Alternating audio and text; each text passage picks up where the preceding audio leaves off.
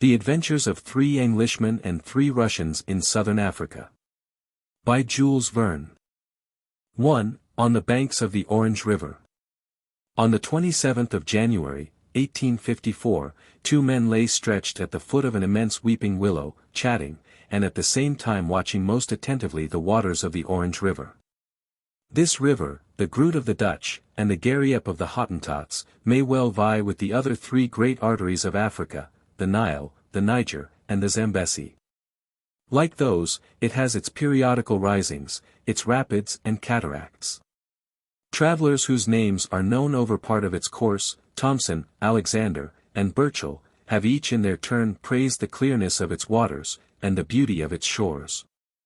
At this point the river, as it approached the Duke of York Mountains, offered a magnificent spectacle to the view.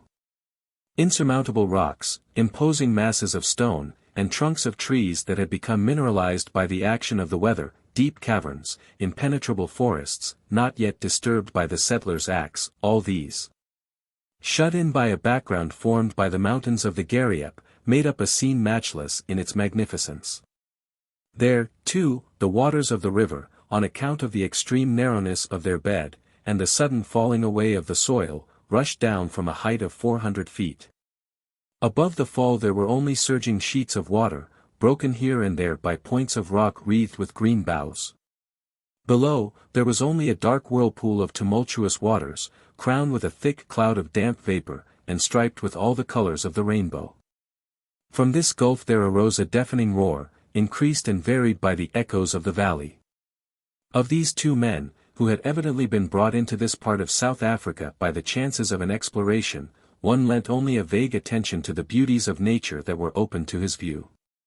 This indifferent traveler was a hunting bushman, a fine type of that brave, bright-eyed, rapidly gesticulating race of men, who lead a wandering life in the woods.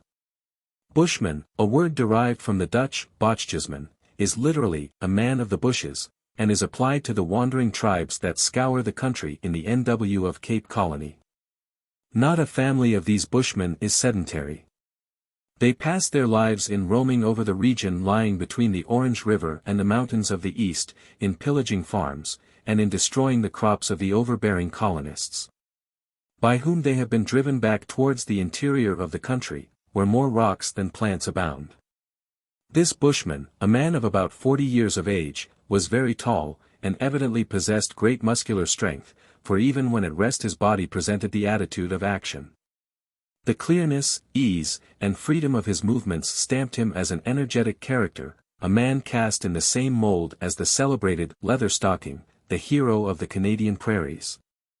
Though perhaps possessing less calmness than Cooper's favorite hunter, as could be seen by the transient deepening of color in his face, whenever he was animated by any unusual emotion. The bushman was no longer a savage like the rest of his race, the ancient Lakwas.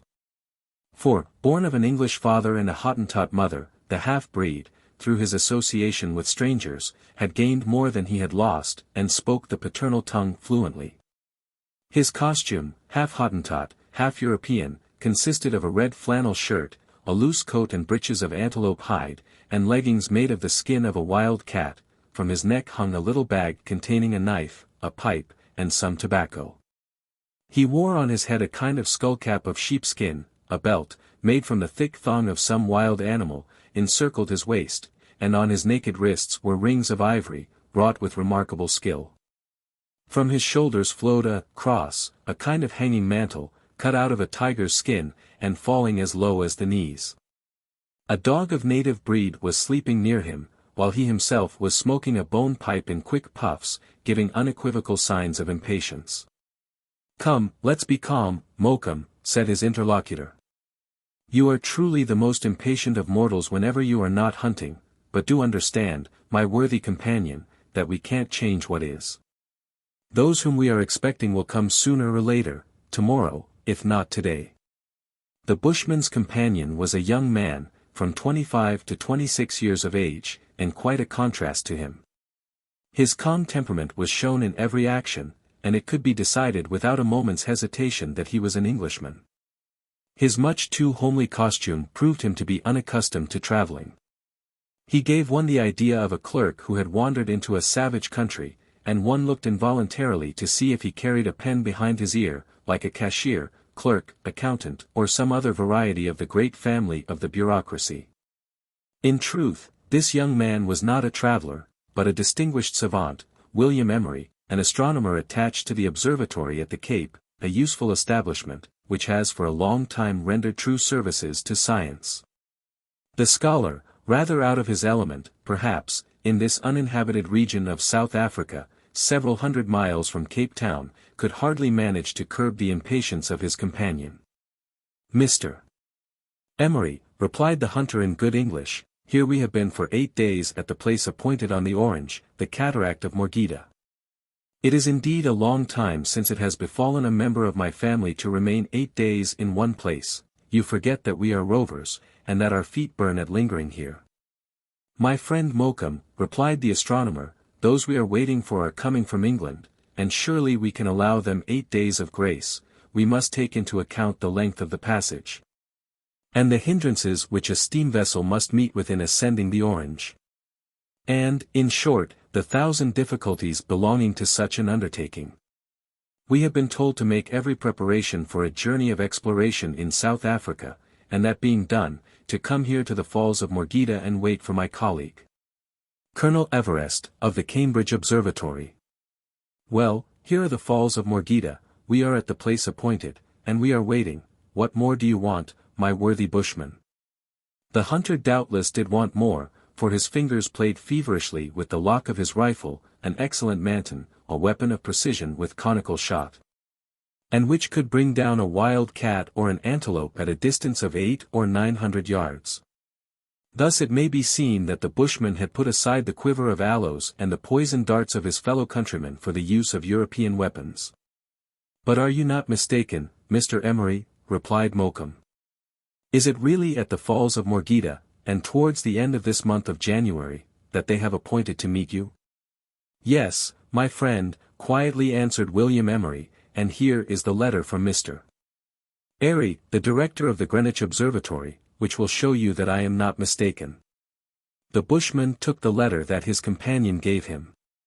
He turned it over and over like a man not very familiar with the mysteries of penmanship. Then giving it back to William Emery, he said, "Tell me again what the blotted piece of paper says."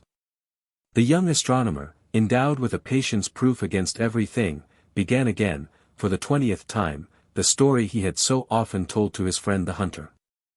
At the end of the foregoing year, William Emery had received a letter telling him of the approaching arrival of Colonel Everest, and an international scientific commission in southern Africa.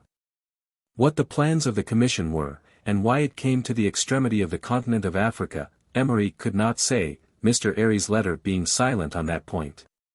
But following the instructions that he had received, he hastened to Lattakoo, one of the most northern stations in the Hottentot country, to prepare wagons, provisions, and, in short, everything that could be wanted for the victualling of a Bochjesman caravan. Then, as he knew the reputation of the native hunter, Mokum, who had accompanied Anderson in his hunting expeditions in Western Africa, and the intrepid David Livingstone on his first journey of exploration to Lake Ngami and the falls of the Zambesi, he offered him the command of this same caravan. This done, it was arranged that the bushman, who knew the country perfectly, should lead William Emery along the banks of the Orange to the Morgheda Falls, the place appointed for the scientific commission to join them.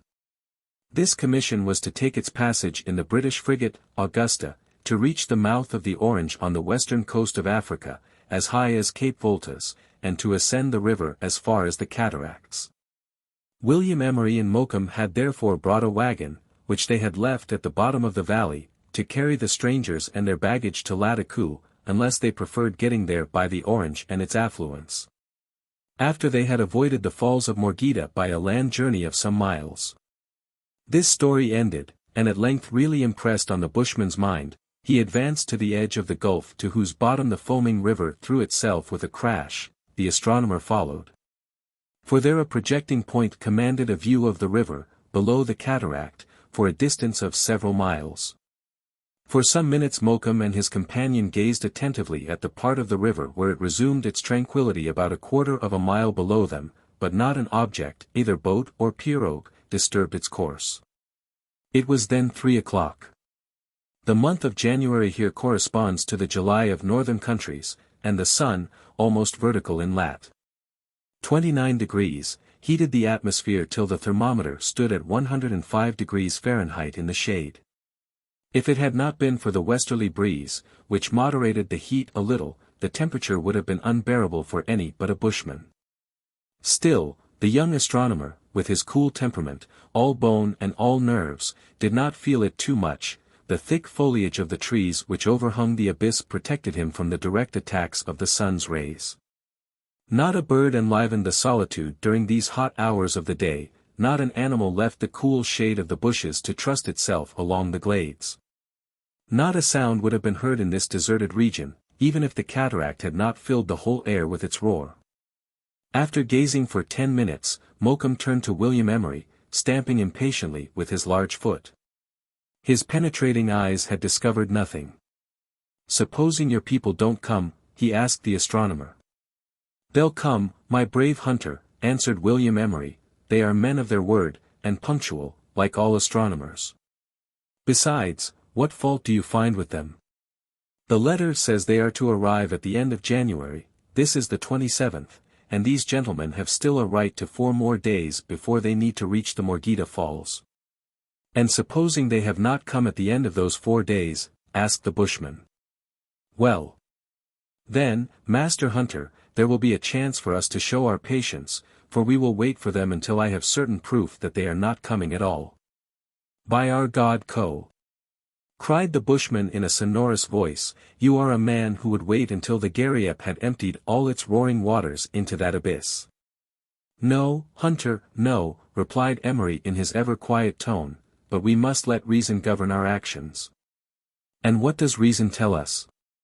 "This, that if Colonel Everest and his companions, wearied with a tiresome journey, in want perhaps, and lost in this lonely country, were not to find us at the place of rendezvous, we should be to blame in every way.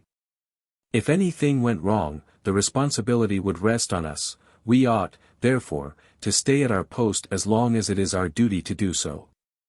And besides, we want for nothing here, our wagon is waiting for us at the bottom of the valley, and gives us shelter at night, we have plenty of provisions, nature here is magnificent and worthy of our admiration. And it is quite a new pleasure to me to spend a few days in these splendid forests on the banks of this matchless river. As for you, Mokoum, what can you want more? Game, both hairy and feathered, abounds in the forests, and your rifle keeps us supplied with venison. Hunt, my brave hunter.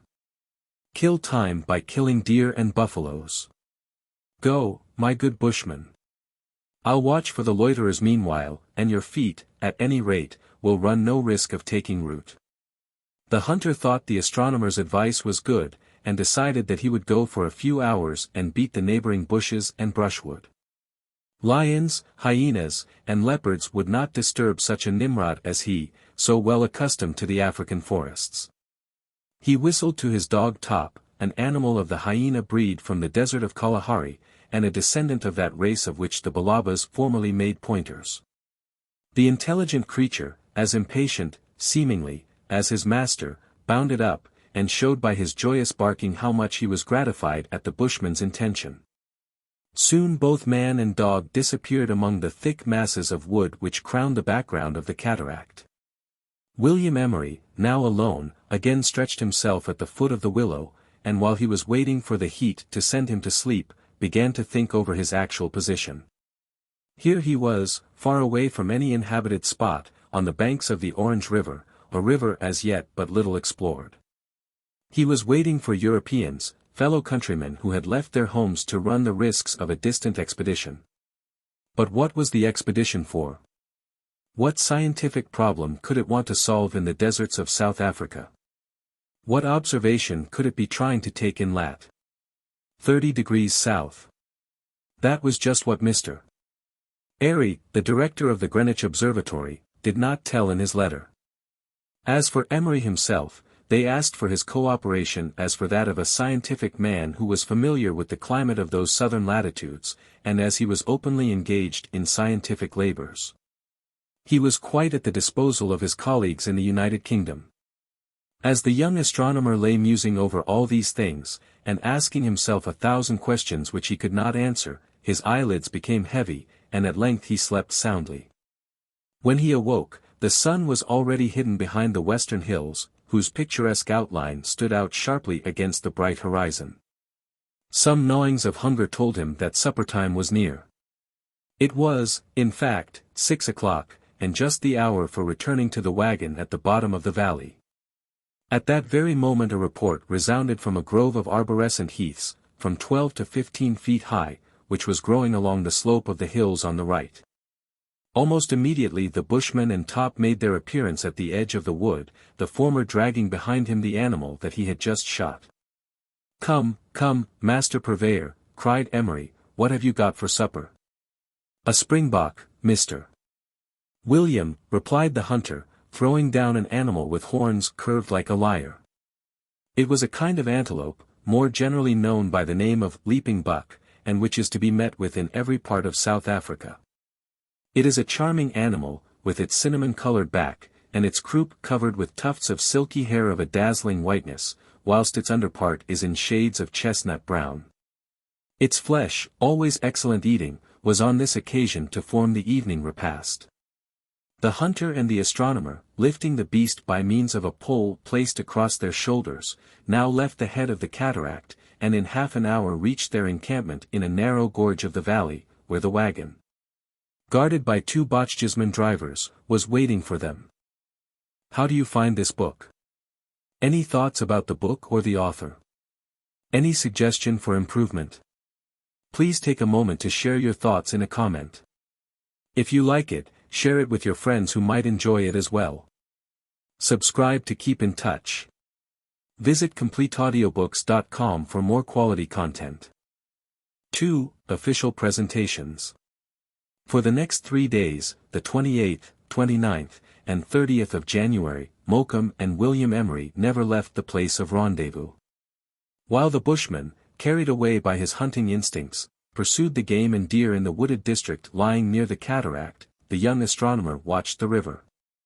The sight of this grand, wild nature enchanted him, and filled his soul with new emotions. Accustomed as he was to bend over his figures and catalogues day and night, hardly ever leaving the eyepiece of his telescope, watching the passage of stars across the meridian and their occupations.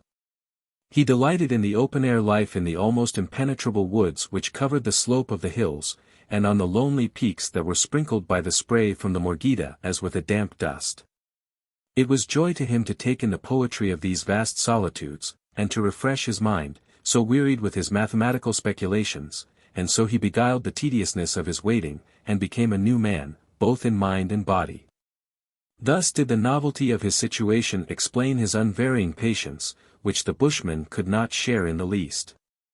So there were continually on the part of Mokoum the same recriminations, and on the part of Emery the same quiet answers, which, however, did not quiet the nervous hunter in the smallest degree. And now the 31st of January had come, the last day fixed in Airy's letter. If the expected party did not then arrive, Emery would be in a very embarrassing position, the delay might be indefinitely prolonged. How long, then, ought he to wait? "Mr. William," said the hunter, "why shouldn't we go to meet these strangers? We cannot miss them, there is only one road, that by the river, and if they are coming up, as your bit of paper says they are, we are sure to meet them." "That is a capital idea of yours, Mokoum," replied the astronomer, "we will go on and look out below the falls. We can get back to the encampment by the side valleys in the south. But tell me, my good bushman, you know nearly the whole course of the river, do you not?"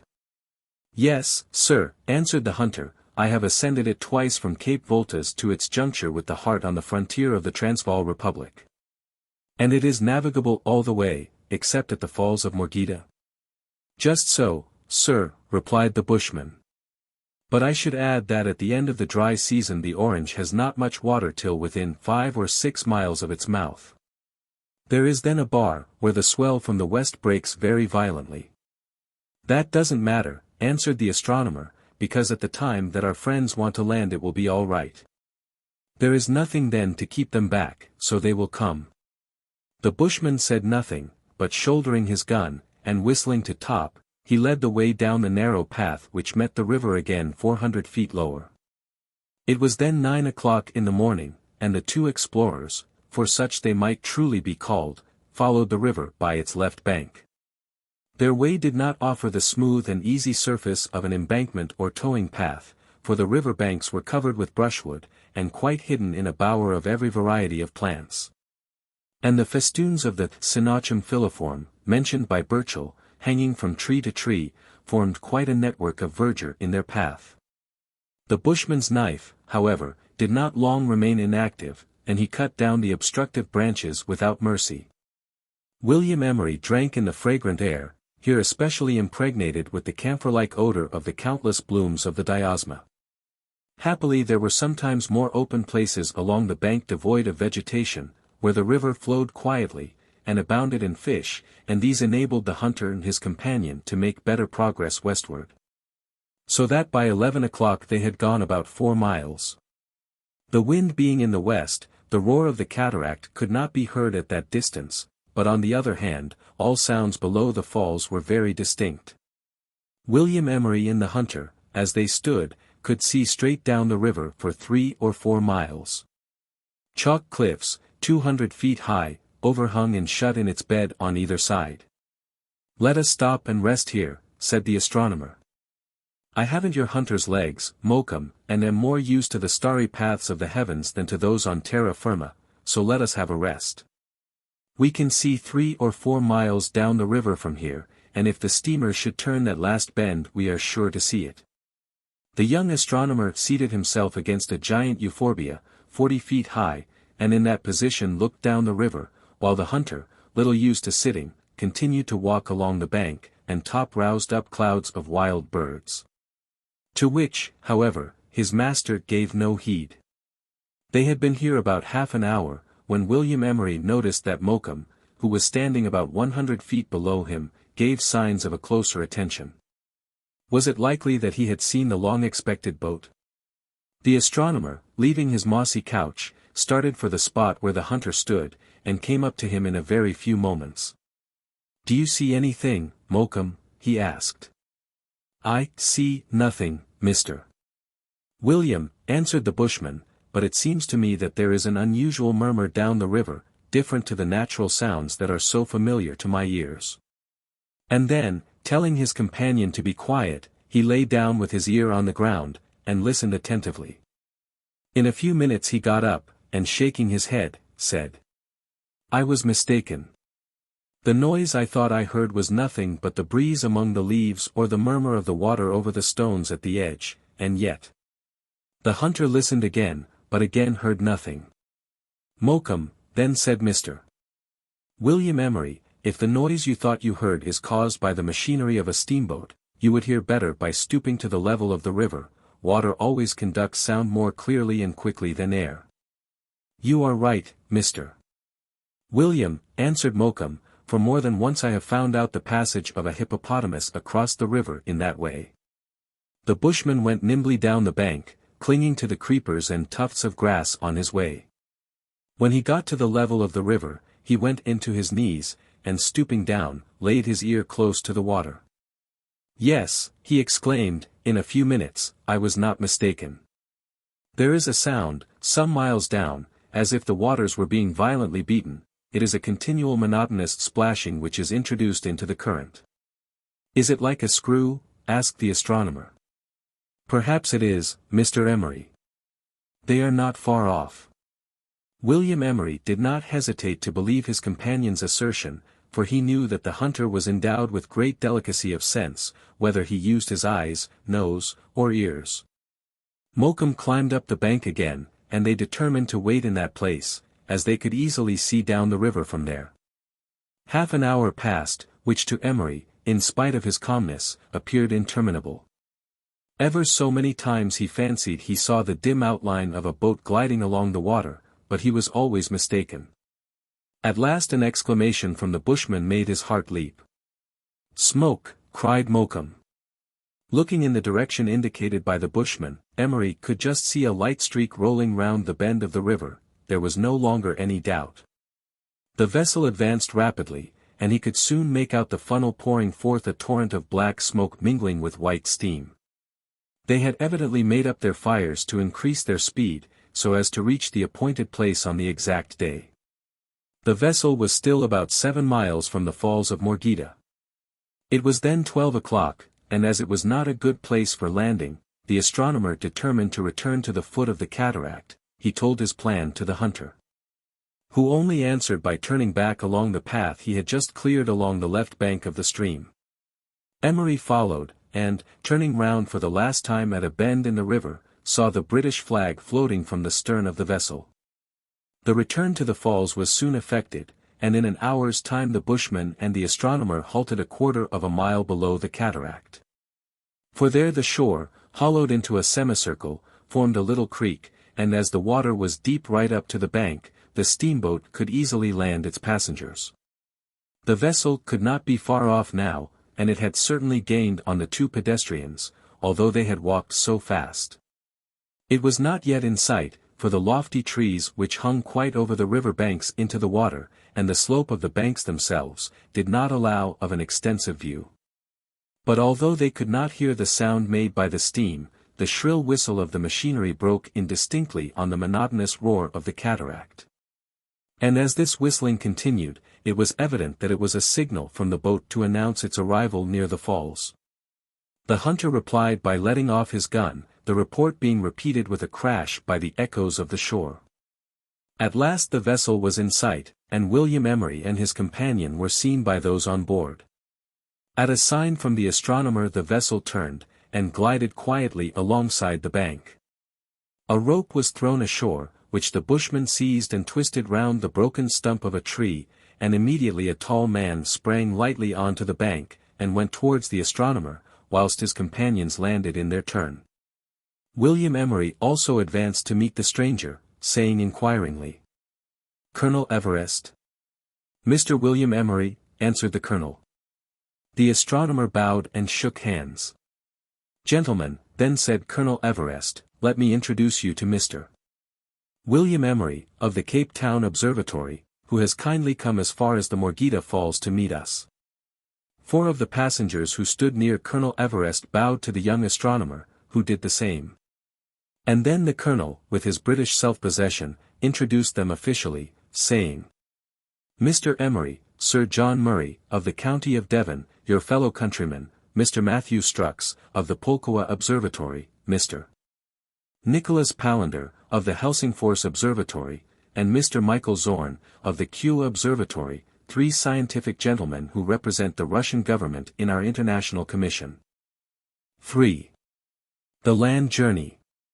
These introductions over, William Emery put himself at the disposal of the new arrivals, for in his position of astronomer at the Cape, he was inferior in rank to Colonel Everest, a delegate of the English government, and, with Matthew Strux, joint president of the commission.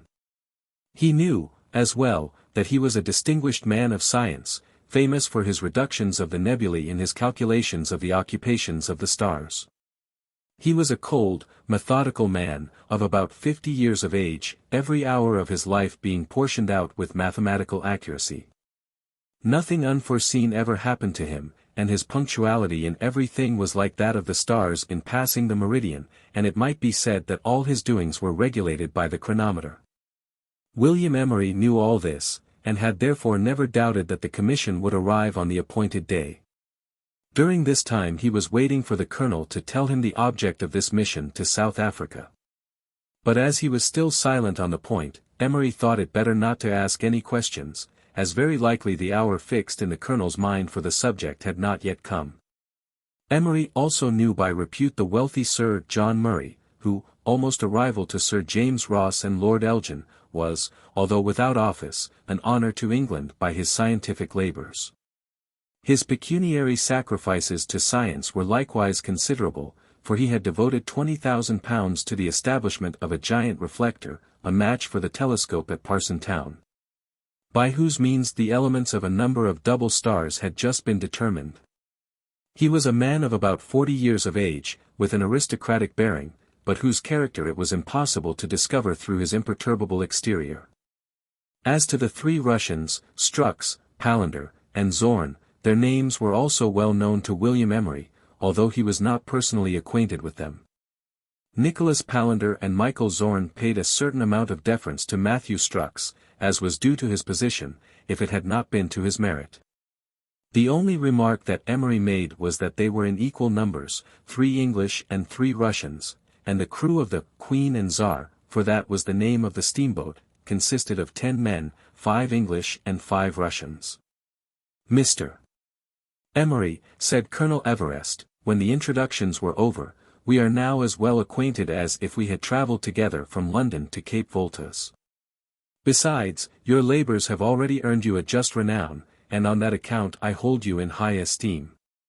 It was at my request that the English government appointed you to assist in our operations in South Africa. William Emery bowed in acknowledgment, and thought that he was now going to hear the object of the scientific commission to the Southern Hemisphere, but still Colonel Everest did not explain it. Mr. Emery, he went on, are your preparations complete? Quite, Colonel, replied the astronomer. According to the directions in Mr. Airy's letter, I left Cape Town a month ago, and went to the station at Lattakoo, and there I collected all the materials for an expedition into the interior of Africa, provisions, wagons, horses, and bushmen. There is an escort of 100 armed men waiting for you at Lattakoo, and they will be under the command of a clever and celebrated hunter, whom I now beg to present to you, the bushman Mokum. The bushman Mokum! Cried the colonel, if his usual cold tone could justify such a verb, the bushman Mokum. I know his name perfectly well. It is the name of a clever, brave African, added Sir John Murray, turning to the hunter, who was not at all discomposed by the grand airs of the Europeans. The hunter Mokum, said William Emery, as he introduced his companion. Your name is well known in the United Kingdom, bushman, replied Colonel Everest. You were the friend of Anderson and the guide of David Livingstone, whose friend I have the honor of being. I thank you in the name of England, and I congratulate Mr. Emery on having chosen you as the chief of our caravan. Such a hunter as you must be a connoisseur of firearms, and as we have a very fair supply, I shall beg you to take your choice of the one which will suit you the best. We know that it will be in good hands. A smile of satisfaction played round the bushman's lips, for although he was no doubt gratified by the recognition of his services in England, yet the colonel's offer touched him the most. He then returned thanks in polite terms, and stepped aside, while Emery and the Europeans continued their conversation. The young astronomer went through all the details of the expedition he had prepared, and the colonel seemed delighted. He was anxious to reach Lattakoo as quickly as possible, as the caravan ought to start at the beginning of March, after the rainy season. Will you be kind enough to decide how you will get to the town, Colonel Everest, said William Emery. By the Orange River, and one of its affluents, the Kuruman, which flows close to Lattakoo. True, replied the astronomer, but however well your vessel may travel, it cannot possibly ascend the cataract of Morgheda. We will go round the cataract, Mr. Emery, replied the colonel, and by making a land journey of a few miles, we can re-embark above the falls. And from there to Lattakoo, if I am not mistaken, the rivers are navigable for a vessel that does not draw much water. No doubt, Colonel, answered William Emery, but this steamboat is too heavy. Mr. Emery, interrupted the colonel, this vessel is a masterpiece from Leard & Co.'s manufactory in Liverpool. It takes to pieces, and is put together again with the greatest ease, a key and a few bolts being all that is required by men used to the work. You brought a wagon to the falls, did you not? Yes, Colonel, answered Emery, our encampment is not a mile away. Well, I must beg the bushman to have the wagon brought to the landing place, and it will then be loaded with the portions of the vessel and its machinery, which also takes to pieces. And we shall then get up to the spot where the Orange becomes navigable. Colonel Everest's orders were obeyed. The bushman disappeared quickly in the underwood, promising to be back in less than an hour, and while he was gone, the steamboat was rapidly unloaded. The cargo was not very considerable, it consisted of some cases of philosophical instruments, a fair collection of guns of Putty Moore's manufacture, of Edinburgh, some kegs of brandy, some canisters of preserved meat, cases of ammunition, portmanteaus reduced to the smallest size. Tent cloths and all their utensils, looking as if they had come out of a traveling bazaar, a carefully packed gutta-percha canoe, which took up no more room than a well-folded counterpane, some materials for encamping, and lastly, a fan-shaped mitrailleuse, a machine not then brought to perfection, but formidable enough to terrify any enemy who might come across their path. All these were placed on the bank. And the engine, of 8 horsepower, was divided into 3 parts, the boiler and its tubes, the mechanism, which was parted from the boiler by a turn of a key, and the screw attached to the false stern post. When these had been successively carried away, the inside of the vessel was left free. Besides the space reserved for the machinery and the stores, it was divided into a fore-cabin for the use of the crew, and an aft cabin, occupied by Colonel Everest and his companions. In the twinkling of an eye the partitions vanished, all the chests and bedsteads were lifted out, and now the vessel was reduced to a mere shell, 35 feet long, and composed of 3 parts, like the Marauder, the steam vessel used by Dr. Livingstone in his first voyage up the Zambesi.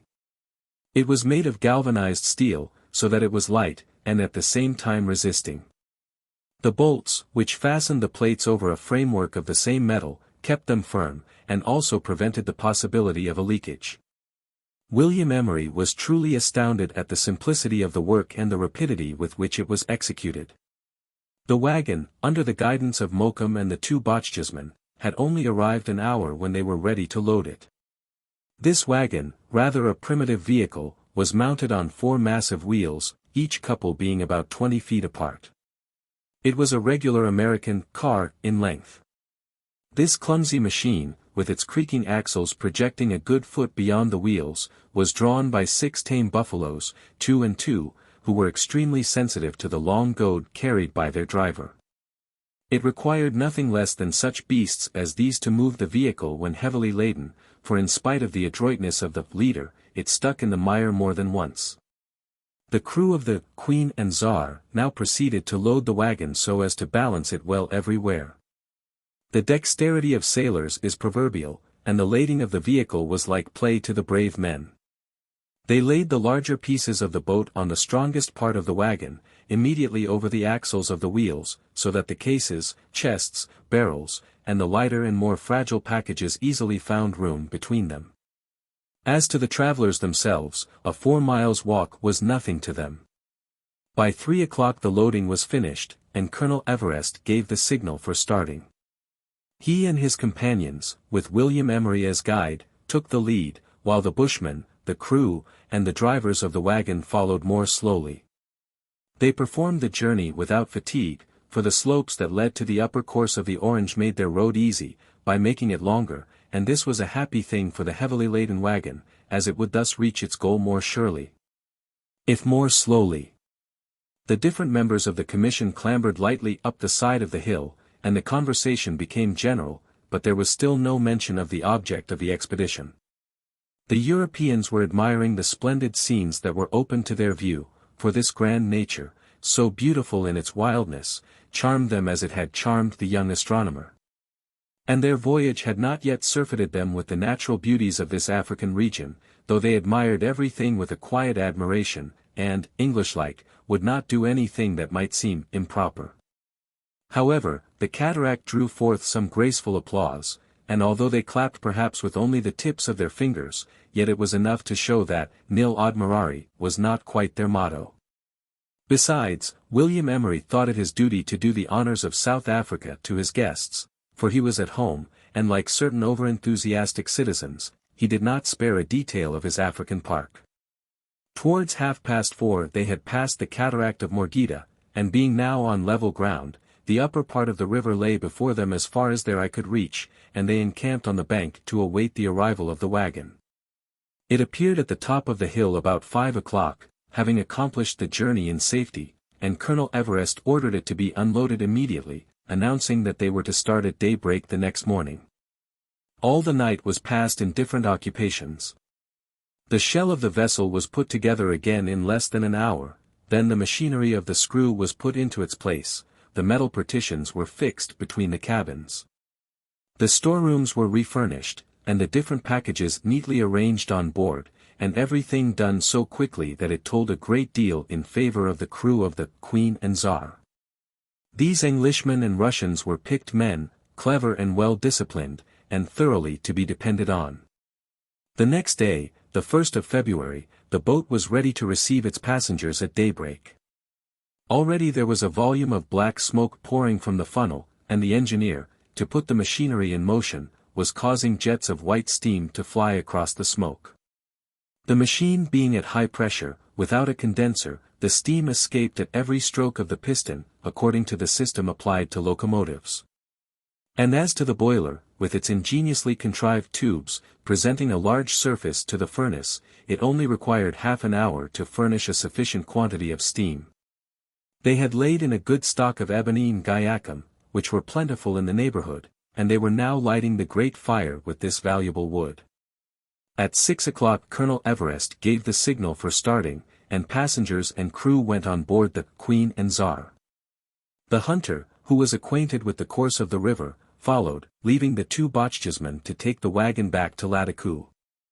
Just as the vessel was slipping its cable, Colonel Everest turned to the astronomer, and said, "By the by, Mr.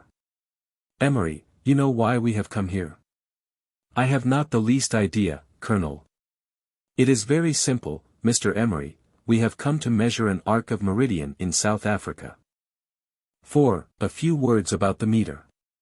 The idea of an invariable and constant system of measurement, of which nature herself should furnish the exact value, may be said to have existed in the mind of man from the earliest ages. It was of the highest importance, however, that this measurement should be accurately determined, whatever had been the cataclysms of which our earth had been the scene, and it is certain that the ancients felt the same. Though they failed in methods and appliances for carrying out the work with sufficient accuracy. The best way of obtaining a constant measurement was to connect it with the terrestrial sphere, whose circumference must be considered as invariable, and then to measure the whole or part of that circumference mathematically. The ancients had tried to do this, and Aristotle, according to some contemporary philosophers, reckoned that the stadium, or Egyptian cubit, formed the 100,000th part of the distance between the pole and the equator. And Eratosthenes in the time of the Ptolemies, calculated the value of a degree along the Nile, between Syene and Alexandria, pretty correctly. But Posidonius and Ptolemy were not sufficiently accurate in the same kind of geodetic operations that they undertook, neither were their successors.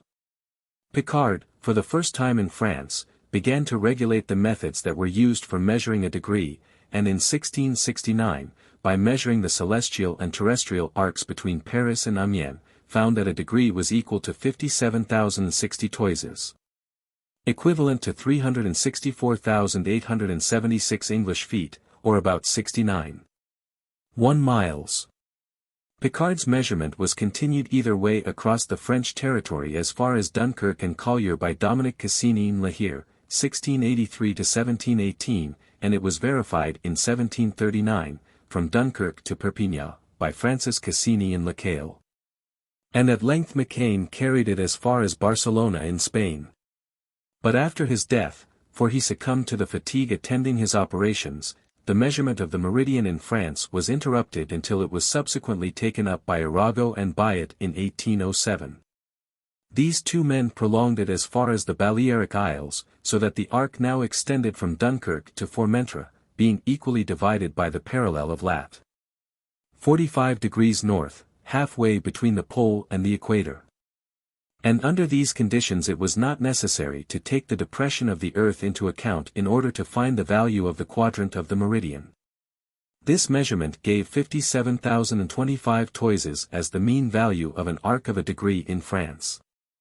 It can be seen that up to that time Frenchmen especially had undertaken to determine that delicate point, and it was likewise the French Convention that, according to Talleyrand's proposition, passed a resolution in 1790. Charging the Academy of Sciences to invent an invariable system of weights and measures. Just at that time the statement signed by the illustrious names of Borda, Lagrange, Laplace, Monge, and Condorcet, proposed that the unit of measure should be the meter, the 10,000,000th part of the quadrant of the meridian.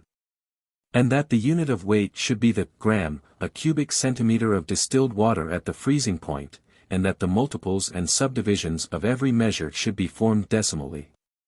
Later, the determinations of the value of a terrestrial degree were carried on in different parts of the world, for the Earth being not spherical, but elliptic, it required much calculation to find the depression at the poles. In 1736, Maupertuis, Clairaut, Camus, Lemonnier, Authier, and the Swedish Celsius measured a northern arc in Lapland, and found the length of an arc of a degree to be 57,419 toises. In 1745, La Condamine, Bouguer, and Godin, set sail for Peru, where they were joined by the Spanish officers Juan and Antonio Ulloa, and they then found that the Peruvian arc contained 56,737 toises. In 1752, Lacaille reported 57,037 toises as the length of the arc he had measured at the Cape of Good Hope.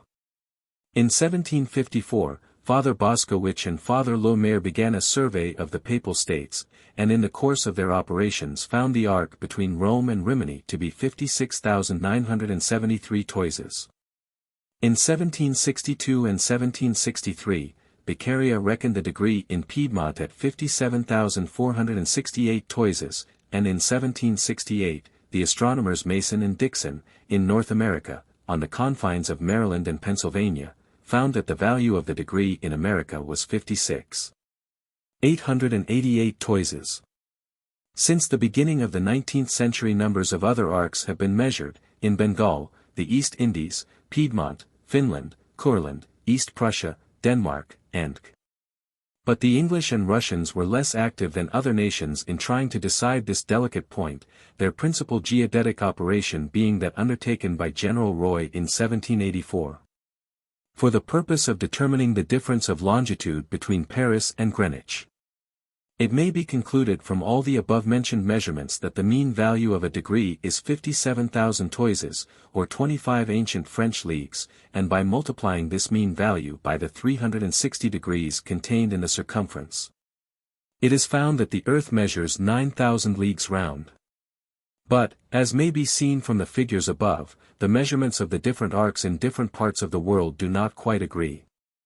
Nevertheless, by taking this average of 57,000 toises for the value of a degree, the value of the meter, that is to say, the 10,000,000th part of the quadrant of the meridian, may be deduced, and is found to be 0.513074 of the whole line, or 39.37079 English inches.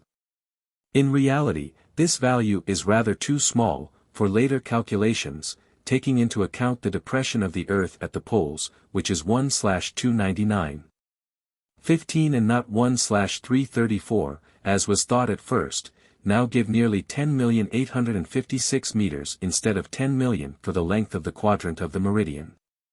The difference of 856 meters is hardly noticeable in such a long distance. But nevertheless, mathematically speaking, it cannot be said that the meter, as it is now used, represents the 10,000,000th part of the quadrant of the terrestrial meridian exactly. There is an error of about January 50/100 of a line, i.e. January 50/100 of the 12th part of an inch. The meter, thus determined, was still not adopted by all the civilized nations.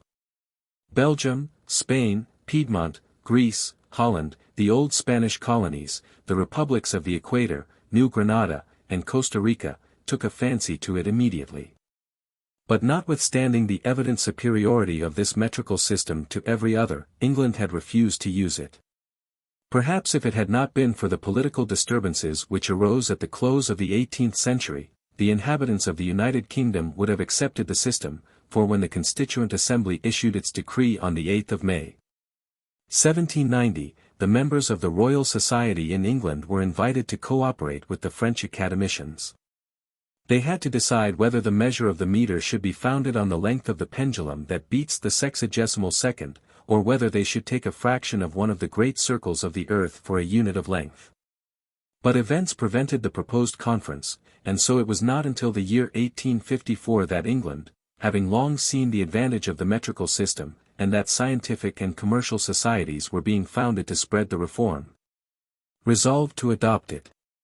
But still the English government wished to keep their resolution a secret until the new geodetic operations that they had commenced should enable them to assign a more correct value to the terrestrial degree. And they thought they had better act in concert with the Russian government, who were also hesitating about adopting the system. A commission of 3 Englishmen and 3 Russians was therefore chosen from among the most eminent members of the scientific societies, and we have seen that they were Colonel Everest, Sir John Murray, and William Emery, for England, and Matthew Strux, Nicholas Palander, and Michael Zorn, for Russia. The International Commission having met in London, decided first of all that the measure of an arc of meridian should be taken in the southern hemisphere, and that another arc should subsequently be measured in the northern hemisphere. So that from the 2 operations they might hope to deduce an exact value which should satisfy all the conditions of the program. It now remained to choose between the different English possessions in the southern hemisphere, Cape Colony, Australia, and New Zealand. The 2 last, lying quite at the antipodes of Europe, would involve the Commission in a long voyage, and, besides, the Maoris and Australians, who were often at war with their invaders, might render the proposed operation difficult. While Cape Colony, on the contrary, offered real advantages. In the first place, it was under the same meridian as parts of European Russia, so that after measuring an arc of meridian in South Africa, they could measure a second one in the Empire of the Tsar, and still keep their operations a secret. Secondly, the voyage from England to South Africa was comparatively short. And thirdly, these English and Russian philosophers would find an excellent opportunity there of analyzing the labors of the French astronomer Lacaille, who had worked in the same place, and of proving whether he was correct in giving 57.037 toises as the measurement of a degree of meridian at the Cape of Good Hope. It was therefore decided that the geodetic operation should be commenced at the Cape, and as the 2 governments approved of the decision, large credits were opened, and 2 sets of all the instruments required in a triangulation were manufactured. The astronomer William Emery was asked to make preparations for an exploration in the interior of South Africa, and the frigate, Augusta, of the Royal Navy, received orders to convey the members of the Commission and their suite to the mouth of the Orange River. It should here be added, that besides the scientific question, there was also a question of national vainglory that excited these philosophers to join in a common labor. For, in reality, they were anxious to outdo France in her numerical calculations, and to surpass in precision the labors of her most illustrious astronomers, and that in the heart of a savage and almost unknown land. Thus the members of the Anglo-Russian Commission had resolved to sacrifice everything, even their lives, in order to obtain a result that should be favorable to science, and at the same time glorious for their country. And this is how it came to pass that the astronomer William Emery found himself at the Morgheda Falls, on the banks of the Orange River, at the end of January, 1854. 5. A Hottentot Village. The voyage along the upper course of the river was soon accomplished, and although the weather soon became rainy, the passengers, comfortably installed in the ship's cabin, suffered no inconvenience from the torrents of rain which usually fall at that season. The Queen and Tsar shot along rapidly, for there were neither rapids nor shallows, and the current was not sufficiently strong to retard her progress. Every aspect of the river banks was enchanting. Forest followed upon forest, and quite a world of birds dwell among the leafy branches. Here and there were groups of trees belonging to the family of the Proteaceae, and especially the wagenboom, with its reddish marbled wood forming a curious contrast with its deep blue leaves and large pale yellow flowers. Then there were the zwartabasts, with their black bark, and the caries, with dark evergreen foliage. The banks were shaded everywhere by weeping willows, while the underwood extended beyond for several miles. Every now and then vast open tracts presented themselves unexpectedly, large plains, covered with innumerable colocynths, mingled with sugar bushes, out of which flew clouds of sweet-singing little birds, called sukkervogels by the Cape colonists. The winged world offered many varieties, all of which were pointed out to Sir John Murray by the Bushmen. Sir John was a great lover of game, both hairy and feathered, and thus a sort of intimacy arose between him and Mokoum, to whom, according to Colonel Everest's promise, he had given an excellent long-range rifle, made on the Pauli system. It would be useless to attempt a description of the bushman's delight when he found himself in possession of such a splendid weapon. The two hunters understood each other well, for though so learned, Sir John Murray passed for one of the most brilliant fox hunters in Old Caledonia, and he listened to the bushman's stories with an interest amounting to envy. His eyes sparkled when Mokoum showed him the wild ruminants in the woods, here a herd of 15 to 20 giraffes, there, buffaloes 6 feet high, with towering black horns, farther on, fierce gnus with horses' tails. And again, herds of camas, a large kind of deer, with bright eyes, and horns forming a threatening-looking triangle. And everywhere, in the dense forests as well as in the open plains, the innumerable varieties of antelopes which abound in southern Africa, the spurious chamois, the gemsbok, the gazelle, the dikerbok, and the springbok. Was not all this something to tempt a hunter, and could the fox hunts of the Scottish lowlands vie with the exploits of a Gumming, an Anderson, or a Baldwin? It must be confessed that Sir John Murray's companions were less excited than himself at these magnificent specimens of wild game. William Emery was watching his colleagues attentively, and trying to discover their character under their cold exterior. Colonel Everest and Matthew Strux, men of about the same age, were equally cold, reserved, and formal. They always spoke with a measured slowness, and from morning to night it seemed as if they had never met before. That any intimacy should ever be established between two such important personages was a thing not to be hoped for. Two icebergs, placed side by side would join in time, but two scientific men, each holding a high position, never. Nicholas Palander, a man of about 55 years of age, was one of those who have never been young, and who will never be old. The astronomer of Helsingfors, constantly absorbed in his calculations, might be a very admirably constructed machine, but still he was nothing but a machine, a kind of abacus, or universal reckoner. He was the calculator of the Anglo-Russian Commission, and one of those prodigies who work out multiplications to 5 figures in their head, like a 50-year-old Mondu. Michael Zorn more nearly resembled William Emery in age, enthusiasm, and good humor. His amiable qualities did not prevent his being an astronomer of great merit, having attained an early celebrity. The discoveries made by him at the Kew Observatory concerning the nebula of Andromeda had attracted attention in scientific Europe, and yet with this undoubted merit he had a great deal of modesty, and was always in the background. William Emery and Michael Zorn were becoming great friends, united by the same tastes and aspirations. And most generally they were talking together, while Colonel Everest and Matthew Strux were coldly watching each other, and Palander was mentally extracting cube roots without noticing the lovely scenes on the banks. And Sir John Murray and the Bushmen were forming plans for hunting down whole hecatombs of victims. No incident marked the voyage along the upper course of the Orange. Sometimes the granite cliffs which shut in the winding bed of the river seemed to forbid further progress, and often the wooded islands which dotted the current seemed to render the route uncertain. But the Bushmen never hesitated, and the Queen and Tsar always chose the right route, and passed round the cliffs without hindrance. The helmsman never had to repent of having followed Mokoum's directions. In 4 days the steamboat had passed over the 240 miles between the cataract of Morgheda and the Kuruman, an affluent which flowed exactly past the town of Lattakoo, whither Colonel Everest's expedition was bound.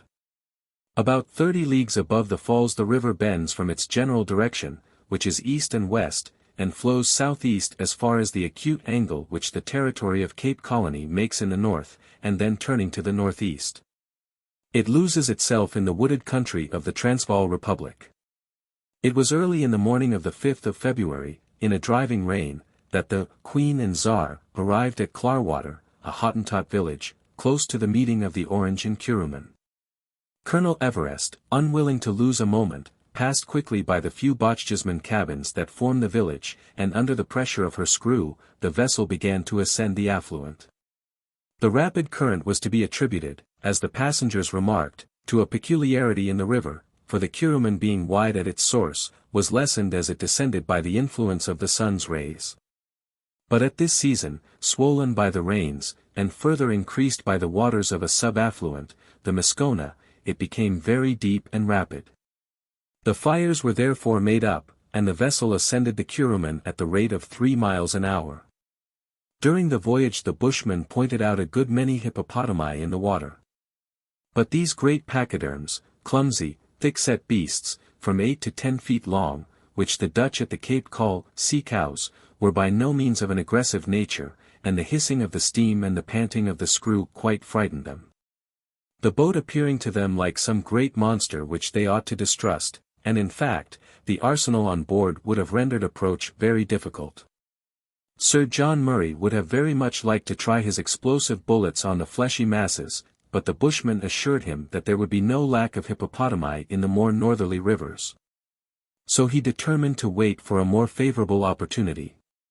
The 150 miles which separated the mouth of the Kuruman from the station of Lattakoo were traversed in 50 hours, and on the 7th of February the travelers had reached the end of their journey. As soon as the steamboat was moored to the bank which served as a quay, a man of 50 years of age, with a grave air but kind countenance, stepped on board, and offered his hand to William Emery.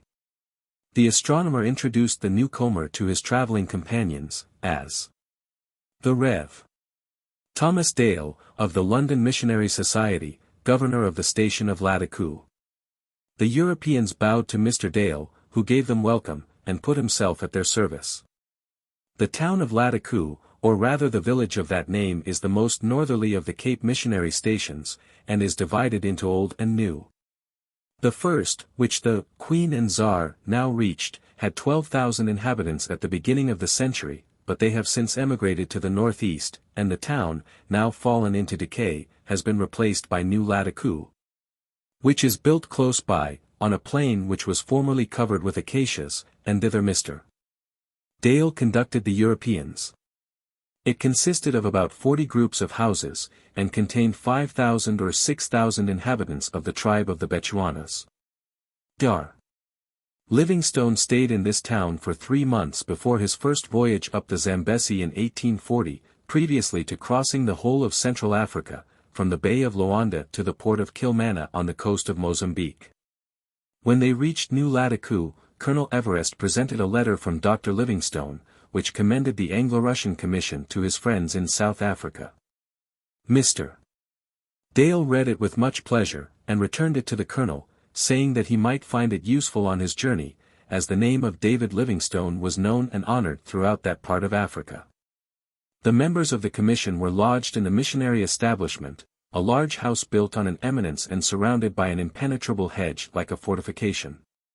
The Europeans could be more comfortably lodged here than with the Bechuanas. Not that their dwellings were not kept properly in order, on the contrary, the smooth clay floors did not show a particle of dust, and the long thatched roofs were quite rainproof. But at best, their houses were little better than huts with a round hole for a door, hardly large enough to admit a man. Moreover, they all lived in common, and close contact with the Bechuanas would scarcely have been agreeable. The chief of the tribe, one Malibahan, lived at Lattakoo, and thought it right to come and pay his respects to the Europeans. He was rather a fine man, without the thick lips and flat nose of the Negro, with a round face not so shrunken in its lower part as that of the other Hottentots. He was dressed in a cloak of skins, sewn together with considerable art, and an apron called a pujoke. He wore a leather skull-cap, and sandals of ox hide. Ivory rings were wound round his arms, and from his ears hung brass plates about 4 inches long, a kind of earring, which is also a charm. An antelope's tail stood up in his skull-cap, and his hunting stick was surmounted by a tuft of small black ostrich feathers. The natural color of his body was quite invisible through the thick coating of ochre with which he was besmeared from head to foot, while some ineffaceable incisions in his legs denoted the number of enemies he had slain. The chief, as grave as Matthew Strux himself, stepped up to the Europeans, and took them in turn by the nose. The Russians permitted this to be done quite gravely, the English rather more reluctantly, but still it had to be done, for according to African custom, it denoted a solemn engagement to fulfill the duties of hospitality to the Europeans. When the ceremony was over, Malibahan retired without having uttered a word. "And now that we are naturalized Bechuanas," said Colonel Everest, "let us begin our operations without losing a day or an hour." And indeed no time was lost. Still, such is the variety of detail required in the organization of an expedition of this character, the commission was not ready to start until the beginning of March. That, however, was the time appointed by Colonel Everest. Because then the rainy season just being over, the water, preserved in the fissures of the earth, would furnish a valuable resource to travelers in the desert. On the 2nd of March, then, the whole caravan, under Mokoum's command, was ready. The Europeans took farewell of the missionaries at Lattakoo, and left the village at 7 o'clock in the morning. "Where are we going, Colonel?" asked William Emery, as the caravan passed the last house in the town. "Straight on, Mr. Emery," answered the colonel, "until we reach a suitable place for establishing a base." At 8 o'clock the caravan had passed over the low shrubby hills which skirt the town, and soon the desert, with its dangers, fatigues, and risks, lay unfolded before the travelers. 6. Better acquaintance. The escort under the bushman's command was composed of 100 men, all Bochjesmen, an industrious, good-tempered people, capable of enduring great physical fatigue. In former times, before the arrival of the missionaries, these Bochjesmen were a lying, inhospitable race, thinking of nothing but murder and pillage, and ever taking advantage of an enemy's sleep to massacre him. To a great extent the missionaries have modified these barbarous habits, but the natives are still more or less farm pillagers and cattle lifters. 10 wagons, like the vehicle which Mokoum had taken to the Morgheda Falls, formed the bulk of the expedition. 2 of these were like moving houses, fitted up as they were with a certain amount of comfort, and served as an encampment for the Europeans. So that Colonel Everest and his companions were followed about by a wooden habitation with dry flooring, and well tilted with waterproof cloth, and furnished with beds and toilet furniture thus, on arriving at each place of encampment. The tent was always ready pitched. Of these wagons, one was appropriated to Colonel Everest and his countrymen, Sir John Murray and William Emery, the other was used by the Russians, Matthew Strux, Nicholas Palander, and Michael Zorn. 2 more, arranged in the same way, belonged, one to the 5 Englishmen and the other to the 5 Russians who composed the crew of the Queen and Tsar. The hull and machinery of the steamboat, taken to pieces and laid on one of the wagons, followed the travelers, in case the commission might come across some of the numerous lakes which are found in the interior of the continent. The remaining wagons carried the tools, provisions, baggage, arms, and ammunition, as well as the instruments required for the proposed triangular survey. The provisions of the Bochjesmen consisted principally of antelope, buffalo, or elephant meat, preserved in long strips, being dried in the sun or by a slow fire, thus economizing the use of salt, here very scarce. In the place of bread, the Bochjesmen depended on the earth nuts of the arachis, the bulbs of various species of mesembryanthemums, and other native productions. Animal food would be provided by the hunters of the party, who, adroitly employing their bows and lances, would scour the plains and revictual the caravan. 6 native oxen, long-legged, high-shouldered, and with great horns, were attached to each wagon with harness of buffalo hide. Thus the primitive vehicles moved slowly though surely on their massive wheels, ready alike for heights or valleys. For the travelers to ride there were provided small black or gray Spanish horses, good-tempered, brave animals, imported from South America, and much esteemed at the Cape. Among the troops of quadrupeds were also 6 tame quaggas, a kind of ass with plump bodies and slender legs, who make a noise like the barking of a dog. They were to be used in the smaller expeditions necessary to the geodetic operations, and were adapted to carry the instruments where the wagons could not venture. The only exception to the others was the bushman, who rode a splendid zebra with remarkable grace and dexterity. This animal, the beauty of whose coat with its brown stripes especially excited the admiration of the connoisseur Sir John Murray, was naturally defiant and suspicious, and would not have borne any other rider than Mokoum, who had broken it in for his own use.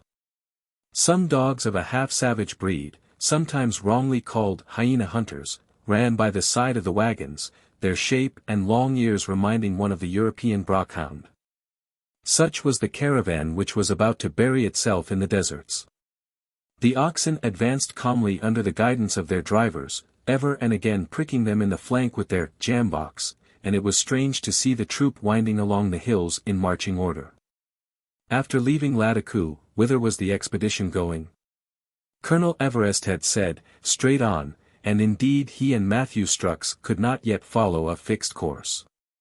What they wanted, before commencing their trigonometrical operations, was a vast level plain, on which to establish the base of the first of the triangles, which, like a network, were to cover for several degrees the southern part of Africa.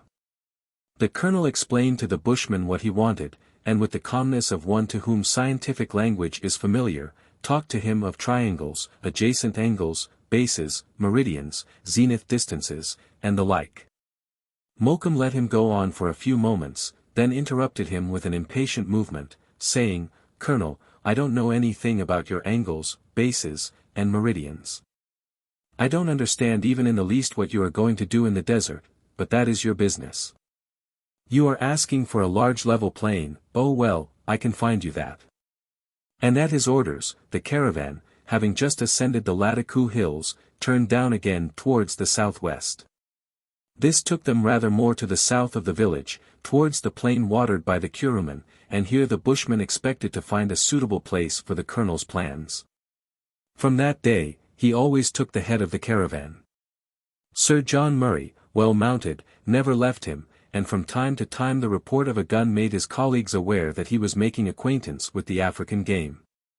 The colonel, quite absorbed in contemplating the difficulties of the expedition, let his horse carry him on.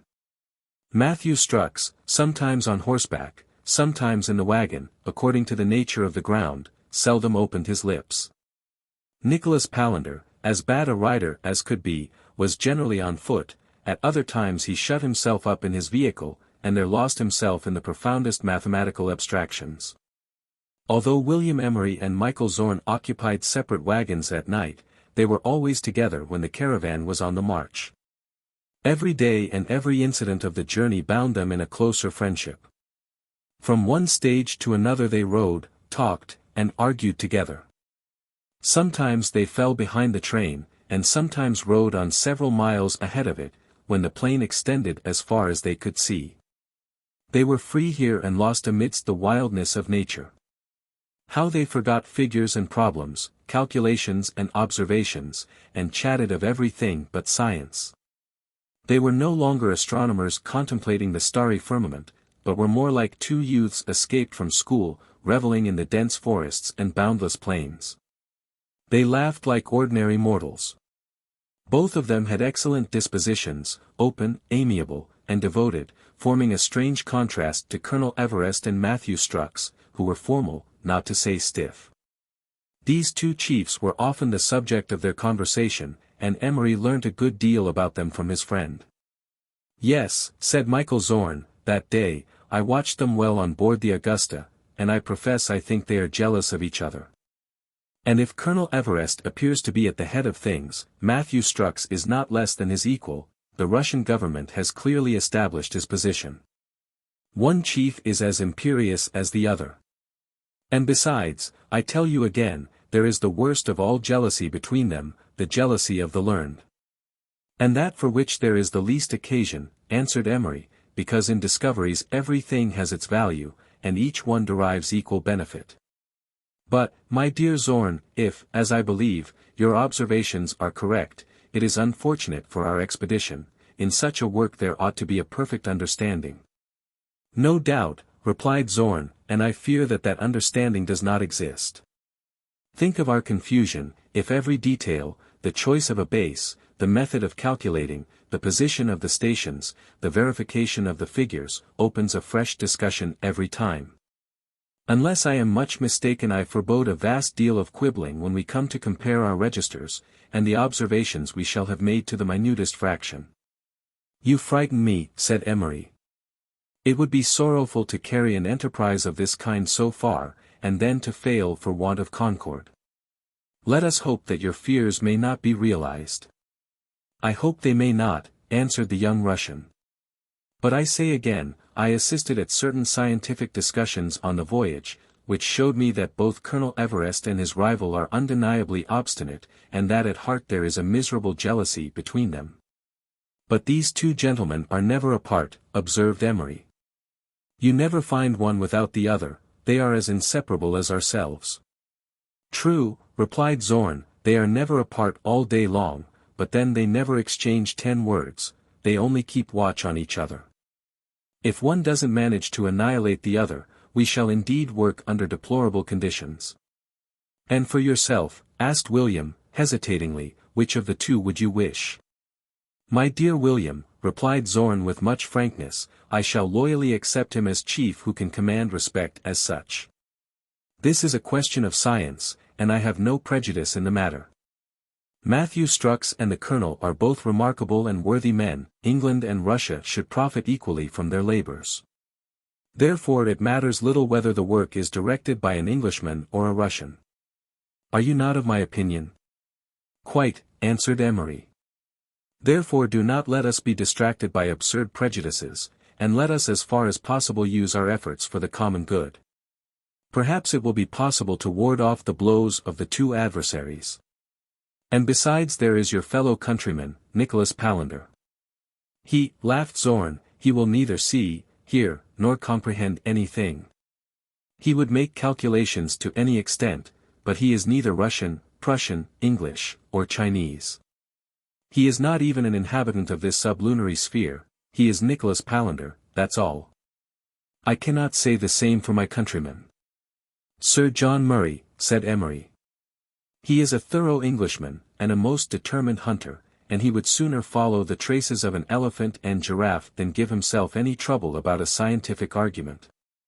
We must therefore depend upon ourselves, Zorn, to neutralize the antipathy between our chiefs. Whatever happens, we must hold together. Aye, whatever happens, replied Zorn, holding out his hand to his friend. The bushman still continued to guide the caravan down towards the southwest. At midday, on the 4th of March, it reached the base of the long wooded hills which extend from Lattakoo. Mokoum was not mistaken. He had led the expedition towards the plain, but it was still undulated, and therefore unfitted for an attempt at triangulation. The march continued uninterrupted, and Mokoum rode at the head of the riders and wagons, while Sir John Murray, Emery, and Zorn pushed on in advance. Towards the end of the day, they all arrived at a station occupied by one of the wandering Boers, or farmers, who are induced by the richness of the pastureland to make temporary abodes in various parts of the country. The colonist, a Dutchman, and head of a large family, received the colonel and his companions most hospitably, and would take no remuneration in return. He was one of those brave, industrious men, whose slender capital, intelligently employed in the breeding of oxen, cows, and goats, soon produces a fortune. When the pasturage is exhausted, the farmer, like a patriarch of old, seeks for new springs and fertile prairies, pitching his camp afresh where the conditions seem favorable. The farmer opportunely told Colonel Everest of a wide plain, 15 miles away, which would be found quite flat. The caravan started next morning at daybreak. The only incident that broke the monotony of the long morning march, was Sir John Murray's taking a shot, at a distance of more than 1,000 yards, at a curious animal about 5 feet high, with the muzzle of an ox, a long white tail, and pointed horns. It fell with a heavy groan, much to the astonishment of the bushman, who was surprised at seeing the animal struck at such a distance. The gnu generally affords a considerable quantity of excellent meat, and was accordingly in high esteem among the hunters of the caravan. The site indicated by the farmer was reached about midday.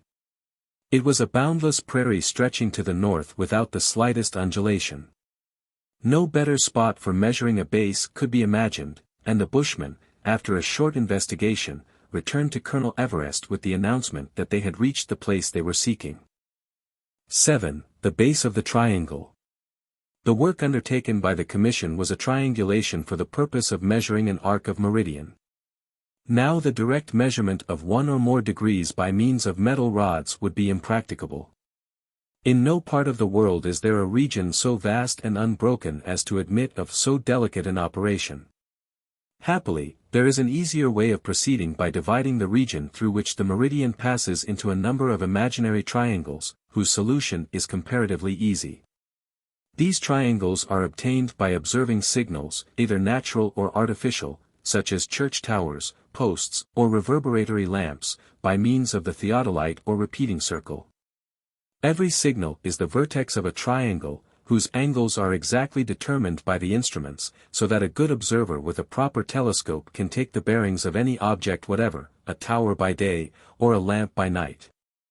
Sometimes the sides of the triangles are many miles in length, and when Arago connected the coast of Valencia in Spain with the Balearic Islands, one of the sides measured 422,555 toises. When one side and two angles of any triangle are known, the other sides and angle may be found. By taking, therefore, a side of one of the known triangles for a new base, and by measuring the angles adjacent to the base, new triangles can be successively formed along the whole length of the arc. And since every straight line in the network of triangles is known, the length of the arc can be easily determined. The values of the sides and angles may be obtained by the theodolite and repeating circle, but the first side, the base of the whole system, must be actually measured on the ground, and this operation requires the utmost care. When D'Alembert and Mackay measured the meridian of France from Dunkirk to Barcelona, they took for their base a straight line, 12,150 meters in length, in the road from Melun to Lucerne, and they were no less than 42 days in measuring it. Colonel Everest and Matthew Strux designed proceeding in the same way, and it will be seen how much precision was necessary. The work was begun on the 5th of March, much to the astonishment of the Botanist, who could not at all understand it. Mokoum thought it strange for these learned men to measure the earth with rods 6 feet long, but anyway, he had done his duty. They had asked him for a level plain, and he had found it for them. The place was certainly well chosen. Covered with dry, short grass, the plain was perfectly level as far as the horizon. Behind lay a line of hills forming the southern boundary of the Kalahari Desert. Towards the north the plain seemed boundless. To the east, the sides of the tableland of Latitude disappeared in gentle slopes, and in the west, where the ground was lower, the soil became marshy, as it imbibed the stagnant water which fed the affluents of the Kuruman. "I think, Colonel Everest," said Strux, after he had surveyed the grassy level, "that when our base is established, we shall be able here also to fix the extremity of our meridian." "Likely enough," replied the colonel. "We must find out too, whether the arc meets with any obstacles that may impede the survey. Let us measure the base, and we will decide afterwards whether it will be better to join it by a series of auxiliary triangles to those which the arc must cross." They thus resolved to proceed to the measurement of the base. It would be a long operation, for they wanted to obtain even more correct results than those obtained by the French philosophers at Melun. This would be a matter of some difficulty, since when a new base was measured afterwards near Perpignan to verify the calculations, there was only an error of 11 inches in a distance of 330,000 toises. Orders were given for encamping, and a Botanist village, a kind of kraal, was formed on the plain. The wagons were arranged in a circle like the houses, the English and Russian flags floating over their respective quarters. The center was common ground. The horses and buffaloes, which by day grazed outside, were driven in by night to the interior, to save them from attacks of the wild beasts around. Mokoum took upon himself to arrange the hunting expedition for revictualling. And Sir John Murray, whose presence was not indispensable in the measurement of the base, looked after the provisions, and served out the rations of preserved meat and fresh venison. Thanks to the skill and experience of Mokoum and his companions, game was never wanting. They scoured the district for miles round, and the report of their guns resounded at all hours. The survey began on the next day, Zorn and Emery being charged with the preliminaries.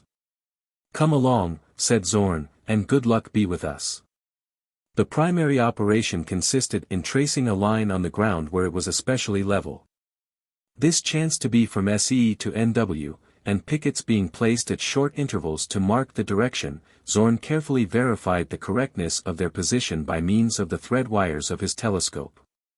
For more than 8 miles, the proposed length of the base, was the measurement continued, and the young men performed their work with scrupulous fidelity. The next step was to adjust the rods for the actual measurement, apparently a very simple operation, but which, in fact, demands the most continuous caution, as the success of a triangulation in a great measure is contingent on its preciseness.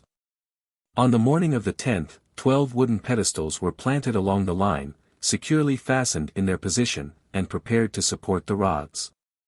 Colonel Everest and Matthew Strux, assisted by their young coadjutors, placed the rods in position, and Nicholas Palander stood ready, pencil in hand, to write down in a double register the figures transmitted to him.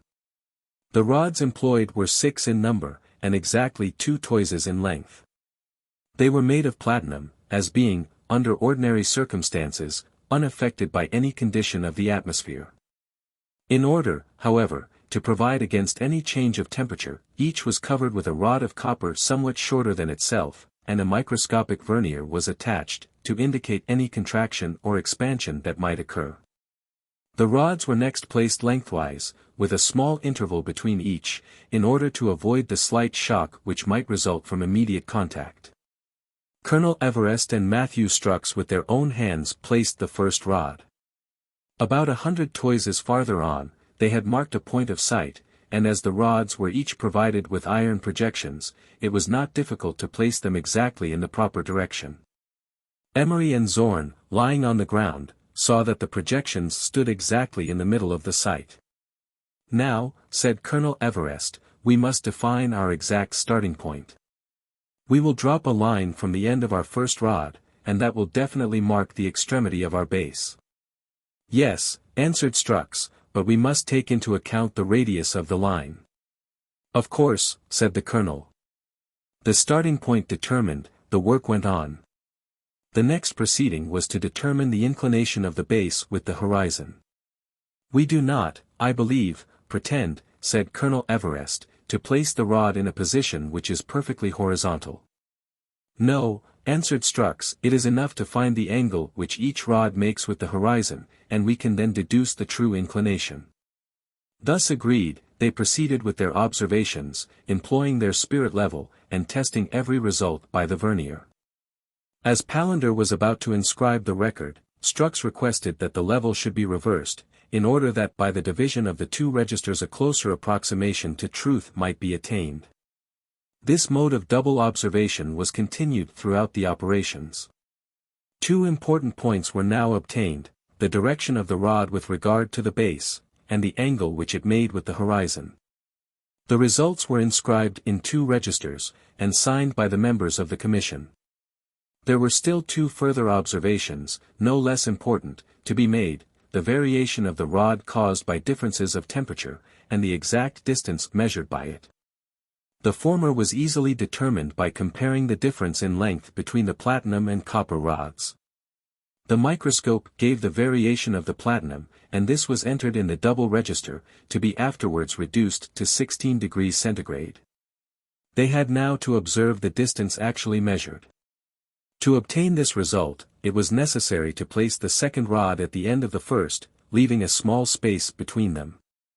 When the second rod was adjusted with the same care as the former, it only remained to measure the interval between the 2. A small tongue of platinum, known as a slider, was attached to the end of the platinum bar that was not covered by the copper, and this Colonel Everest slipped gently along until it touched the next rod. The slider was marked off into 10,000 ths of a toise, and as a vernier with its microscope gave the 100,000 ths, the space could be very accurately determined. The result was immediately registered.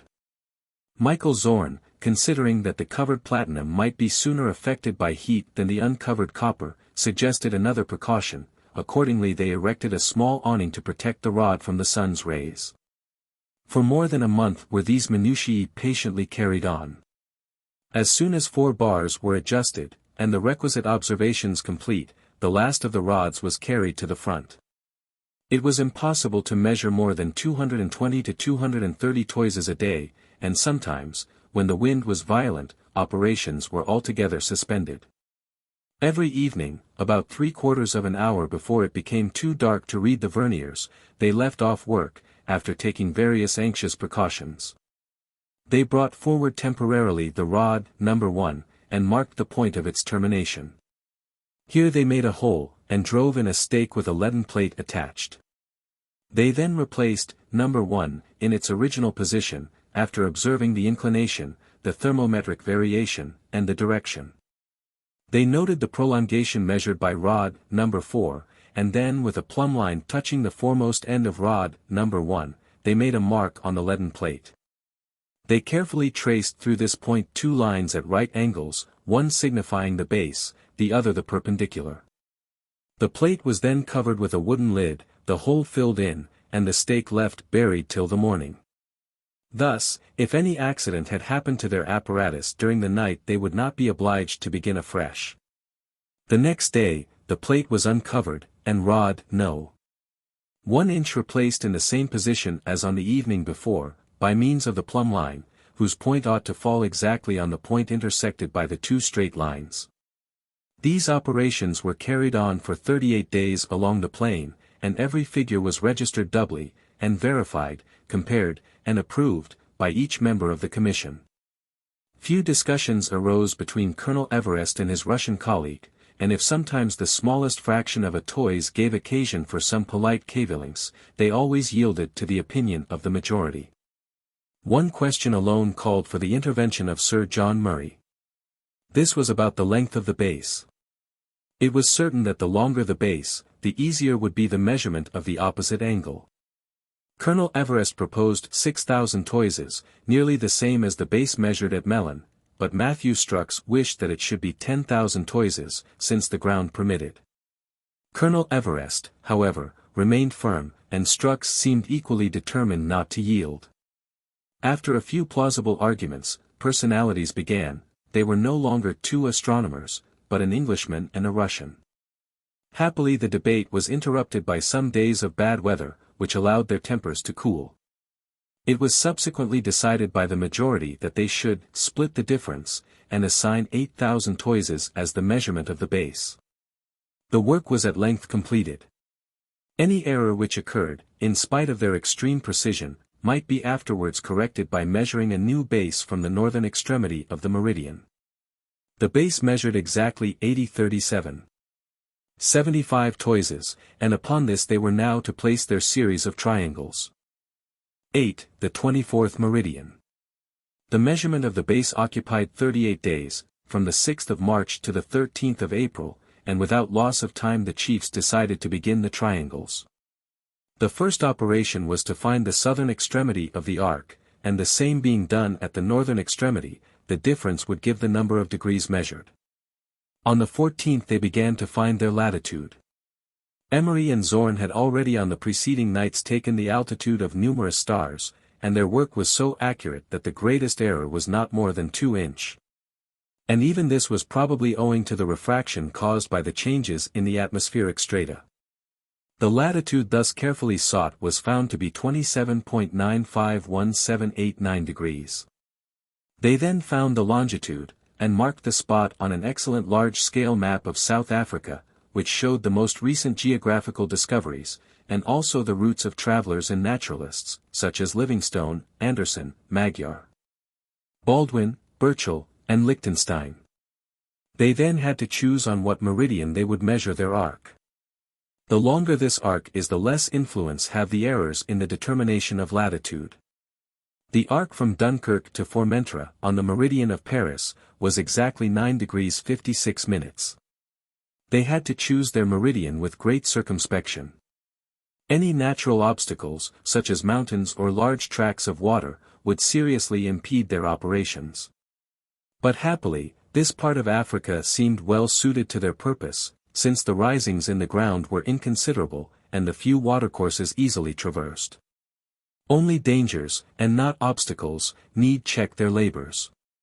This district is occupied by the Kalahari Desert, a vast region extending from the Orange River to Lake Ngami, from lat.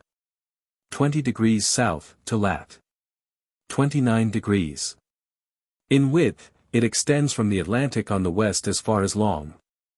25 degrees east, Dar. Livingstone followed its extreme eastern boundary when he traveled as far as Lake Ngami and the Zambesi Falls. Properly speaking, it does not deserve the name of desert. It is not like the sands of Sahara, which are devoid of vegetation, and almost impassable on account of their aridity. The Kalahari produces many plants, its soil is covered with abundant grass, it contains dense groves and forests. Animals abound, wild game and beasts of prey, and it is inhabited and traversed by sedentary and wandering tribes of Bushmen and Bakalaharis. But the true obstacle to its exploration is the dearth of water which prevails through the greater part of the year, when the rivers are dried up. However, at this time, just at the end of the rainy season, they could depend upon considerable reservoirs of stagnant water, preserved in pools and rivulets. Such were the particulars given by Mokoum.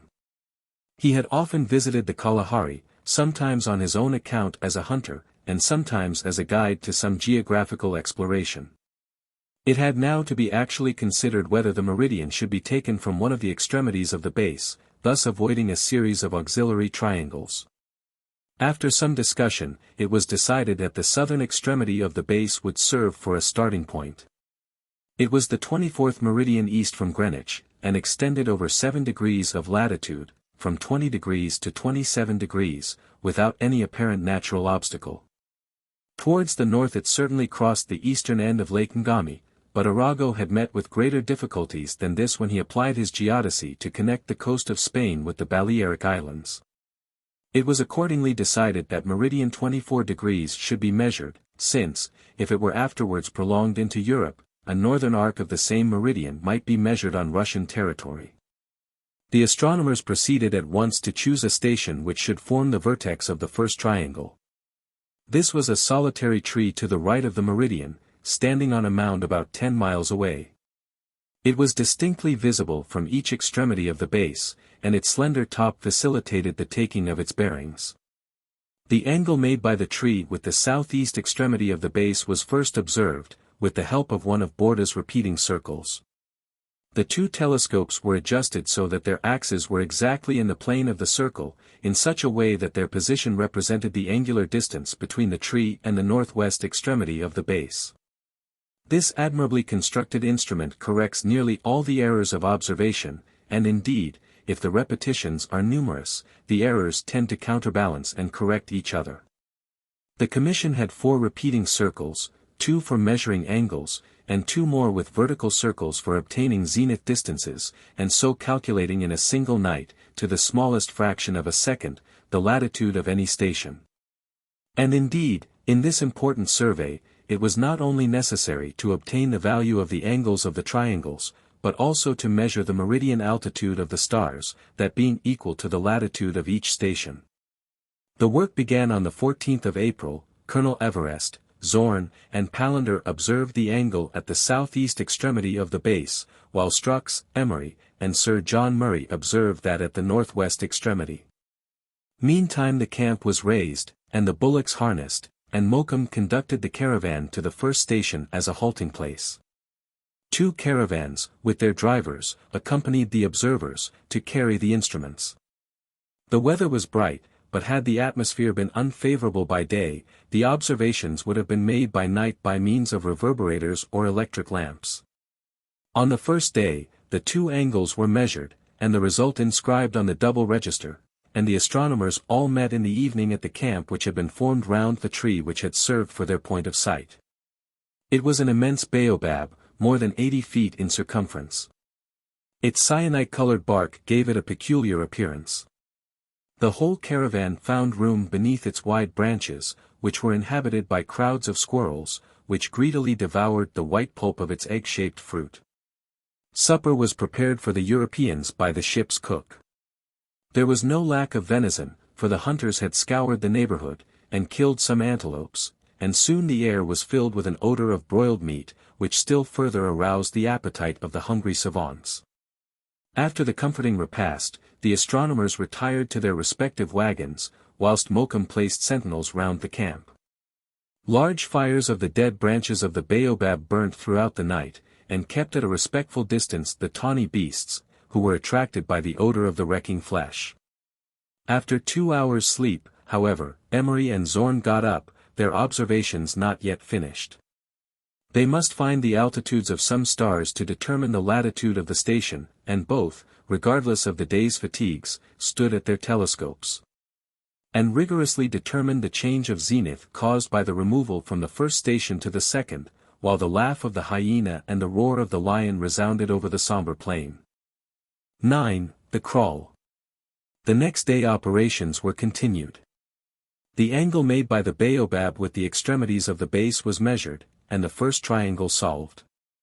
2 more stations were chosen to the right and left of the meridian. One formed by a distinct mound, 6 miles away, the other, marked out by a post about 7 miles distant. The triangulation went on uninterruptedly for a month, and by the 15th of May the observers had advanced northwards 1 degree, having formed 7 triangles. During this first series of operations, the colonel and Strux were rarely together.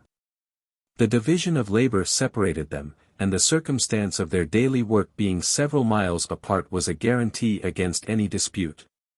Each evening they returned to their several abodes, and although at intervals discussions arose about the choice of stations, there was no serious altercation. Hence Zorn and his friend were in hopes that the survey would proceed without any open rupture. After advancing 1 degree from the south, the observers found themselves in the same parallel with Lattakoo, from which they were distant 35 miles to the west. Here a large kraal had lately been formed, and as it was a marked halting place, Sir John Murray proposed that they should stay for several days. Zorn and Emery could take advantage of the rest, to take the altitude of the sun. And Palander would employ himself in reducing the measurements made at different points of sight to the uniform level of the sea. Sir John himself wanted to be free from scientific observations, that he might divert himself with his gun among the fauna of the country. A kraal, as it is termed by the natives of South Africa, is a kind of moving village, wandering from one pasturage to another. It is an enclosure composed ordinarily of about 30 habitations, and containing several hundred inhabitants. The kraal now reached was formed by a group of more than 60 huts, enclosed for protection from wild animals by a palisade of prickly aloes, and situated on the banks of a small affluent of the Kuruman. The huts, made of waterproof rush mats fastened to wooden beams, were like low hives. The doorway, protected by a skin, was so small that it could only be entered on hands and knees, and from this, the only aperture, issued such dense wreaths of smoke as would make existence in these abodes problematical to any but a Boschjesman or a Hottentot. The whole population was roused by the arrival of the caravan.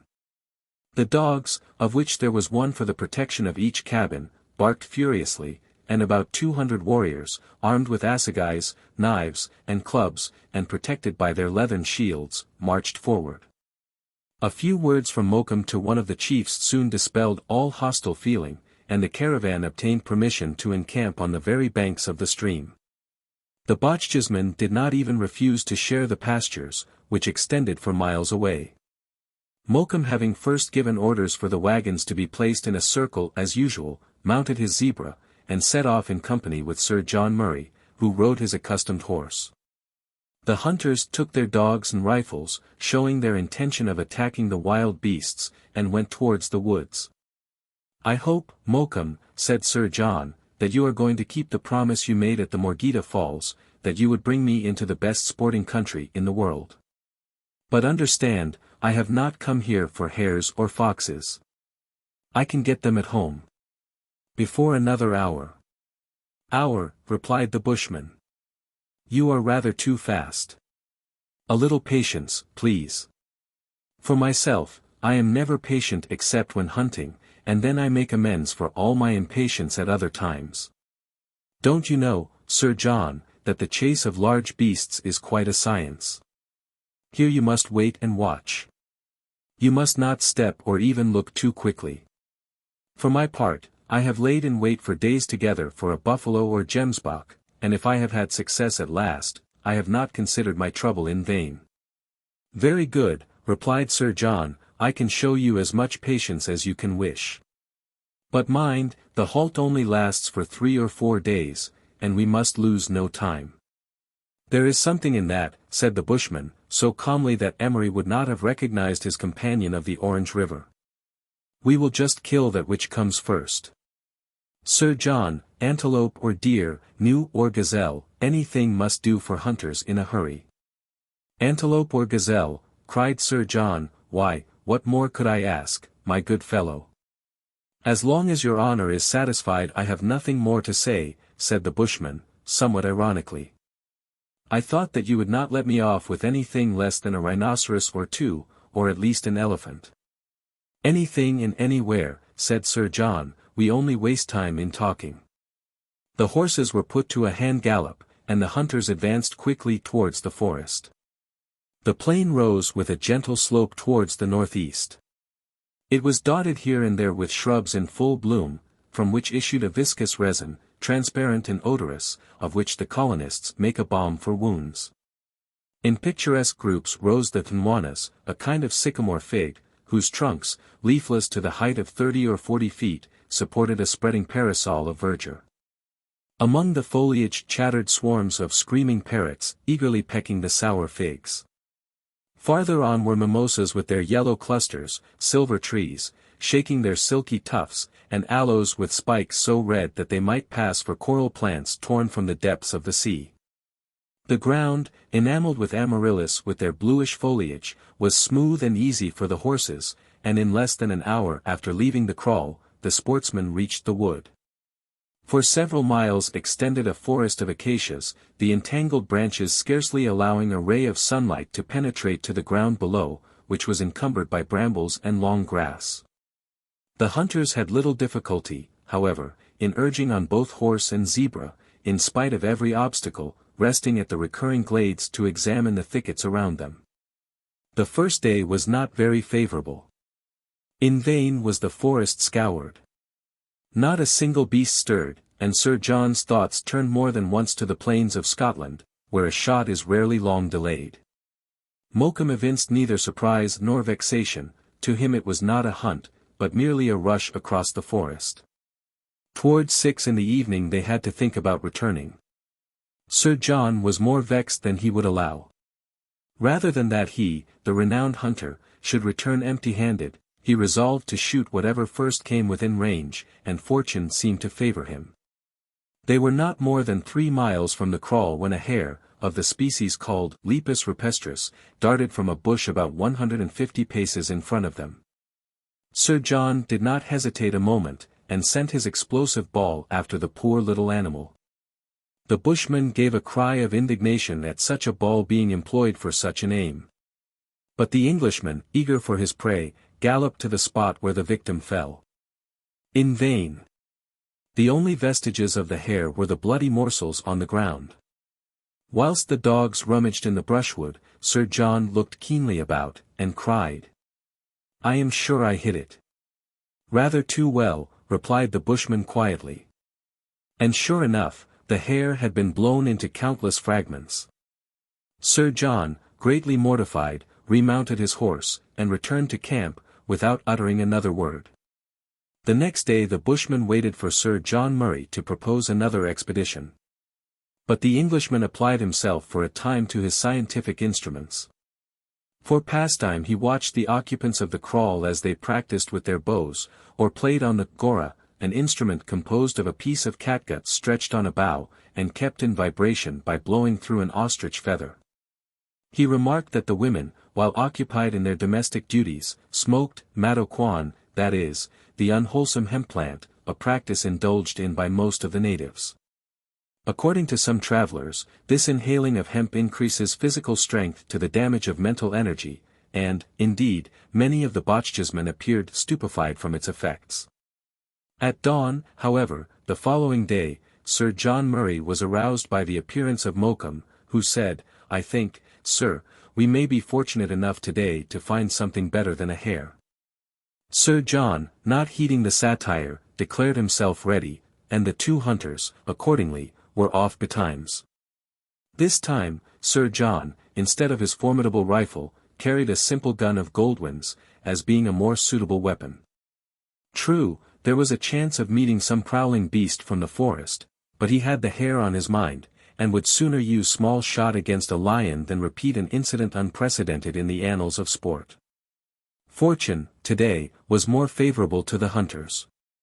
They brought down a couple of harrisbucks, a rare kind of black antelope, very difficult to shoot. These were charming animals, 4 feet high, with long diverging horns shaped like scimitars. The tips of their noses were narrow, they had black hoofs, close soft hair, and pointed ears.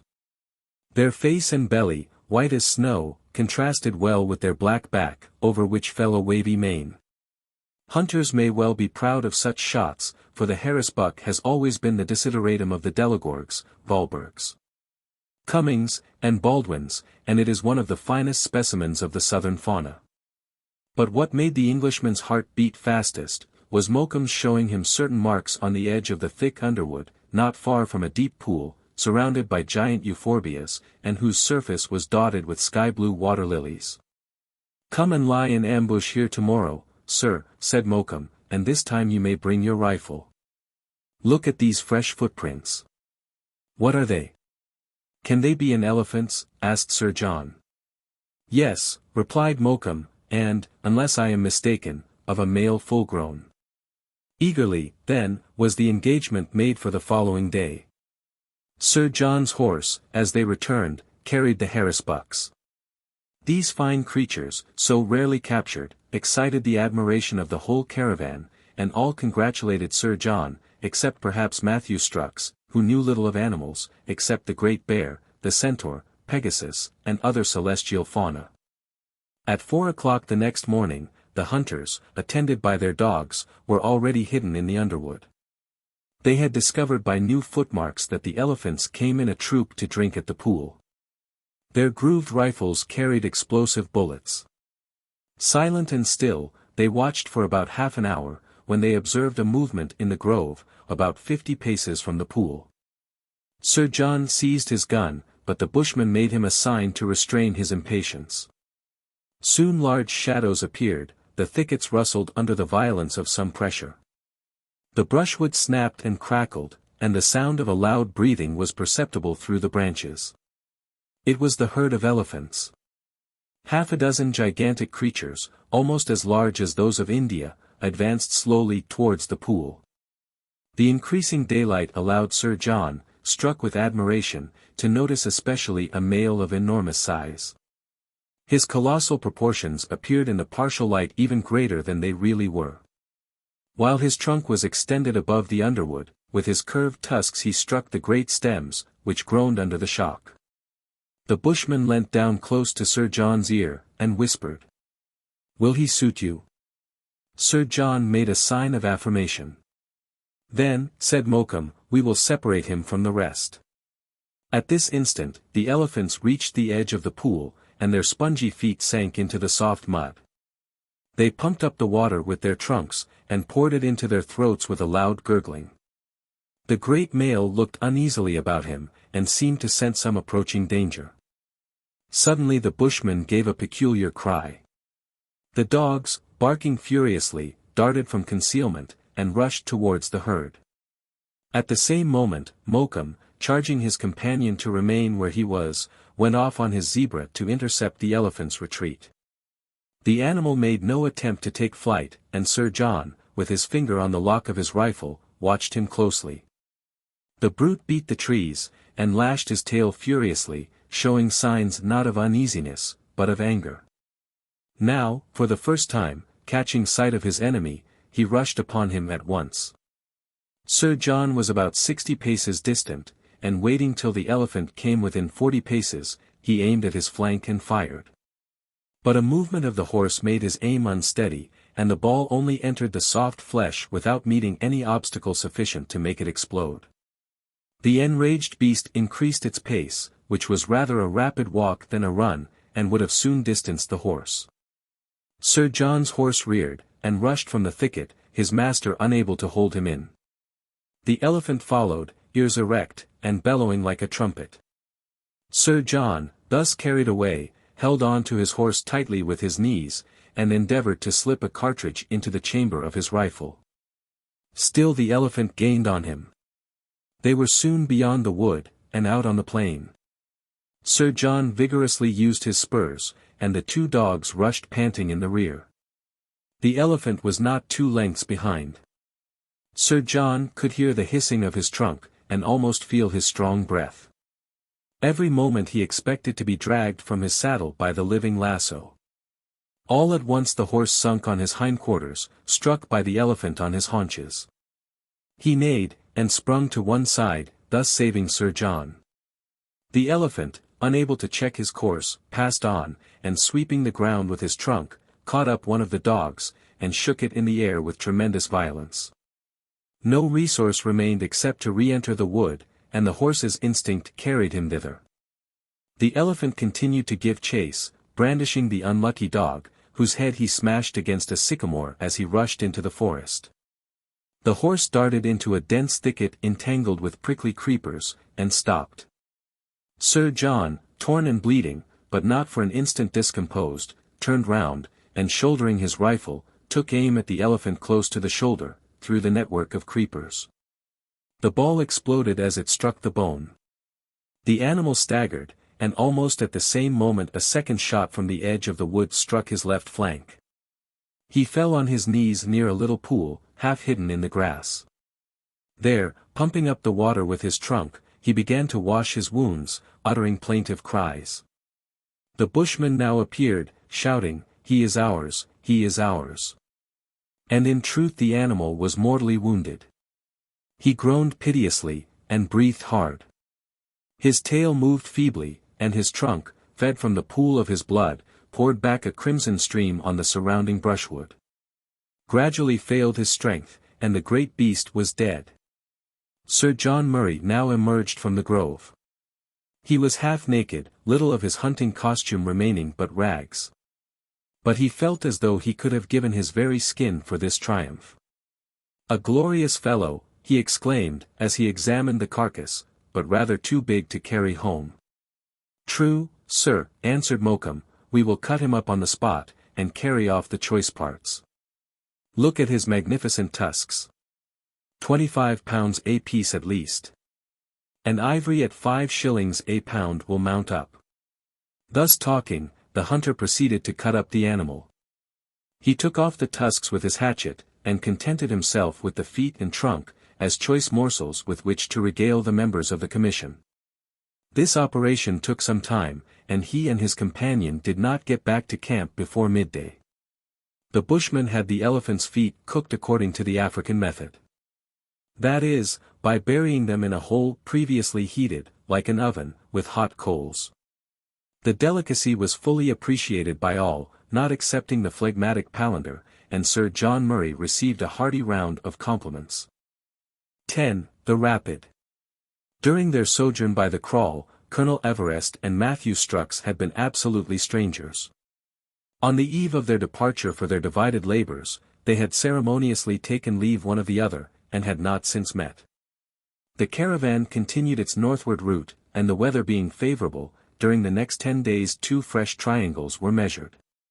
The vast verdant wilderness was intersected by streams flowing between rows of the willow-like Karehout, from which the Bochjesmen make their bows.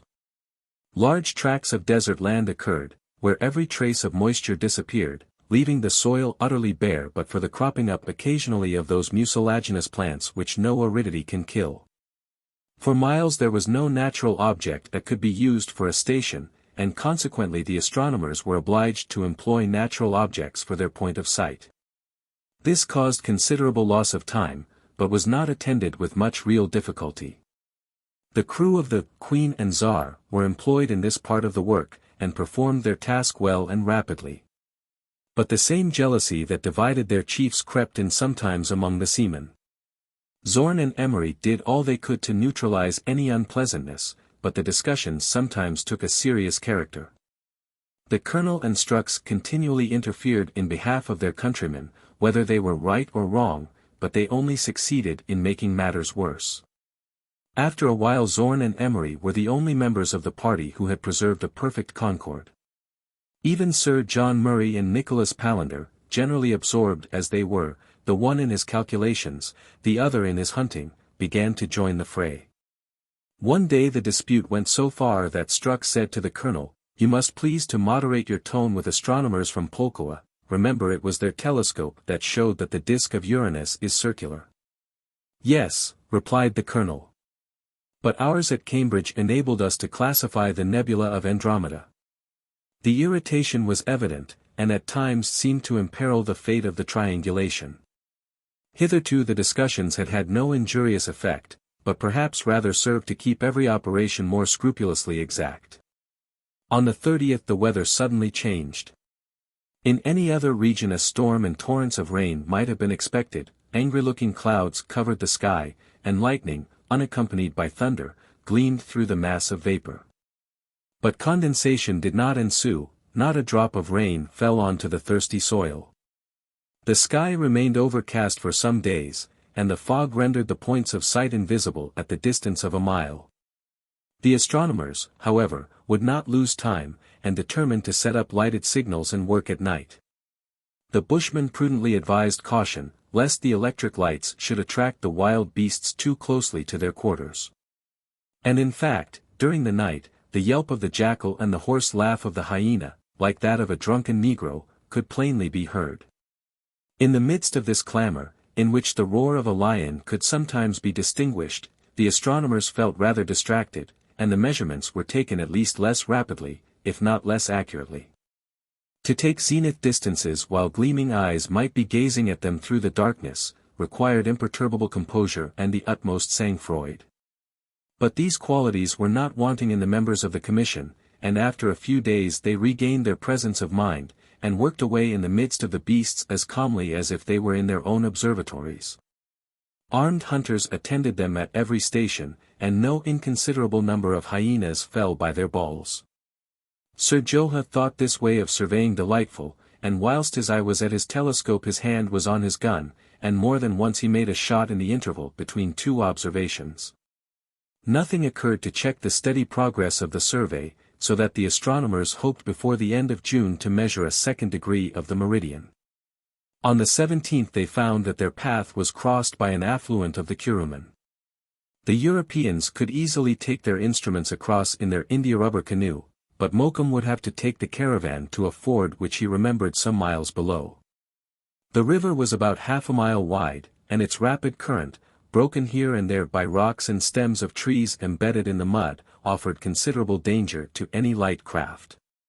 Matthew Strux did not fail to represent this, but finding that his companions did not recoil from the attempt he gave way. Nicholas Palander alone was to accompany the caravan in its detour.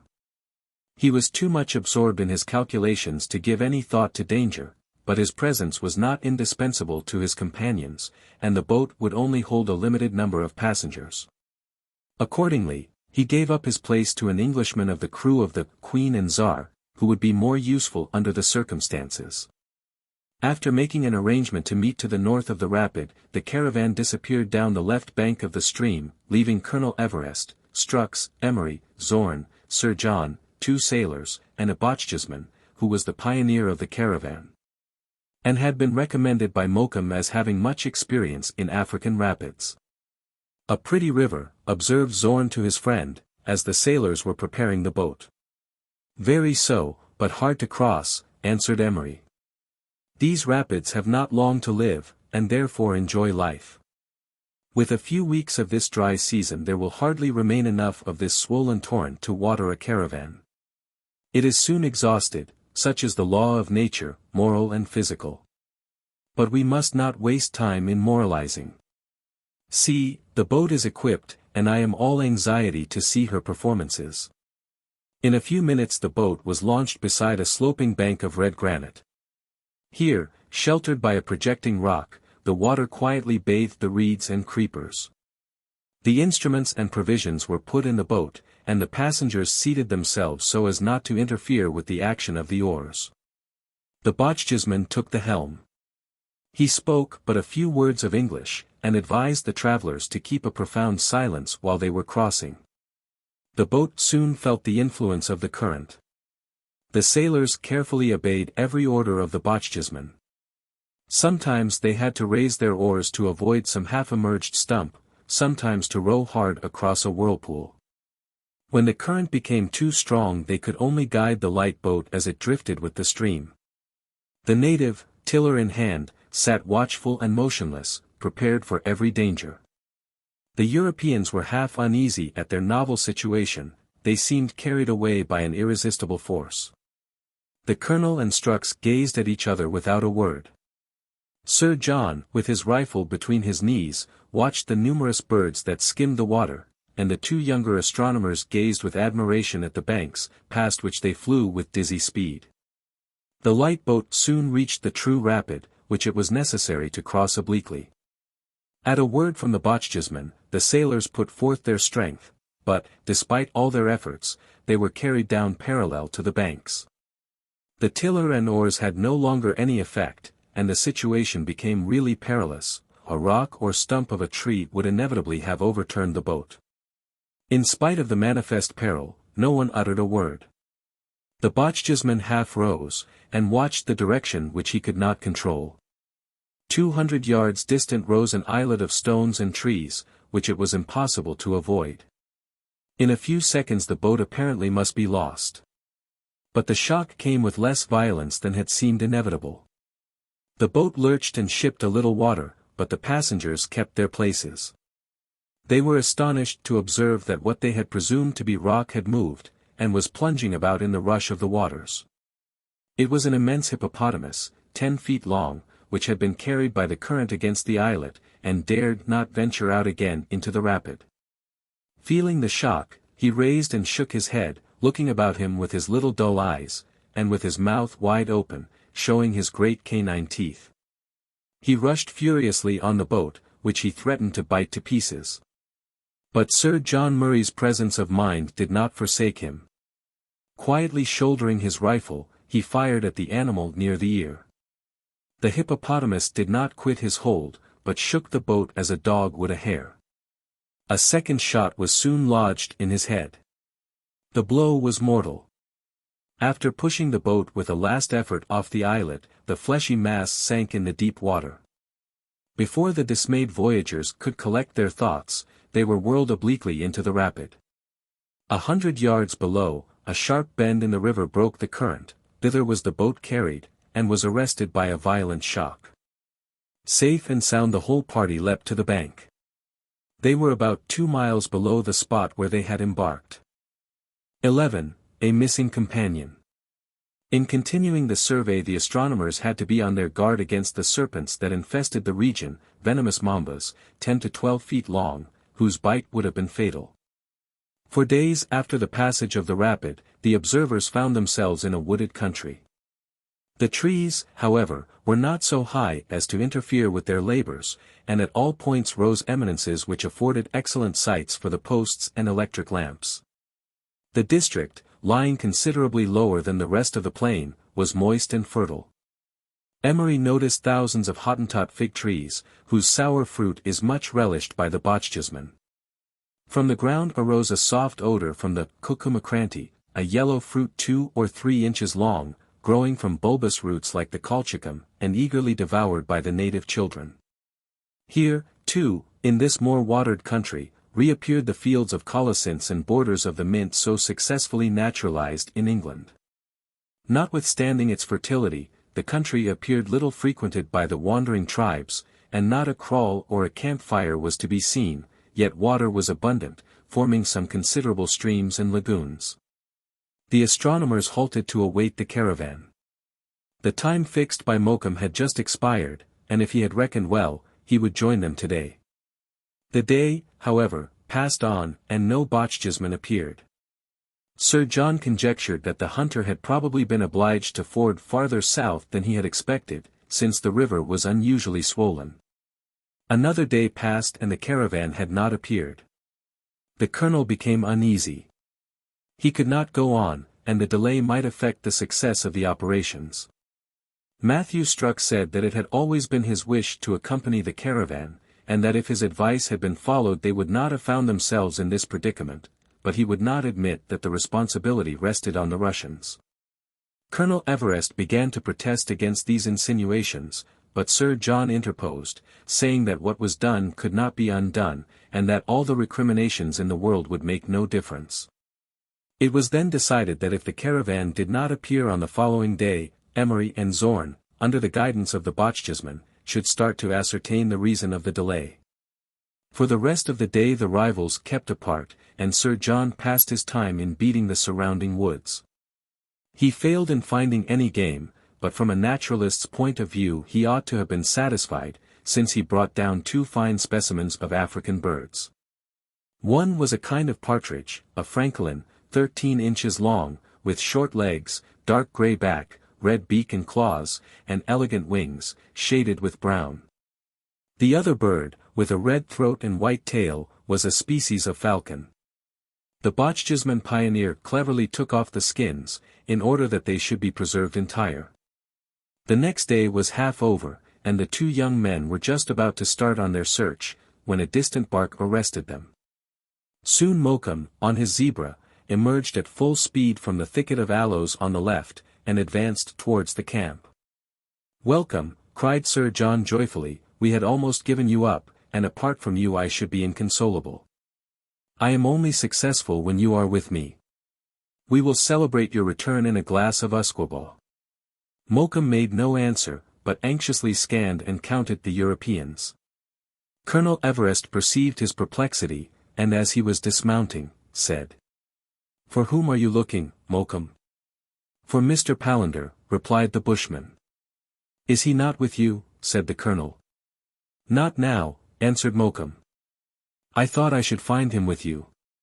He is lost." At these words, Matthew Strux stepped forward. "Lost," he cried. "He was confided to your care. You are responsible for his safety, and it is not enough to say he is lost." Mokoum's face flushed, and he answered impatiently. "Why should you expect me to take care of one who can't take care of himself? Why blame me? If Mr. Palander is lost, it is by his own folly. 20 times I have found him absorbed in his figures, and have brought him back to the caravan. But the evening before last he disappeared, and I have not seen him since. Perhaps if you are so clever, you can spy him out with your telescope." The bushman would doubtless have become more irritable still, if Sir John had not pacified him. Matthew Strux had not been able to get in a word, but now turned round unexpectedly to the colonel, saying, "I shall not abandon my countrymen. I suppose that if Sir John Murray or Mr. Emery were lost, you would suspend operations, and I don't see why you should do less for a Russian than for an Englishman." "Mr.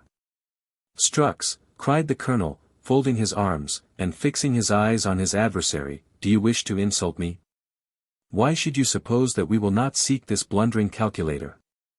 "Sir," said Strux. "Yes, blundering," repeated the colonel. "And to return to what you said, I maintain that any embarrassment to the progress of the operations from this circumstance would be due to the Russians alone." "Colonel," cried Strux, with gleaming eyes, "your words are hasty." "My words, on the contrary, are well weighed. Let it be understood that operations are suspended until Mr. Palander is found. Are you ready to start?" "I was ready before you spoke a word," answered Strux sharply. The caravan having now arrived, the disputants each went to his wagon.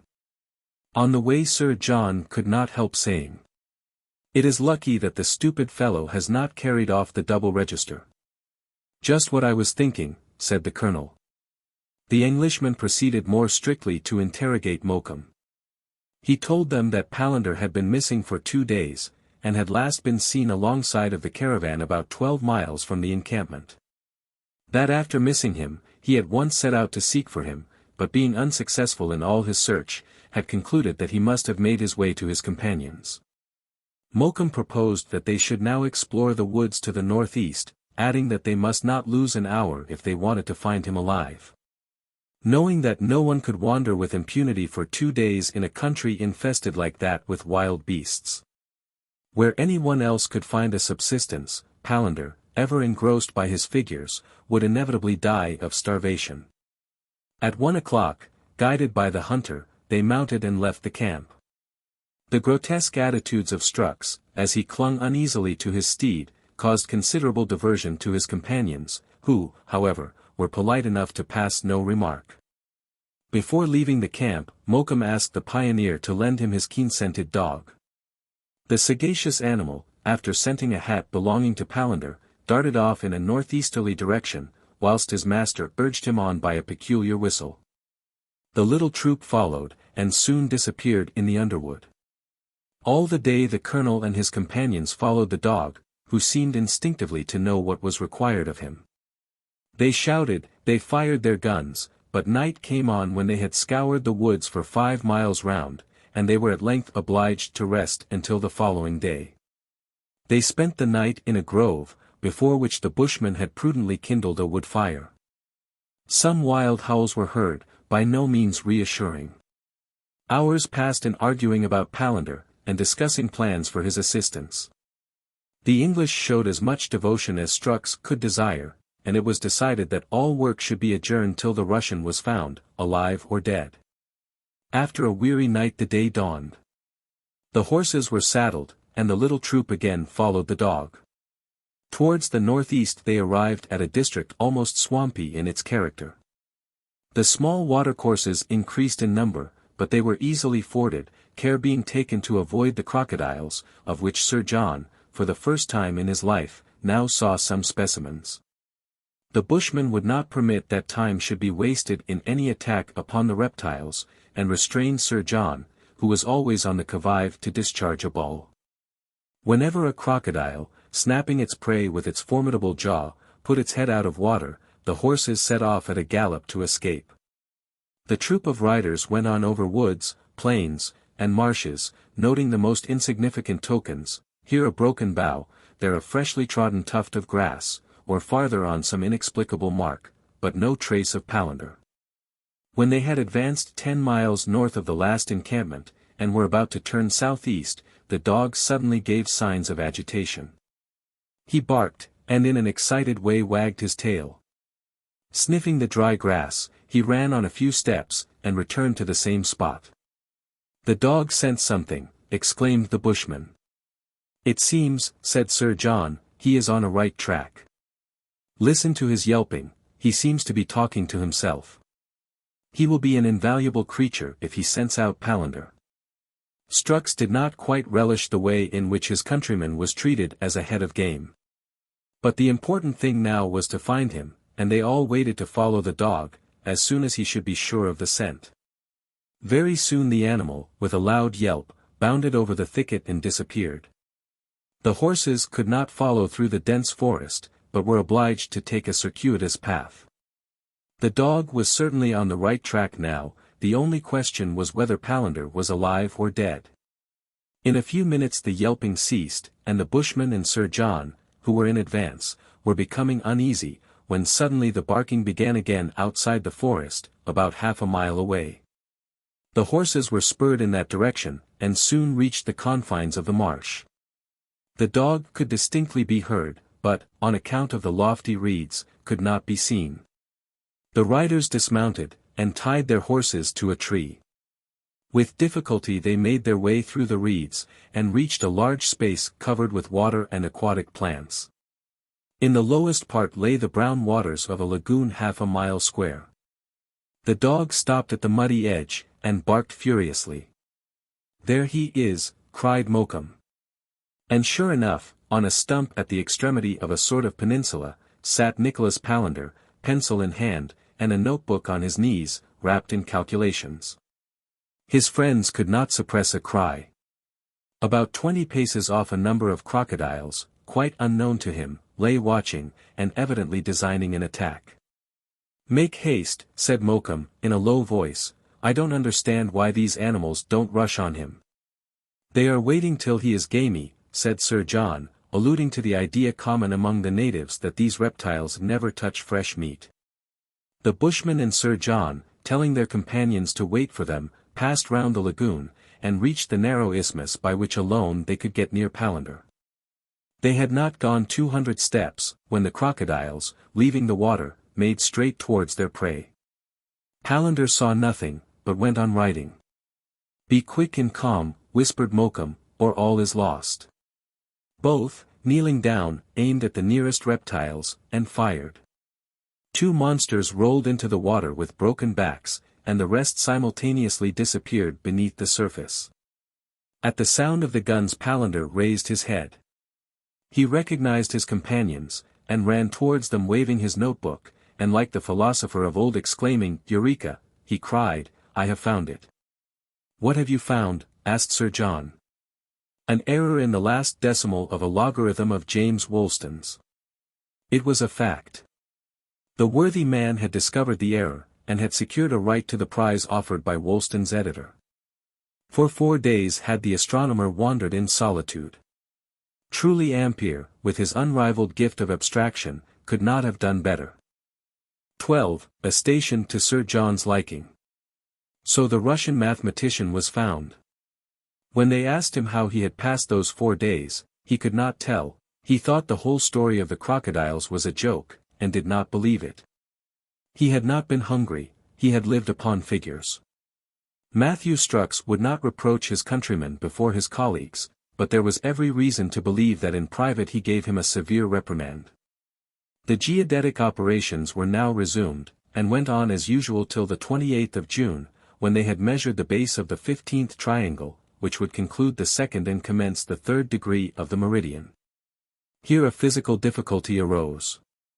The country was so thickly covered with underwood, that although the artificial signals could be erected, they could not be discerned at any distance. One station was recognized as available for an electric lamp.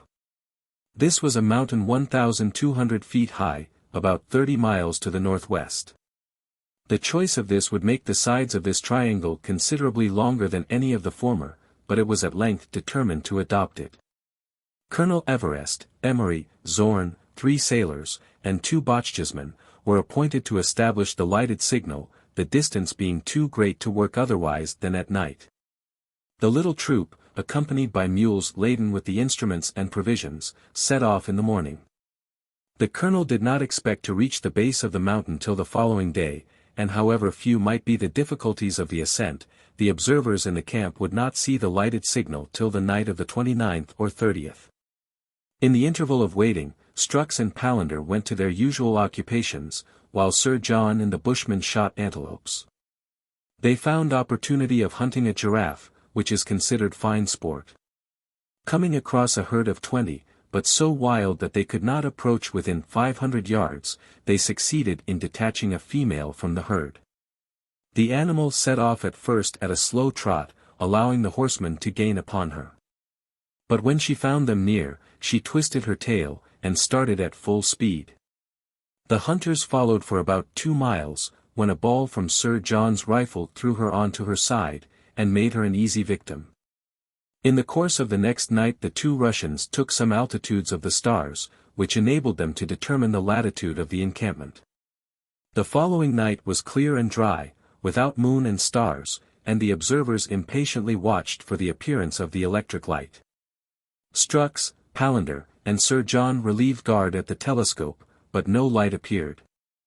They concluded that the ascent of the mountain had offered serious difficulty, and again postponed their observations till the next night. Great, however, was their surprise, when, about 2 o'clock in the afternoon, Colonel Everest and his companions suddenly reappeared in camp. In answer to inquiries whether he had found the mountain inaccessible, Colonel Everest replied that although in itself the mountain was entirely accessible, it was so guarded that they had found it necessary to come back for reinforcements. "Do you mean," said Sir John, "that the natives were assembled in force?" "Yes, natives with 4 paws and black manes, who have eaten up one of our horses." The colonel went on to say that the mountain was only to be approached by a spur on the southwest side. In the narrow defile leading to the spur a troop of lions had taken up their abode. These he had endeavored to dislodge, but, insufficiently armed, he was compelled to beat a retreat, after losing one of his horses by a single blow of a lion's paw. The recital kindled the interest of Sir John and the bushmen. Clearly it was a station worth conquering, and an expedition was at once arranged. All the Europeans, without exception, were eager to join, but it was necessary that some should remain at the camp to measure the angles at the base of the triangle, therefore the colonel resolved to stay behind with Strux and Palander. While Sir John, Emery, and Zorn, to whose entreaties their chiefs had been obliged to yield, Mokoum, and 3 natives on whose courage he could rely, made up the party for the attack. They started at 4 in the afternoon, and by 9 were within 2 miles of the mountain. Here they dismounted, and made their arrangements for the night. No fire was kindled, Mokum being unwilling to provoke a nocturnal attack from the animals, which he wished to meet by daylight. Throughout the night the roar of the lions could almost incessantly be heard. Not one of the hunters slept for so much as an hour, and Mokum took advantage of their wakefulness to give them some advice from his own experience. From what Colonel Everest tells us, he said calmly, these are black-maned lions, the fiercest and most dangerous species of any. They leap for a distance of 16 to 20 paces, and I should advise you to avoid their first bound. Should the first fail, they rarely take a second. We will attack them as they re-enter their den at daybreak, they are always less fierce when they are well filled. But they will defend themselves well, for here, in this uninhabited district, they are unusually ferocious. Measure your distance well before you fire, let the animal approach, and take a sure aim near the shoulder. We must leave our horses behind. The sight of a lion terrifies them, and therefore the safety of their rider is imperiled. We must fight on foot, and I rely on your calmness. All listened with silent attention. Mokum was now the patient hunter. Although the lion seldom attacks a man without provocation, yet his fury, when once aroused, is terrible, and therefore the bushman enjoined composure on his companions, especially on Sir John, who was often carried away by his boldness. Shoot at a lion, said Mokum, as calmly as if you were shooting a partridge. At 4 o'clock, only a few red streaks being visible in the far east, the hunters tied up their horses securely and left their halting place. Examine your guns, and be careful that your cartridges are in good trim, continued Mokum, to those who carried rifles, for the 3 natives were armed otherwise, satisfied with their bows of aloe, which already had rendered them good service. The party, in a compact group, turned towards the defile, which had been partially reconnoitred the evening before.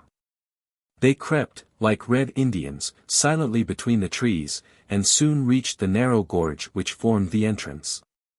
Here, winding between piles of granite, began the path leading to the first slopes of the spur. Midway the path had been widened by a landslip, and here was the cave tenanted by the lions.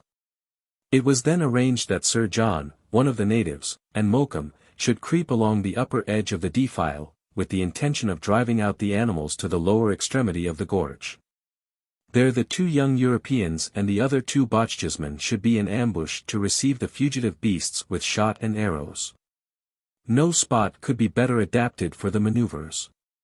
The forked branches of a gigantic sycamore afforded a safe position, since lions do not climb, and the hunters, perched at a considerable height, could escape their bounds and aim at them under favorable conditions. William Emery objected to the plan as being dangerous for Sir John and the Bushmen, but the latter would hear of no modification, and Emery reluctantly acquiesced. Day now began to dawn, and the mountain top was glowing in the sun. Mokum, after seeing his 4 companions installed in the sycamore, started off with Sir John and the Bochjesmen, and soon mounted the devious path which lay on the right edge of the defile. Cautiously examining their path, they continued to advance.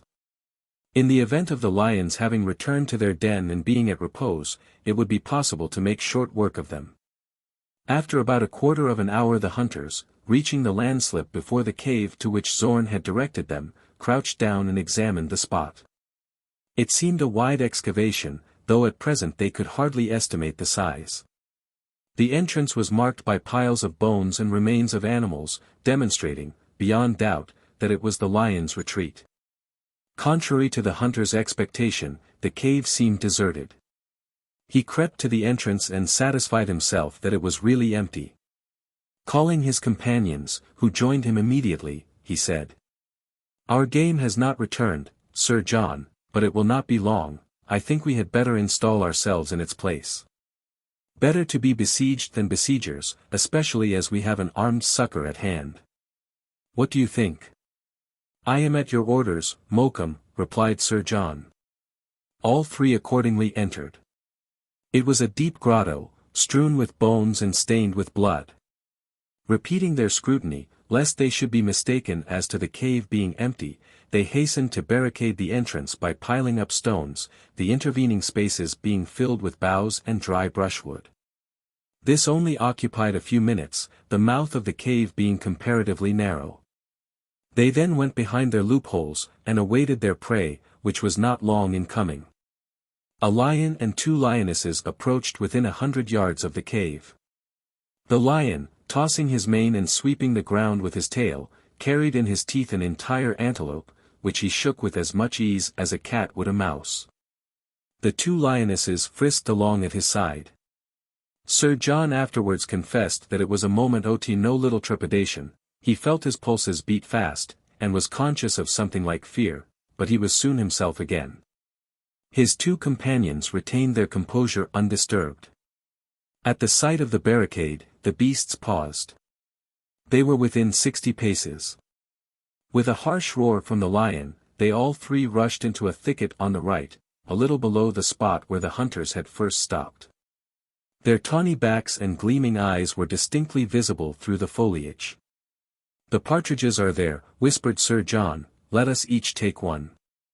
"No," answered Mokoum softly, "the brood is not all here, and the report of a gun would frighten the rest." "Botanist, are you sure of your arrow at this distance?" "Yes, Mokoum," said the native. "Then aim at the male's left flank, and pierce his heart." The botanist bent his bow, and the arrow whistled through the brushwood. With a loud roar, the lion made a bound and fell. He lay motionless, and his sharp teeth stood out in strong relief against his blood-stained lips. "Well done, Botanist," said Mokoum. At this moment the lionesses, leaving the thicket, flung themselves on the lion's body. Attracted by their roar, 2 other lions and a 3rd lioness appeared round the corner of the defile. Bristling with anger, they looked twice their ordinary size, and bounded forward with terrific roars. "Now for the rifles," cried the bushman, "we must shoot them on the wing, since they will not perch." The bushman took deliberate aim, and 1 lion fell, as it were paralyzed. The other, his paw broken by Sir John's bullet, rushed towards the barricade, followed by the infuriated lionesses. Unless the rifles could now be brought successfully to bear, the 3 animals would succeed in entering their den. The hunters retired, their guns were quickly reloaded, 2 or 3 lucky shots, and all would be well, but an unforeseen circumstance occurred which rendered the hunters' situation to the last degree alarming. All at once a dense smoke filled the cave. One of the wads, falling on the dry brushwood, had set it alight, and soon a sheet of flames, fanned by the wind, lay between the men and the beasts. The lions recoiled, but the hunters would be suffocated if they remained where they were. It was a terrible moment, but they dared not hesitate. "Come out! Come out!" cried Mokoum.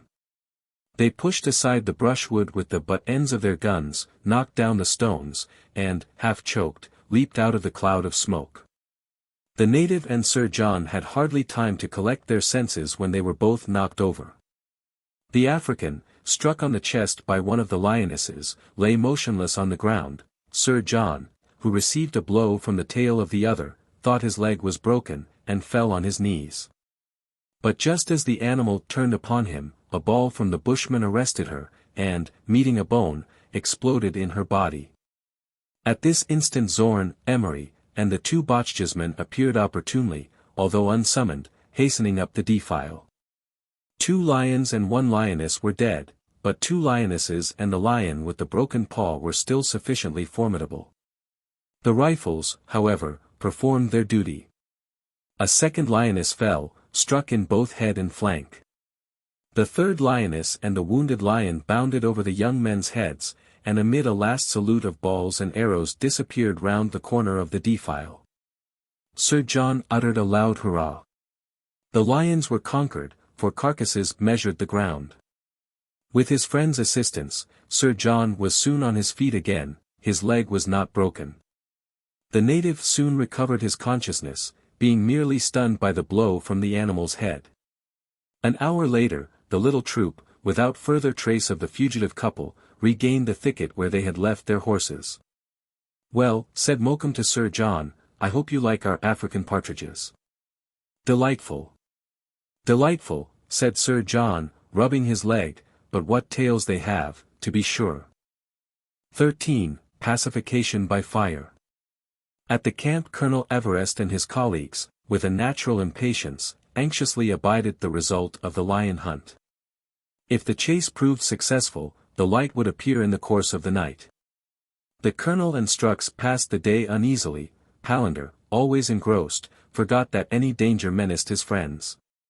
It might be said of him, as of the mathematician Bouvard, he will continue to calculate while he continues to live. For apart from his calculations, life for him would have lost its purpose. The two chiefs certainly thought quite as much of the accomplishment of their survey as of any danger incurred by their companions. They would themselves have braved any peril rather than have a physical obstacle to arrest their operations. At length, after a day that seemed interminable, the night arrived. Punctually every half-hour the colonel and Matthew Strux silently relieved guard at the telescope, each desiring to be the first to discover the light. But hours passed on, and no light appeared. At last, at 2:45, Colonel Everest arose, and calmly said, "The signal." The Russian, although he did not utter a word, could scarcely conceal the chagrin which he felt at chance favoring the colonel. The angle was then carefully measured, and was found to be exactly 73° 58' 42". Colonel Everest being anxious to join his companions as soon as possible, the camp was raised at dawn, and by midday all the members of the commission had met once more. The incidents of the lion hunt were recounted, and the victors heartily congratulated. During the morning Sir John, Emery, and Zorn had proceeded to the summit of the mountain, and had thence measured the angular distance of a new station situated a few miles to the west of the meridian. Palander also announced that the measurement of the second degree was now complete. For 5 weeks all went on well. The weather was fine, and the country, being only slightly undulated, offered fair sites for the stations. Provisions were abundant, and Sir John's revictualling expeditions provided full many a variety of antelopes and buffaloes. The general health was good, and water could always be found. Even the discussions between the colonel and Strux were less violent, and each seemed to vie with the other in zeal for success, when a local difficulty occurred which for a while hindered the work and revived hostilities. It was the 11th of August. During the night the caravan had passed through a wooded country, and in the morning halted before an immense forest extending beyond the horizon. Imposing masses of foliage formed a verdant curtain which was of indescribable beauty. There were the Gaunda, the Mosicoso, and the Thmacumden, wood much sought for shipbuilding, great ebony trees, their bark covering a perfectly black wood. Bauhinias, with fibre of iron, Buckneras, with their orange-colored flowers, magnificent Rudblats, with whitish trunks, crowned with crimson foliage, and thousands of Guaiacums, measuring 15 feet in circumference. There was ever a murmur like that of the surf on a sandy coast. It was the wind, which, passing across the branches, was calmed on the skirts of the forest. In answer to a question from the colonel, Mokoum said, "It is the forest of Rovuma." "What is its size?" "It is about 45 miles wide, and 10 long." "How shall we cross it?" "Cross it we cannot," said Mokoum. "There is but one resource. We must go round either to the east or to the west." At this intelligence the chiefs were much perplexed. In the forest they could not establish stations. To pass round would involve them in an additional series of perhaps 10 auxiliary triangles. Here was a difficulty of no little magnitude. Encamping in the shade of a magnificent grove about half a mile from the forest, the astronomers assembled in council. The question of surveying across the mass of trees was at once set aside, and it now remained to determine whether they should make the circuit to the east or the west. Since the meridian passed as nearly as possible through the center of the forest. On this point arose a violent discussion between the colonel and Strux. The two rivals recovered their old animosity, and the discussion ended in a serious altercation. Their colleagues attempted to interfere, but to no purpose. The Englishman wished to turn to the right, since that direction approached the route taken by Dr. Livingstone in his expedition to the Zambesi Falls, and the country would on that account be more known and frequented. The Russian, on the contrary, insisted on going to the left, but apparently for no other reason than to thwart the colonel. The quarrel went so far that a separation between the members of the commission seemed imminent. Zorn, Emery, Sir John, and Palander withdrew and left their chiefs to themselves. Such was their obstinacy that it seemed as if the survey must continue from this point in two oblique series of triangles.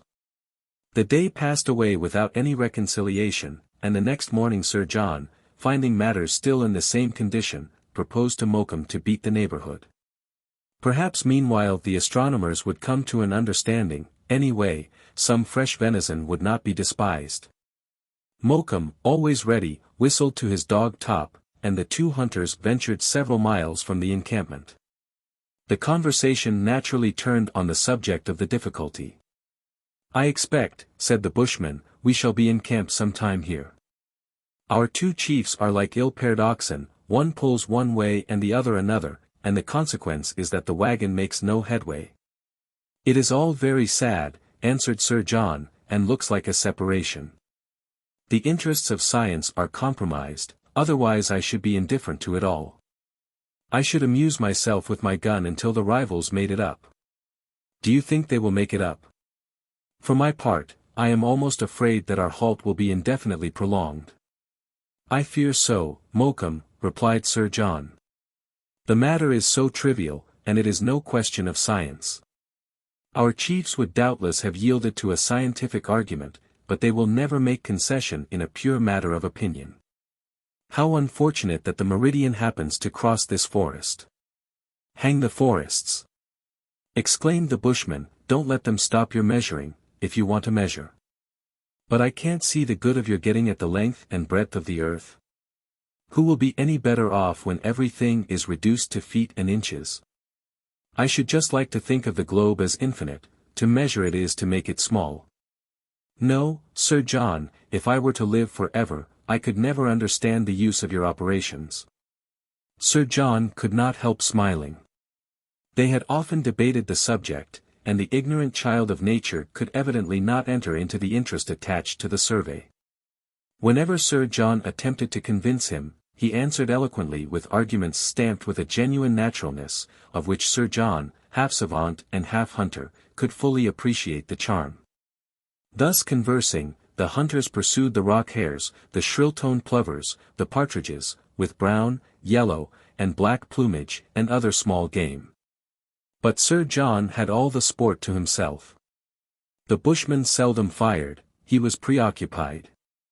The quarrel between the two astronomers seemed to trouble him more than it did his companion, and the variety of game hardly attracted his notice. In truth there was an idea floating through his brain, which, little by little, took more definite form.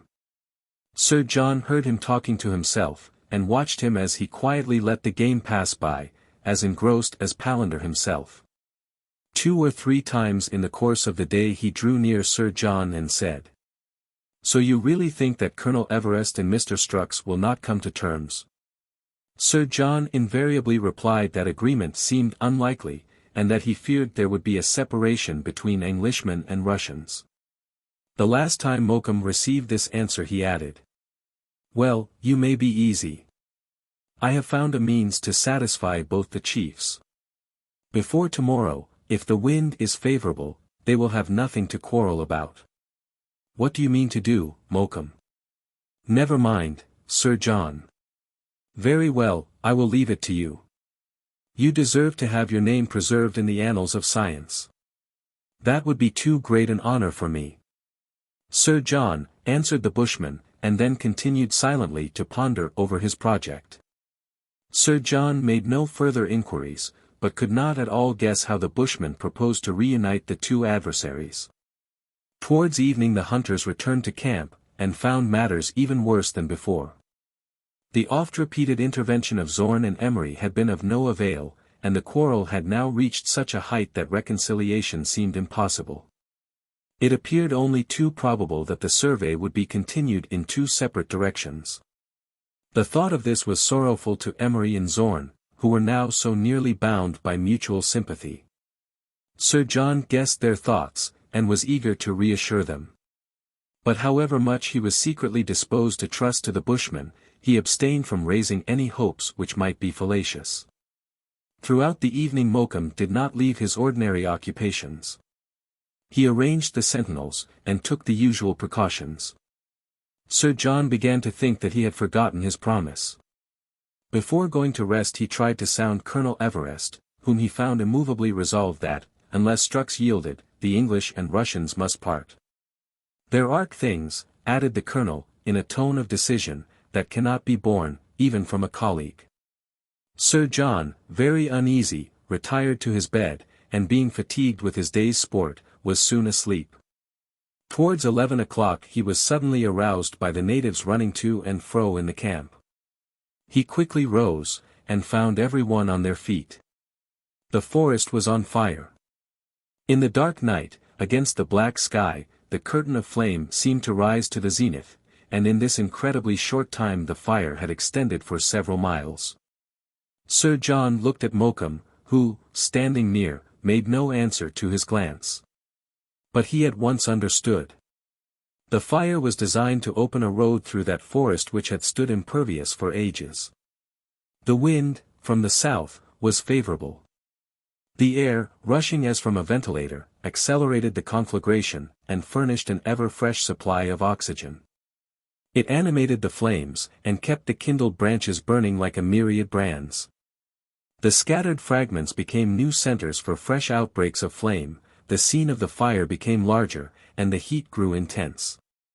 The dead wood piled under the dark foliage crackled, and ever and anon louder reports and a brighter light told that the resinous trees were burning like torches. Then followed explosions like cannonades, as the great trunks of ironwood burst asunder with a reverberation as of bombs. The sky reflected the glow, and the clouds carried the rosy glare high aloft. Showers of sparks emitted from the wreaths of smoke studded the heavens like red-hot stars. Then, on every side, were heard the howls, shrieks, and bellowings of herds of bewildered hyenas, buffaloes, and lions. Elephants rushed in every direction, like huge dark specters, and disappeared beyond the horizon. The fire continued throughout the following day and night. And when day broke on the 14th, a vast space, several miles wide, had been opened across the forest. A passage was now free for the meridian. The daring genius of Mokoum had arrested the disaster which threatened the survey. 14. The declaration of war. All pretext for quarreling being now removed, the colonel and Strux, somewhat rancorous at heart, recommenced their joint labors. About 5 miles to the left of the gap made by the conflagration, rose an eminence which would serve as the vertex of a new triangle. When the requisite observations were complete, the caravan set off across the burnt forest. The road was paved with embers. The soil was still burning, and here and there smouldered stumps of trees, while a hot steam rose around. In many places lay the blackened carcasses of animals which had been unable to make their escape. Wreaths of smoke gave evidence that the fire was not yet extinct, and might still be rekindled by the wind. Had the flames burst out again, the caravan must inevitably have been destroyed. Towards the middle of the day, however, it was safely encamped at the foot of the hill. Here was a mass of rock which seemed to have been arranged by the hand of man. It was a kind of cromlech, a surprising erection to find in that locality, resembling the structures attributed to the Druids, and which ever furnish fresh interest to the archaeologist. The most credible suggestion was that it must be the remains of some primitive African altar. The two young astronomers and Sir John Murray wished to visit the fantastic construction, and, accompanied by the Bushmen, they ascended the slope. They were not above 20 paces from the cromlech when a man, hitherto concealed behind one of the massy stones at the base, appeared for a moment, and, descending the hill, stole quickly away into a thicket that had been untouched by the fire. The momentary glance was enough for the Bushman. "A Makalolo," he cried, and rushed after the native. Sir John followed, and both in vain searched the wood. The native, knowing the short paths, had escaped where the most experienced hunter could not have traced him. When the incident was related to Colonel Everest, he sent for Mokoum, and asked him who the man was, what he was doing, and why he had followed him. "He is a Makalolo, Colonel," replied Mokoum. "He belongs to one of the northern tribes that haunt the affluents of the Zambesi. Not only is he an enemy of us Bochjesmen, but he is a plunderer of all who venture into the country. He was spying us, and we shall be lucky if we have not cause to regret that we couldn't get hold of him. But what have we to fear from a band of robbers, asked the colonel, are not our numbers sufficient to resist them? At present, yes, replied the bushman, but in the north these tribes are more frequent, and it is difficult to avoid them. If this Makalolo is a spy, as I suspect, he will not fail in putting several hundred of these robbers on our track, and then, colonel, I would not give a farthing for all your triangles. The colonel was vexed. He knew that the bushman was not the man to exaggerate danger, and that all he said ought to be duly weighed. The intentions of the native were certainly suspicious. His sudden appearance and immediate flight showed that he was caught deliberately spying. No doubt he would announce the approach of the commission to the tribes of the north. There was, however, no help for it now. The caravan must continue its march with extra precautions. On the 17th of August the astronomers completed their 22nd triangle, and with it the 3rd degree of the meridian.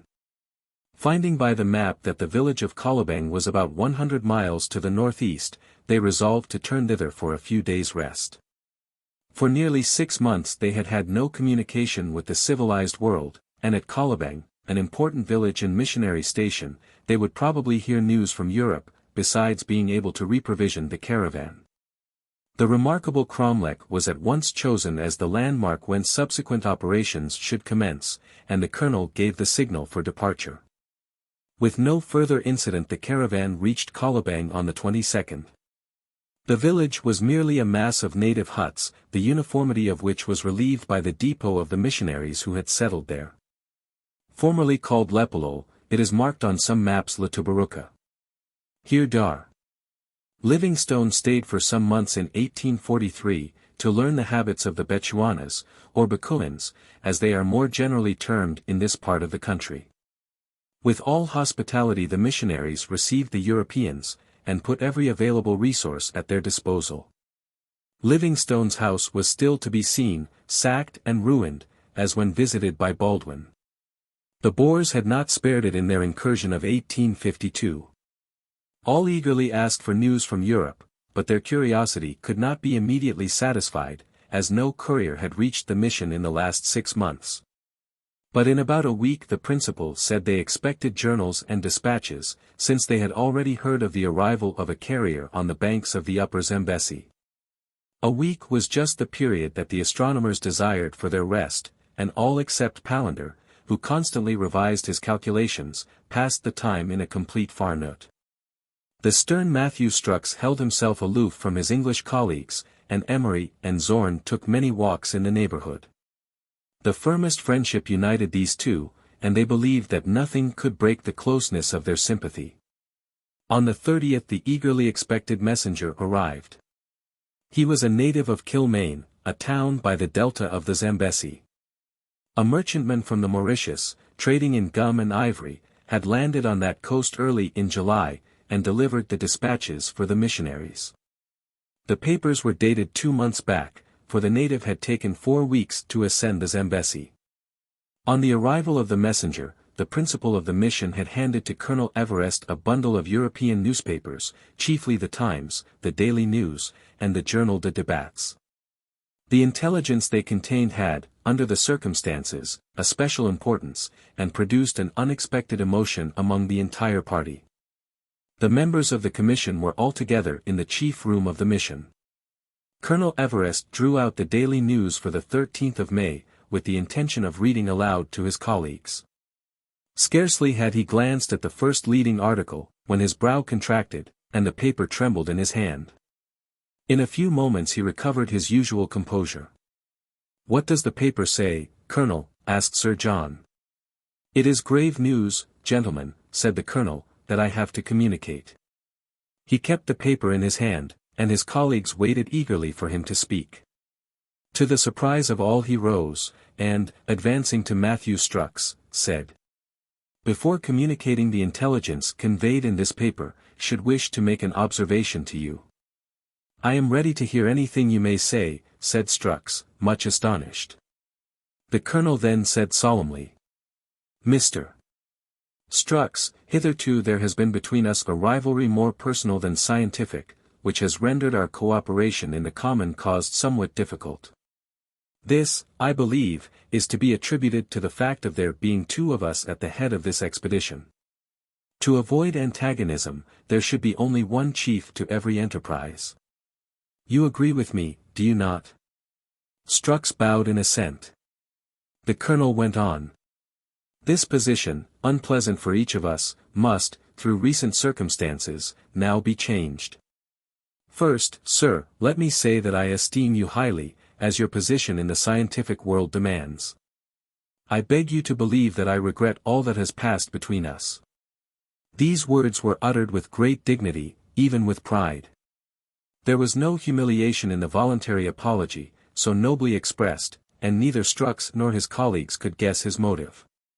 Perhaps the Russian, not having the same incentive, was not equally disposed to forget any personal resentment. However, mastering his ill feeling, he replied.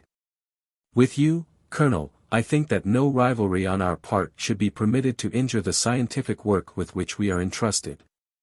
I likewise hold you in the esteem that your talents deserve, and in future I will do all in my power to efface any personality from our relations. But you spoke of a change, I do not understand. You will soon be made to understand, Mr. Strux, replied the colonel, with a touch of sadness in his tone, but first give me your hand. Here it is, rejoined Strux, with a slight hesitation. Without another word the astronomers joined hands. Now you are friends, cried Sir John. Alas! No, said the colonel, dropping the Russian's hand, henceforth we are enemies, separated by an abyss which must keep us apart even on the territory of science. Then turning to his colleagues, he added. Gentlemen, war is declared between England and Russia. See, the news is conveyed by these English, French, and Russian newspapers. And, in truth, the War of 1854 had begun. The English, with their allies the French and Turks, were fighting before Sebastopol, and the Eastern question was being submitted to the ordeal of a naval conflict on the Black Sea. The colonel's words fell like a thunderbolt. The English and Russians, with their strong sentiment of nationality, started to their feet. Those three words, war is declared, were enough. They were no longer companions united in a common labor, but already eyed one another as avowed antagonists. Such is the influence of these national duels on the heart of man. An instinctive impulse had divided the Europeans, Nicholas Palander himself yielding to the feeling. Emery and Zorn alone regarded each other with more of sadness than animosity. And regretted that they had not shaken hands before Colonel Everest's communication. No further conversation ensued, exchanging bows, English and Russians retired. This novel situation, although it would not interrupt the survey, would render its continuation more difficult. For the interest of its country, each party desired to pursue the operations, but the measurements must be carried along two different meridians. In a formal interview subsequently arranged between the chiefs, it was decided by lot that the Russians should continue the meridian already begun, while the English should choose an arc 60 or 80 miles to the west. And unite it to the first by a series of auxiliary triangles. They would then continue their survey as far as lat. 20 degrees. All these arrangements were made without any outbreak. Personal rivalry was swallowed up by national feeling, and the colonel and Strux did not exchange an uncivil word, but kept within the strictest limits of politeness. The caravan was equally divided, each party preserving its own stores. The steamboat fell by lot to the Russians. Mokoum, especially attached to Sir John, followed the English caravan. The Pioneer, equally experienced, headed the Russians. Each party retained its instruments and one of the registers. On the 31st of August the commission divided. The English cordially thanked the missionaries for their kind hospitality, and started first to connect their last station with their new meridian. If, before their departure, any one had entered the privacy of the inner room, he would have seen Emery grasping the hand of Zorn, once his friend, but now, by the will of their Majesties the Queen of England and the Tsar of Russia. No longer friend, but foe. 15. The geometric progression. After the separation, the English astronomers continued their labors with the same care and precision as hitherto. 3 had now to do the work of 6, and consequently the survey advanced more slowly, and was attended with more fatigue, but they were not the men to spare themselves. The desire that the Russians should not surpass them in any way sustained them in their task, to which they gave all their time and thoughts. Emery had to indulge in fewer reveries, and Sir John could not so often spare his time for hunting. A new program was drawn up, assigning to each astronomer his proper share of the labor. Sir John and the Colonel undertook all observations both in the sky and in the field, while Emery replaced Palander as calculator. All questions were decided in common, and there was no longer any fear that disagreement should arise. Mokoum was still the guide and hunter to the caravan. The English sailors, who formed half the crew of the Queen and Tsar, had, of course, followed their countrymen. And although the Russians were in possession of the steam vessel, the India rubber boat, which was large enough for ordinary purposes, was the property of the English. The provision wagons were divided, thus impartially ensuring the revictualling of each caravan. The natives likewise had to be severed into 2 equal troops, not without some natural signs of displeasure on their part. Far from their own pasturages and watercourses, in a region inhabited by wandering tribes hostile to the tribes of the south, they could scarcely be reconciled to the prospect of separation.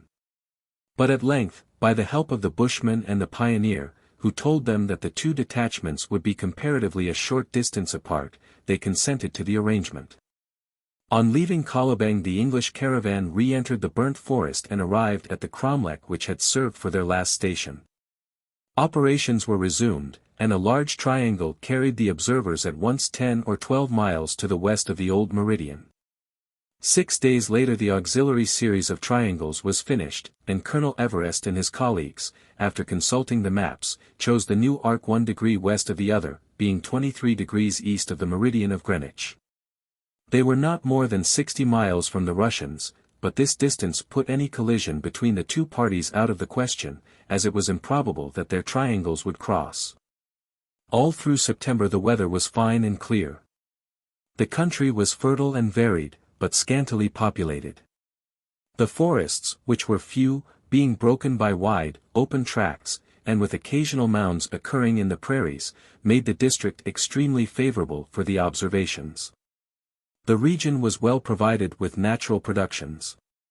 The sweet scent of many of the flowers attracted swarms of scarabaei, and more especially a kind of bee as nearly as possible like the European, depositing in clefts of rocks and holes of trees a white liquid honey with a delicious flavor. Occasionally at night large animals ventured near the camp. There were giraffes, varieties of antelopes, hyenas, rhinoceroses, and elephants. But Sir John would not be distracted. He resolutely discarded his rifle for his telescope. Under these circumstances, Mokoum and some of the natives became purveyors to the caravan, and Sir John had some difficulty in restraining his excitement when he heard the report of their guns. The bushmen shot 3 prairie buffaloes, the bocolocolos of the Bechuanas, formidable animals, with glossy black skins, short strong legs, fierce eyes, and small heads crowned with thick black horns. They were a welcome addition to the fresh venison which formed the ordinary fare. The natives prepared the buffalo meat as the Indians of the north do their pemmican. The Europeans watched their proceedings with interest, though at first with some repugnance. The flesh, after being cut into thin slices and dried in the sun, was wrapped in a tanned skin, and beaten with flails till it was reduced to a powder. It was then pressed tightly into leathern sacks, and moistened with boiling tallowy suet collected from the animal itself. To this they added some marrow and berries, whose saccharine matter modified the nitrous elements of the meat. This compound, after being mixed and beaten, formed, when cold, a cake as hard as a stone. Mokoum, who considered his pemmican a national delicacy, begged the astronomers to taste the preparation. At first they found it extremely unpalatable, but, becoming accustomed to the flavor, they soon learnt to partake of it with great relish. Highly nourishing, and not at all likely to be tainted, containing, moreover, its nutritive elements closely compacted, this pemmican was exactly suited to meet the wants of a caravan traveling in an unknown country. The bushmen soon had several £100 in reserve, and they were thus secure from any immediate want. Days and nights passed away in observations. Emery was always thinking of his friend, and deploring the fate which had so suddenly severed the bond of their friendship. He had no one to sympathize with his admiration of the wild characteristics of the scenery, and, with something of Palander's enthusiasm, found refuge in his calculations. Colonel Everest was cold and calm as ever, exhibiting no interest in anything beyond his professional pursuits. As for Sir John, he suppressed his murmurs, but sighed over the loss of his freedom. Fortune, however, sometimes made amends. For although he had no leisure for hunting, the wild beasts occasionally took the initiative, and came near, interrupting his observations. He then considered defense legitimate, and rejoiced to be able to make the duties of the astronomer and of the hunter to be compatible. One day he had a serious rencontre with an old rhinoceros, which cost him rather dear. For some time the animal had been prowling about the flanks of the caravan. By the blackness of his skin Mokum had recognized that chukuro, such is the native for this animal, as a dangerous beast, and one which, more agile than the white species, often attacks man and beast without any provocation. On this day Sir John and Mokum had set off to reconnoitre a hill 6 miles away, on which the colonel wished to establish an indicating post. With a certain foreboding. Sir John had brought his rifle with conical shot instead of his ordinary gun. For although the rhinoceros had not been seen for 2 days, yet he did not consider it advisable to traverse unarmed an unknown country.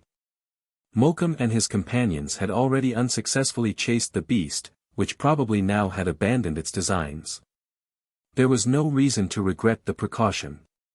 The adventurers had reached the summit of the hill, when at the base, close to a thicket, of no large extent, appeared the chukuro. He was a formidable animal. His small eyes sparkled, and his horns, planted firmly one over the other on his bony nose, furnished a most powerful weapon of attack. The bushman caught sight of him first, as he crouched about half a mile distant in a grove of lentisk. "Sir John," he cried, "fortune favors you, here is your chukuro." "The rhinoceros," exclaimed Sir John, with kindling eyes, for he had never before been so near the animal. "Yes. A magnificent beast, and he seems inclined to cut off our retreat," said the bushman. "Why he should attack us, I can hardly say, his tribe is not carnivorous, but anyway, there he is, and we must hunt him out." "Is it possible for him to get up here to us?" asked Sir John. "No, his legs are too short and thick, but he will wait." "Well, let him wait," said Sir John. "And when we have examined this station, we will try and get him out." They then proceeded with their reconnoitering, and chose a spot on which to erect the indicating post. They also noticed other eminences to the northwest which would be of use in constructing a subsequent triangle. Their work ended, Sir John turned to the bushman, saying, "When you like, Mokum." "I am at your orders, Sir John, the rhinoceros is still waiting." "Well, let us go down, a ball from my rifle will soon settle matters." "A ball," cried Mokum, "you don't know a rhinoceros. He won't fall with one ball, however well it may be aimed." "Nonsense," began Sir John, "that is because people don't use conical shot." "Conical or round," rejoined the bushman, "the first will not bring down such an animal as that." "Well," said Sir John, carried away by his self-confidence, "as you have your doubts, I will show you what our European weapons can do." And he loaded his rifle, to be ready to take aim as soon as he should be at a convenient distance. "One moment, Sir John," said the bushman, rather piqued, "will you bet with me?" "Certainly," said Sir John. "I am only a poor man," continued Mokum, "but I will willingly bet you half a crown against your first ball." "Done," replied Sir John instantly. "Half a crown to you if the rhinoceros doesn't fall to my first shot." The hunters descended the steep slope, and were soon posted within range of the rhinoceros. The beast was perfectly motionless, and on that account presented an easy aim. Sir John thought his chance so good, that at the last moment he turned to Mokum and said, "Do you keep to your bargain?" "Yes," replied the bushman. The rhinoceros still being as motionless as a target, Sir John could aim wherever he thought the blow would be mortal. He chose the muzzle, and, his pride being roused, he aimed with the utmost care, and fired. The ball failed in reaching the flesh, it had merely shattered to fragments the extremity of one of the horns. The animal did not appear to experience the slightest shock. "That counts nothing," said the bushman, "you didn't touch the flesh." "Yes, it counts," replied Sir John, rather vexed, "I have lost my wager. But come now, double or quits?" "As you please, Sir John, but you will lose." "We shall see." The rifle was carefully reloaded, and Sir John, taking rather a random aim, fired a second time, but meeting the horny skin of the haunch, the ball, notwithstanding its force, fell to the ground. The rhinoceros moved a few steps. "A crown to me," said Mokoum. "Will you stake it again?" asked Sir John, "double or quits?" "By all means," said Mokoum. This time Sir John, who had begun to get angry, regained his composure, and aimed at the animal's forehead. The ball rebounded, as if it had struck a metal plate. "Half a sovereign," said the bushman calmly. "Yes, and another," cried Sir John, exasperated. The shot penetrated the skin, and the rhinoceros made a tremendous bound. But instead of falling, he rushed furiously upon the bushes, which he tore and crushed violently. "I think he still moves," said the bushman quietly. Sir John was beside himself. His composure again deserted him, and he risked the sovereign he owed the bushman on a fifth ball. He continued to lose again and again, but persisted in doubling the stake at every shot. At length the animal, pierced to the heart, fell, impotent to rise to its feet. Sir John uttered a loud hurrah, he had killed his rhinoceros. He had forgotten his disappointment, but he did not forget his bets. It was startling to find that the perpetually redoubled stakes had mounted at the 9th shot to 32L. Sir John congratulated himself on his escape from such a debt of honor. But in his enthusiasm he presented Mokoum with several gold pieces which the bushman received with his usual equanimity. 16. Danger in disguise. By the end of September the astronomers had accomplished half their task. Their diminished numbers added to their fatigue, so that, notwithstanding their zeal, they occasionally had to recruit themselves by resting for several days. The heat was very overpowering. October in lat. 24 degrees south. Corresponds to April in Algeria, and for some hours after midday work was impossible. The bushman was alone uneasy at the delay, for he was aware that the ark was about to pass through a singular region called a Karoo, similar to that at the foot of the Rogeveld Mountains in Cape Colony.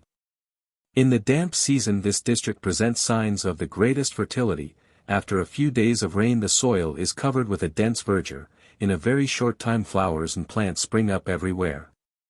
Pasturage increases, and watercourses are formed, troops of antelopes descend from the heights and take possession of these unexpected prairies.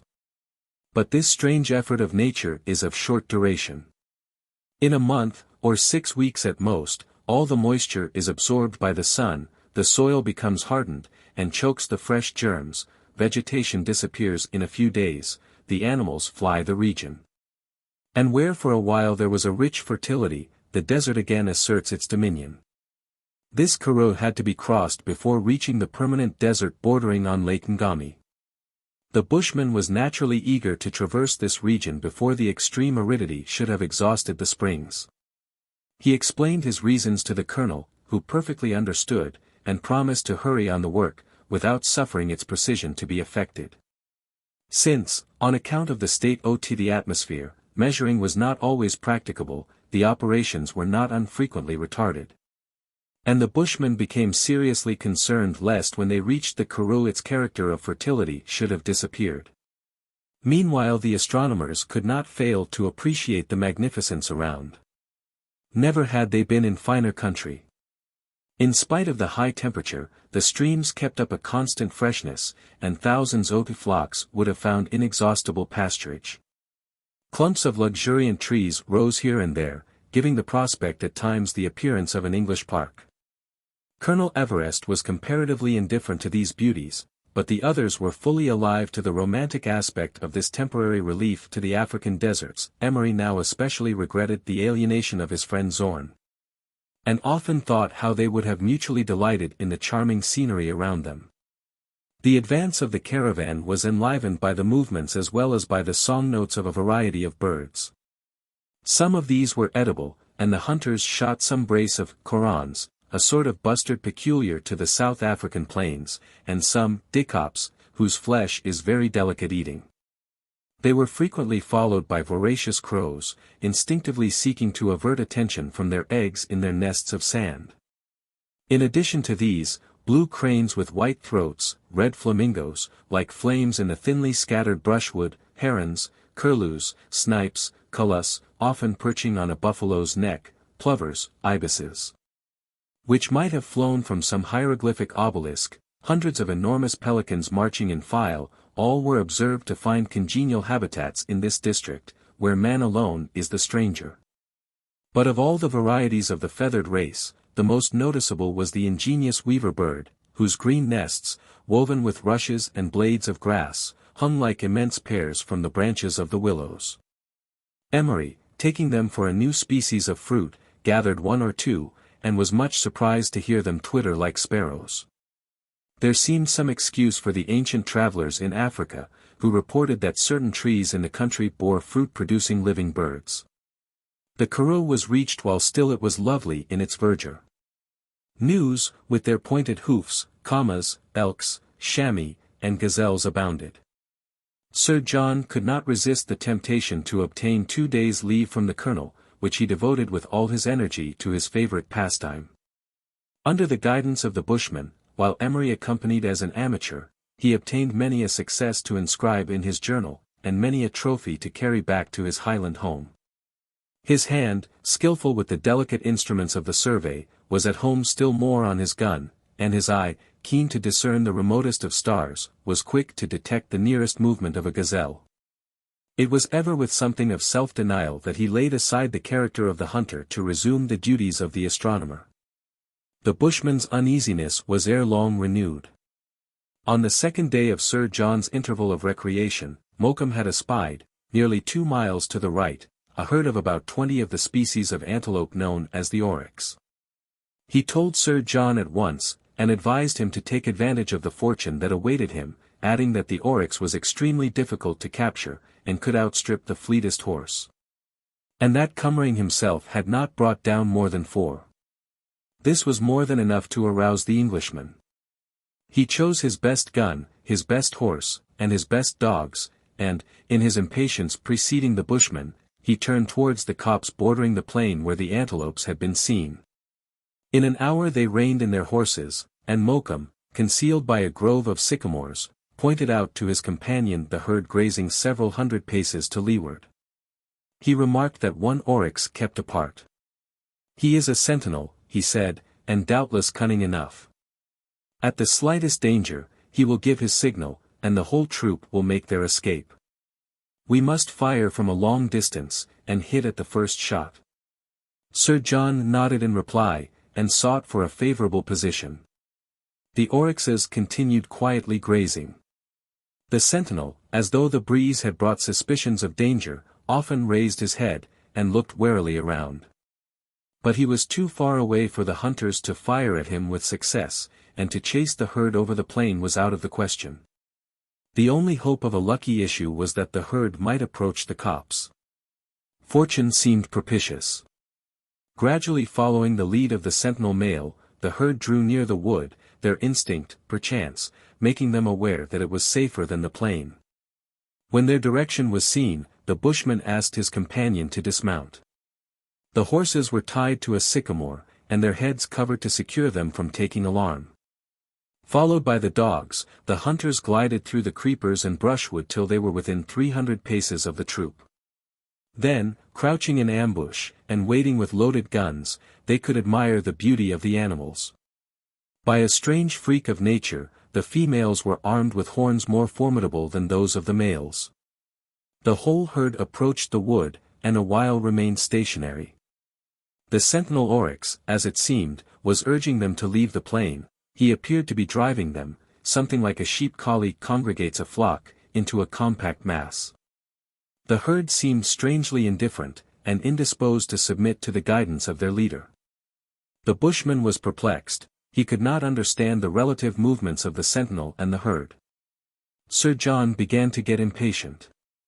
He fidgeted with his rifle, sometimes wanting to fire, sometimes to advance, and the bushman had some trouble to restrain him. An hour passed away in this manner, when suddenly one of the dogs gave a loud bark, and rushed towards the plain. The bushman felt angry enough to send a ball into the excited brute. The oryxes fled, and Sir John saw at once that pursuit was useless. In a few seconds they were no more than black specks in the grass. But to the bushman's astonishment it was not the old male which had given the signal for flight. The oryx remained in its place, without attempting to follow, and only tried to hide in the grass. "Strange," said the bushman. "What ails the creature? Is he hurt, or crippled with age?" "We shall soon see," said Sir John, advancing towards the animal. The oryx crouched more and more in the grass, only the tips of his long horns were visible above the surface. But as he did not try to escape, Sir John could easily get near him. When within 100 paces he took aim, and fired. The ball had struck the head, for the horns sunk into the grass. The hunters ran hastily to the spot. The bushman held in his hand his hunting knife, in case the animal should still live. This precaution was unnecessary. The oryx was so dead, that when Sir John took hold of the horns, he pulled nothing but an empty flabby skin, containing not so much as a bone. Biasty. Andrew. "These things happen to no one but me," he cried, in a tone so comical that any one but the immovable Mokoum would have laughed outright. But Mokoum did not even smile. His compressed lips and contracted brow showed him to be utterly bewildered.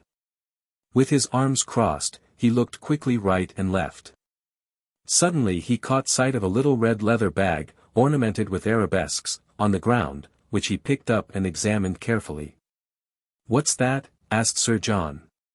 "A Makalolo's pouch," replied Mokoum. "How did it get there?" "The owner let it fall as he fled." "What do you mean?" "I mean," said Mokoum, clenching his fists, "that the Makalolo was in the oryx skin, and you have missed him." Sir John had not time to express his astonishment, when Mokoum, observing a movement in the distance, with all speed seized his gun and fired. He and Sir John hastened to the suspected spot. But the place was empty. They could perceive by the trampled grass that someone had just been there, but the Makalolo was gone, and it was useless to think of pursuit across the prairie. The two hunters returned, much discomposed. The presence of a Makalolo at the cromlech, together with his disguise, not unfrequently adopted by oryx hunters, showed that he had systematically followed the caravan. It was not without design that he was keeping watch upon the Europeans and their escort. The more they advanced to the north, the greater danger there would be of being attacked by the plunderers. Emery was inclined to banter Sir John on his return from his holiday without booty, but Sir John replied, "I hadn't a chance, William. The first oryx I hunted was dead before I shot at him."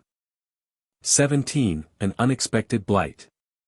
After the oryx hunt the bushman had a long conversation with the colonel. He felt sure, he said, that they were watched and followed, and that the only reason why they had not been attacked before was because the Makalolos wished to get them farther north, where their hordes were larger. The question thus arose whether, in presence of this danger, they should retrace their steps, but they were reluctant to suffer that which nature had favored to be interrupted by the attacks of a few African savages. The colonel, aware of the importance of the question, asked the bushman to tell him all he knew about the Makalolos. Mokoum explained that they were the most northerly branch of the great tribe of the Bechuanas. In 1850 Dr. Livingstone, during his first journey to the Zambesi, was received at Sashiki, the usual residence of Sebetuani, the chief of the Makalolos. This native was a man of remarkable intelligence, and a formidable warrior. In 1824 he had menaced the Cape frontier, and, little by little, had gained an ascendancy over the tribes of Central Africa, and had united them in a compact group. In the year before the arrival of the Anglo-Russian expedition the chief had died in Livingstone's arms, and his son Seculatin succeeded him. At first Seculatin was very friendly towards the Europeans who visited the Zambesi and Dr. Livingstone had no complaint to make. But after the departure of the famous traveler, not only strangers but the neighboring tribes were harassed by Seculatin and his warriors. To these vexations succeeded pillage on a large scale, and the Makalolos scoured the district between Lake Ngami and the upper Zambesi. Consequently nothing was more dangerous than for a caravan to venture across this region without a considerable escort, especially when its progress had been previously known. Such was the history given by Mokoum. He said that he thought it right to tell the colonel the whole truth, adding, that for his own part, if the colonel so wished, he should not hesitate to continue the march. Colonel Everest consulted with his colleagues, and it was settled that the work, at all risks, should be continued. Something more than half of the project was now accomplished, and, whatever happened, the English owed it to themselves and their country not to abandon their undertaking. The series of triangles was resumed. On the 27th the Tropic of Capricorn was passed, and on the 3rd of November, with the completion of the 41st triangle, a 5th degree was added to the meridian. For a month the survey went on rapidly, without meeting a single natural obstacle. Mokoum, always on the alert, kept a constant lookout at the head and flanks of the caravan, and forbade the hunters to venture too great a distance away. No immediate danger, however, seemed to threaten the little troop, and they were sanguine that the bushmen's fears might prove groundless. There was no further trace of the native who, after eluding them at the cromlech, had taken so strange a part in the oryx chase, nor did any other aggressor appear. Still, at various intervals, the bushman observed signs of trepidation among the Bochjesmen under his command. The incidents of the flight from the old cromlech, and the stratagem of the oryx hunt, could not be concealed from them, and they were perpetually expecting an attack. A deadly antipathy existed between tribe, and, in the event of a collision, the defeated party could entertain no hope of mercy. The Bochjesmen were already 300 miles from their home, and there was every prospect of their being carried 200 more. It is true that, before engaging them, Mokoum had been careful to inform them of the length and difficulties of the journey, and they were not men to shrink from fatigue.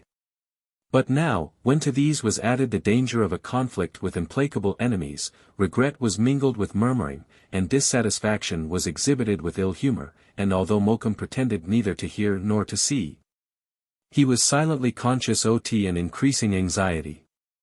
On the 2nd of December a circumstance occurred which still further increased the spirit of complaint amongst this superstitious people, and provoked them to a kind of rebellion. Since the previous evening the weather had become dull. The atmosphere, saturated with vapor, gave signs of being heavily charged with electric fluid.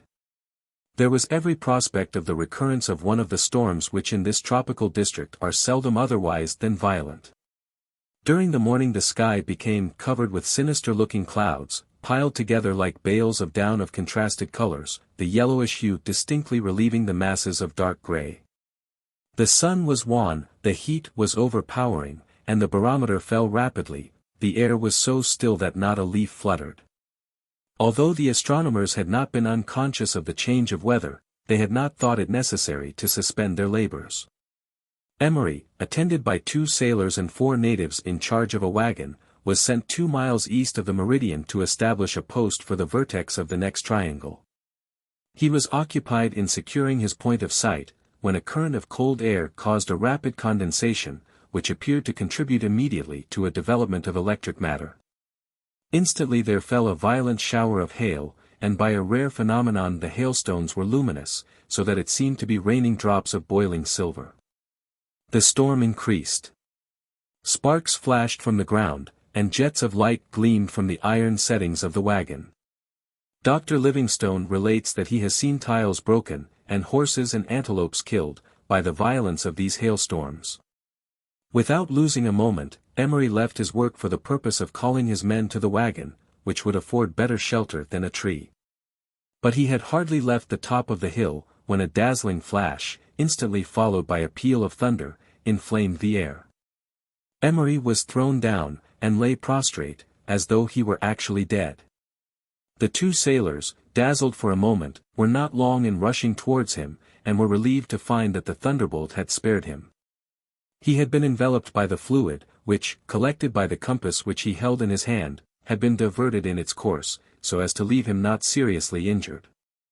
Raised by the sailors, he soon came to himself, but he had narrowly escaped. Two natives, 20 paces apart, lay lifeless at the foot of the post. One had been struck by the full force of the thunderbolt, and was a black and shattered corpse, while his clothes remained entire. The other had been locally struck on the skull by the destructive fluid, and had been killed at once. The three men had been undeniably struck by a single flash. This trisection of a flash of lightning is an unusual but not unknown occurrence, and the angular division was very large. The Botanistmen were at first overwhelmed by the sudden death of their comrades, but soon, in spite of the cries of the sailors and at the risk of being struck themselves, they rushed back to the camp. The two sailors, having first provided for the protection of Emery, conveyed the two dead bodies to the wagon, and then found shelter for themselves, being sorely bruised by the hailstones, which fell like a shower of marbles. For 3/4 of an hour the storm continued to rage, the hail then abated so as to allow the wagon to return to camp. The news of the death of the natives had preceded them, and had produced a deplorable effect on the minds of the Botanistmen, who already looked upon the trigonometrical operations with the terror of superstition. They assembled in secret council, and some more timid than the rest declared they would go no farther.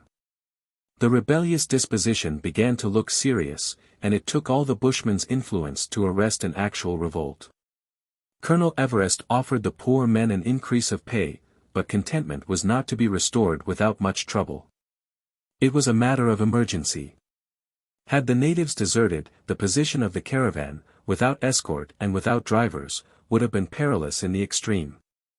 At length, however, the difficulty was overcome, and after the burial of the natives, the camp was raised, and the little troop proceeded to the hill where the two had met their death. Emery felt the shock for some days. His left hand, which had held the compass, was almost paralyzed, but after a time it recovered, and he was able to resume his work. For 18 days no special incident occurred. The Makalolos did not appear, and Mokum, though still distrustful, exhibited fewer indications of alarm. They were not more than 50 miles from the desert, and the Karoo was still verdant, and enriched by abundant water. They thought that neither man nor beast could want for anything in this region so rich in game and pasturage, but they had reckoned without the locusts, against whose appearance there is no security in the agricultural districts of South Africa. On the evening of the 20th, about an hour before sunset, the camp was arranged for the night. A light northerly breeze refreshed the atmosphere.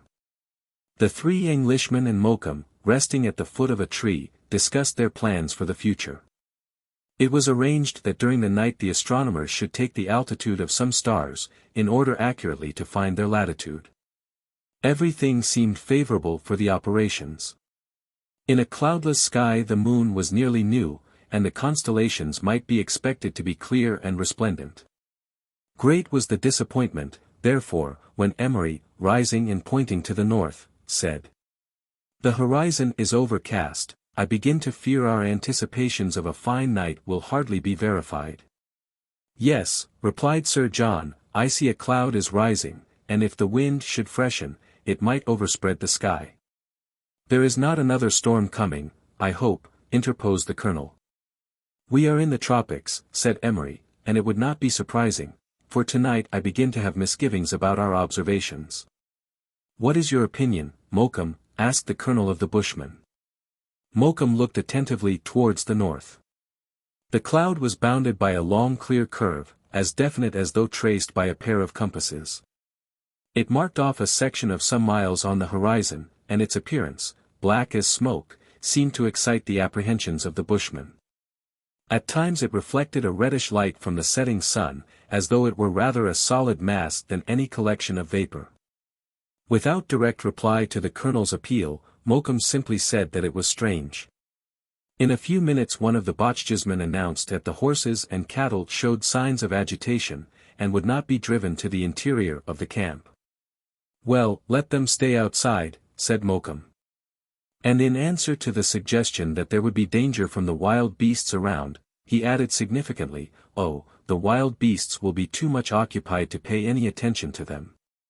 After the native had gone back, Colonel Everest turned to ask what the bushman meant, but he had moved away, and was absorbed in watching the advance of the cloud, of which, too accurately, he was aware of the origin. The dark mass approached. It hung low and appeared to be but a few hundred feet from the ground. Mingling with the sound of the wind was heard a peculiar rustling, which seemed to proceed from the cloud itself.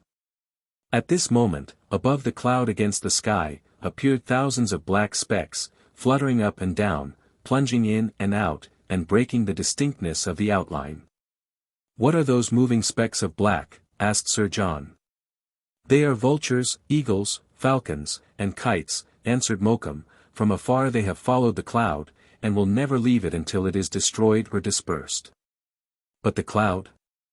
"Is not a cloud at all," answered the bushman, extending his hand towards the somber mass, which by this time had spread over a quarter of the sky. "It is a living host, to say the truth, it is a swarm of locusts." The hunter was not mistaken. The Europeans were about to witness one of those terrible invasions of grasshoppers which are unhappily too frequent, and in one night change the most fertile country into an arid desert. These locusts, now arriving by millions, were the grilli devastorii of the naturalists, and travelers have seen for a distance of 50 miles the beach covered with piles of these insects to the height of 4 feet. "Yes," continued the bushman, "these living clouds are a true scourge to the country, and it will be lucky if we escape without harm." "But we have no crops and pasturages of our own," said the colonel. "What have we to fear?" "Nothing, if they merely pass over our heads, everything, if they settle on the country over which we must travel. They will not leave a leaf on the trees, nor a blade of grass on the ground. And you forget, Colonel, that if our own sustenance is secure, that of our animals is not. What do you suppose will become of us in the middle of a devastated district?" The astronomers were silent for a time, and contemplated the animated mass before them. The cries of the eagles and falcons, who were devouring the insects by thousands, sounded above the redoubled murmur. "Do you think they will settle here?" said Emery. "I fear so," answered Mokum. "The wind carries them here direct. The sun is setting, and the fresh evening breeze will bear them down. Should they settle on the trees, bushes, and prairies, why, then I tell you—" But the bushman could not finish his sentence. In an instant the enormous cloud which overshadowed them settled on the ground. Nothing could be seen as far as the horizon but the thickening mass. The camp was bestrewed. Wagons and tents alike were veiled beneath the living hail. The Englishmen, moving knee-deep in the insects, crushed them by hundreds at every step. Although there was no lack of agencies at work for their destruction, their aggregate defied all check. The birds, with hoarse cries, darted down from above, and devoured them greedily. From below, the snakes consumed them in enormous quantities. The horses, buffaloes, mules, and dogs fed on them with great relish, and lions and hyenas, elephants and rhinoceroses, swallowed them down by bushels. The very Boschjesmen welcomed these shrimps of the air like celestial manna. The insects even preyed on each other, but their numbers still resisted all sources of destruction. The bushmen entreated the English to taste the dainty. Thousands of young locusts, of a green color, an inch to an inch and a half long, and about as thick as a quill, were caught. Before they have deposited their eggs, they are considered a great delicacy by connoisseurs, and are more tender than the old insects, which are of a yellowish tinge, and sometimes measure 4 inches in length. After half an hour's boiling and seasoning with salt, pepper, and vinegar, the bushman served up a tempting dish to the 3 Englishmen. The insects, dismembered of head, legs, and skin, were eaten just like shrimps, and were found extremely savory. Sir John, who ate some hundreds, recommended his people to take advantage of the opportunity to make a large provision. At night they were all about to seek their usual beds, but the interior of the wagons had not escaped the invasion. It was impossible to enter without crushing the locusts, and to sleep under such conditions was not an agreeable prospect. Accordingly, as the night was clear and the stars bright, the astronomers were rejoiced to pursue their contemplated operations, and deemed it more pleasant than burying themselves to the neck in a coverlet of locusts. Moreover, they would not have had a moment's sleep, on account of the howling of the beasts which were attracted by their unusual prey. The next day the sun rose in a clear horizon, and commenced its course over a brilliant sky foreboding heat. A dull rustling of scales among the locusts showed that they were about to carry their devastations elsewhere, and towards 8 o'clock the mass rose like the unfurling of an immense veil, and obscured the sun. It grew dusk as if night were returning, and with the freshening of the wind the whole mass was in motion. For 2 hours, with a deafening noise, the cloud passed over the darkened camp, and disappeared beyond the western horizon. After their departure the bushmen's predictions were found to be entirely realized. All was demolished, and the soil was brown and bare. Every branch was stripped to utter nakedness. It was like a sudden winter settling in the height of summer, or like the dropping of a desert into the midst of a land of plenty. The Oriental proverb which describes the devastating fury of the Osmanlis might justly be applied to these locusts: where the Turk has passed, the grass springs up no more. 18. The desert. It was indeed no better than a desert which now lay before the travelers. When, on the 25th of December, they completed the measurement of another degree, and reached the northern boundary of the Kraal, they found no difference between the district they had been traversing and the new country, the real desert. Arid and scorching, over which they were now about to pass. The animals belonging to the caravan suffered greatly from the dearth alike of pasturage and water. The last drops of rain in the pools had dried up, and it was an acrid soil, a mixture of clay and sand, very unfavorable to vegetation. The waters of the rainy season filtered quickly through the sandy strata, so that the region was incapable of preserving for any length of time a particle of moisture. More than once has Dr. Livingstone carried his adventurous explorations across one of these barren districts. The very atmosphere was so dry, that iron left in the open air did not rust, and the distinguished traveler relates that the leaves hung weak and shriveled.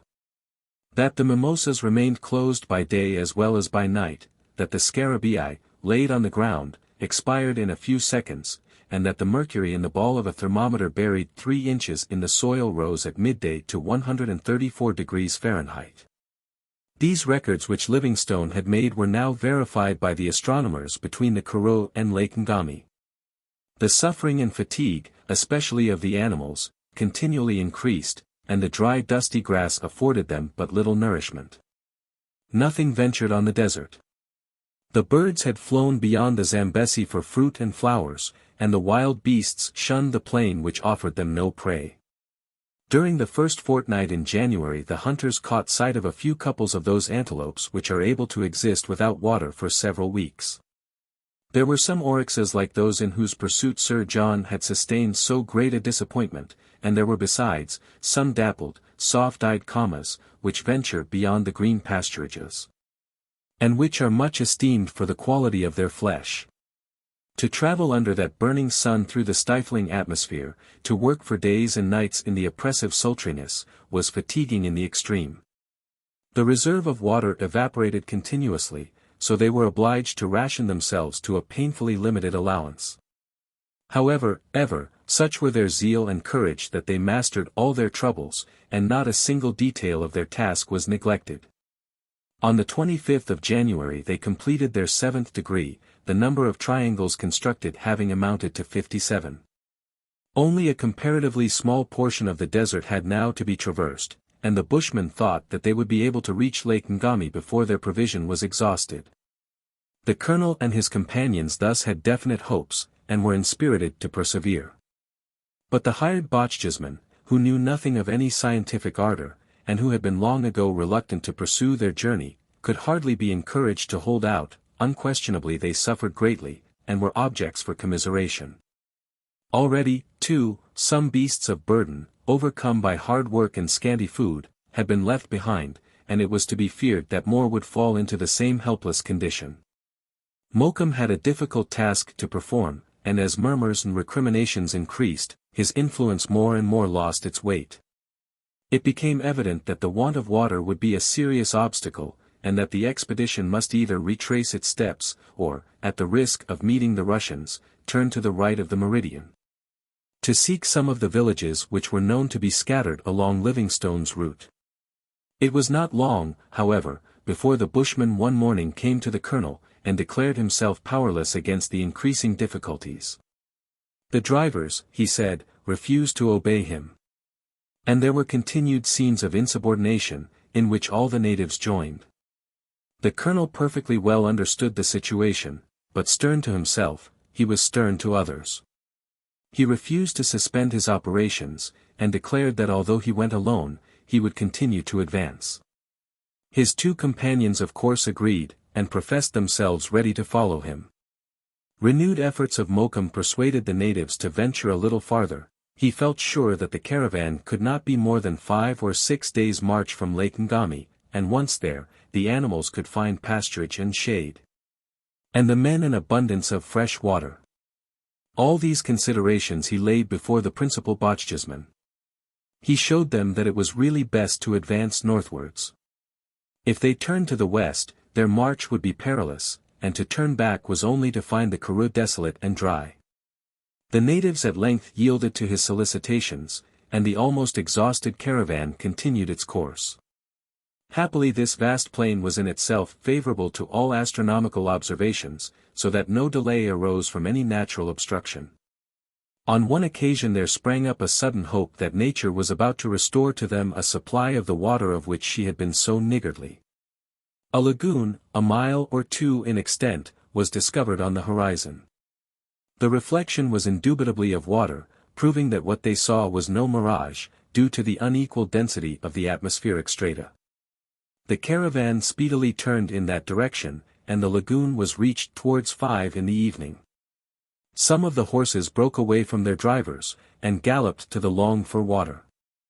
Having smelt it, they plunged into their chests, but almost immediately returned to the bank. They had not drunk, and when the Bochjesmen arrived they found themselves by the side of a lagoon so impregnated with salt that its water could not be touched. Disappointment was keen, it was little short of despair.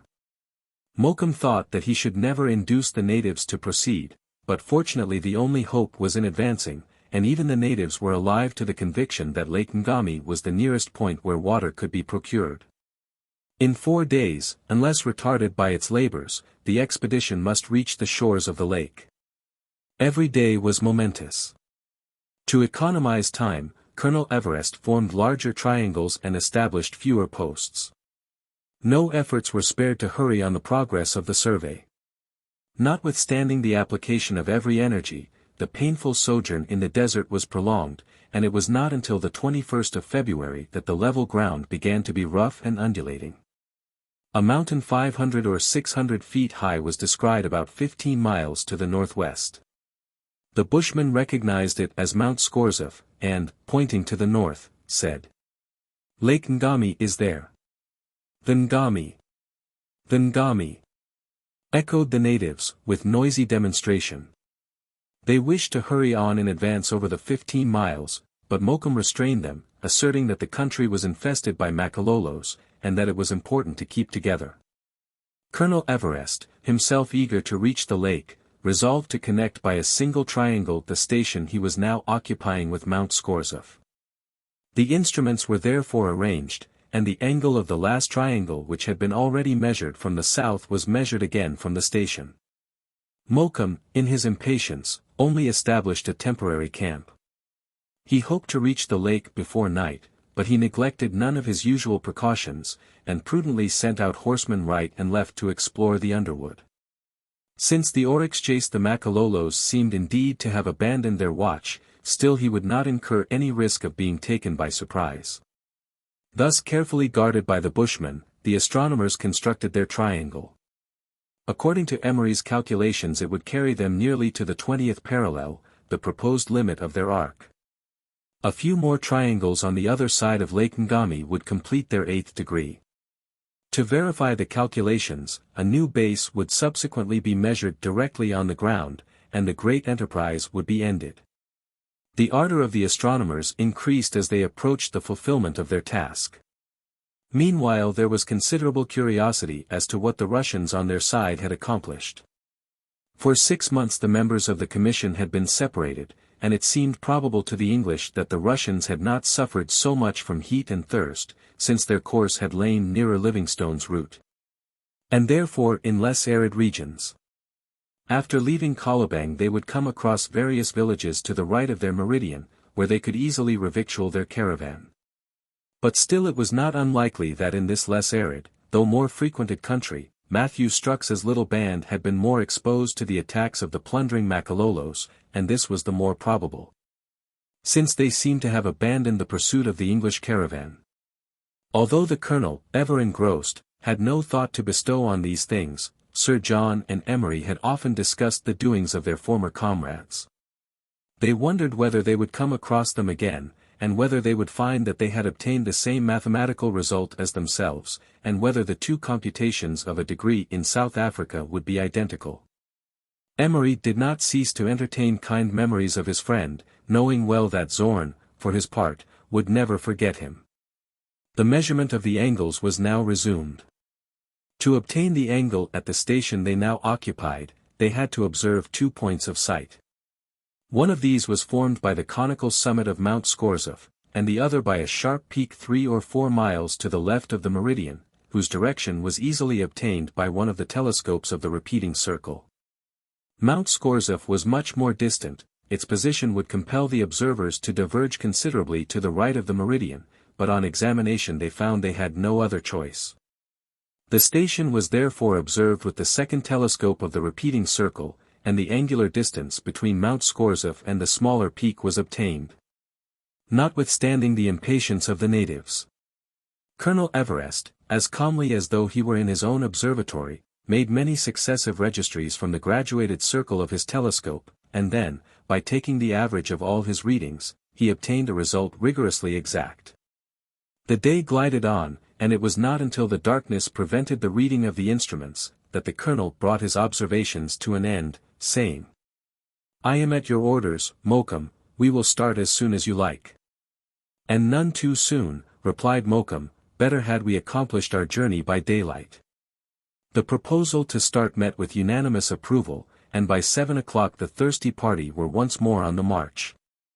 Some strange foreboding seemed weighing on the mind of Mokoum, and he urged the 3 Europeans to look carefully to their rifles and to be well provided with ammunition. The night grew dark, the moon and stars were repeatedly veiled in mist, but the atmosphere near the ground was clear. The bushman's keen vision was ever watching the flanks and front of the caravan, and his unwonted disquietude could not fail to be noticed by Sir John, who was likewise on the watch. They toiled through the weary evening, occasionally stopping to gather together the loiterers, and at 10 o'clock they were still 6 miles from the lake. The animals gasped for breath in an atmosphere so dry that the hygrometer could not have detected a trace of moisture. Mokoum was indefatigable in his endeavors to keep the disorganized party close together.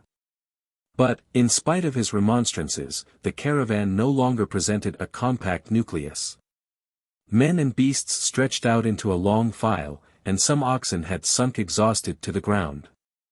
The dismounted horsemen could hardly drag themselves along, and any stragglers could have been easily carried off by the smallest band of natives.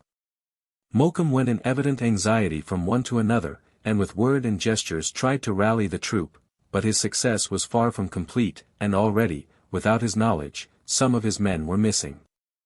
By 11 o'clock the foremost wagons were hardly more than 3 miles from their destination.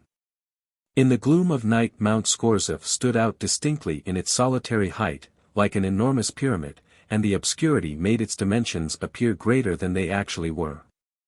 Unless Mokoum were mistaken, Lake Ngami lay just behind Mount Scorzef, so that the caravan must pass round its base in order to reach the tract of fresh water by the shortest route. The bushmen, in company with the 3 Europeans, took the lead, and prepared to turn to the left, when suddenly some distinct, though distant reports, arrested their attention. They reined in their horses, and listened with a natural anxiety. In a country where the natives use only lances and arrows, the report of European firearms was rather startling. The colonel and Sir John simultaneously asked the bushman from whence the sound could proceed. Mokoum asserted that he could perceive a light in the shadow at the summit of Mount Scorzef, and that he had no doubt that the Makalolos were attacking a party of Europeans. "Europeans," cried Emery. "Yes," replied Mokoum. "These reports can only be produced by European weapons." "But what Europeans could they be?" began Sir John. "Be who they may," broke in the colonel, "we must go to their assistance." "Yes, come on," said Emery, with no little excitement. Before setting off for the mountain, Mokoum, for the last time, tried to rally the small band.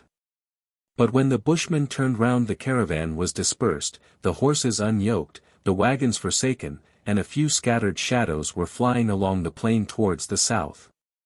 "The cowards!" he cried. Then turning to the English, he said, "Well, we must go on."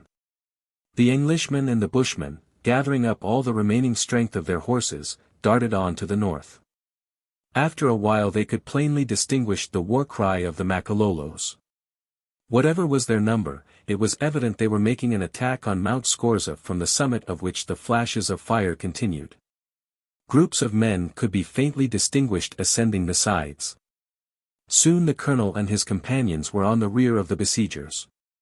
Abandoning their worn-out steeds, and shouting loud enough to be heard by the besieged, they fired at the mass of natives. The rapidity with which they reloaded caused the Makalolos to imagine themselves assailed by a large troop.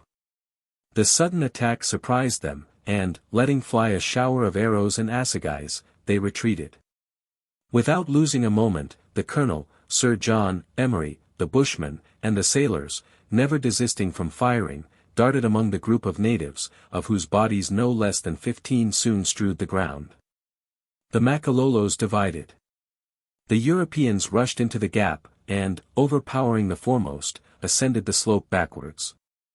In a few minutes they had reached the summit, which was now entirely in darkness, the besieged having suspended their fire for fear of injuring those who had come so opportunely to their aid. They were the Russian astronomers. Strux, Palander, Zorn, and their 5 sailors, all were there, but of all the natives belonging to their caravan there remained but the faithful pioneer. The Bochjesmen had been as faithless to them as they had been to the English. The instant the colonel appeared, Strux darted from the top of a low wall that crowned the summit. "The English," he cried.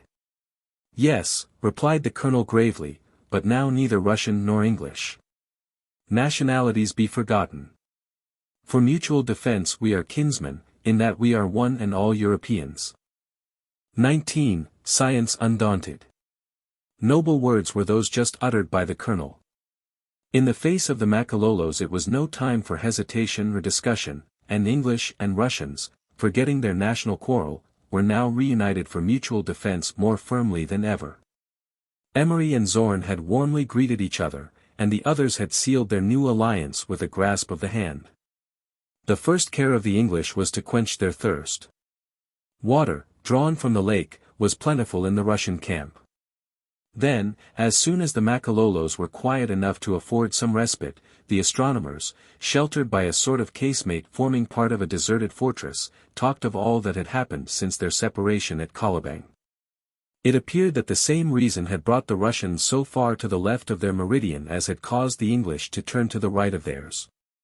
Mount Scorzef, halfway between the two arcs, was the only height in that district which would serve as a station on the banks of Lake Ngami. Each of the meridians crossed the lake, whose opposite shores it was necessary to unite trigonometrically by a large triangle. Naturally, therefore, the two rival expeditions met on the only mountain which could serve their purpose. Matthew Strux then gave some details of his operations. After leaving Kolobeng, the Russian party had continued without irregularity. The old meridian, which had fallen by lot to the Russians, fell across a fertile and slightly undulated country, which offered every facility for the formation of the triangles.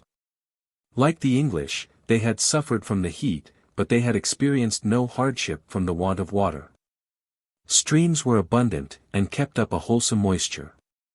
The horses and oxen had roamed over an immense pasturage, across verdant prairies broken by forests and underwood. The wild animals by night had been safely kept at a distance by sentinels and fires, nor had any natives been seen except those stationary in the villages in which Dr. Livingstone had always found a hospitable reception. All through the journey the Botanistmen of the caravan had given no cause for complaint, nor was it until the previous day, when the Makalolos to the number of 200 or 300 had appeared on the plain, that they had shown themselves faithless and deserted. For 36 hours the expedition had now occupied the little fortress. The Makalolos had attacked them in the evening, after plundering the wagons left at the foot of the hill. The instruments fortunately, having been carried into the fort, were secure. The steamboat had also escaped the ravages of the natives.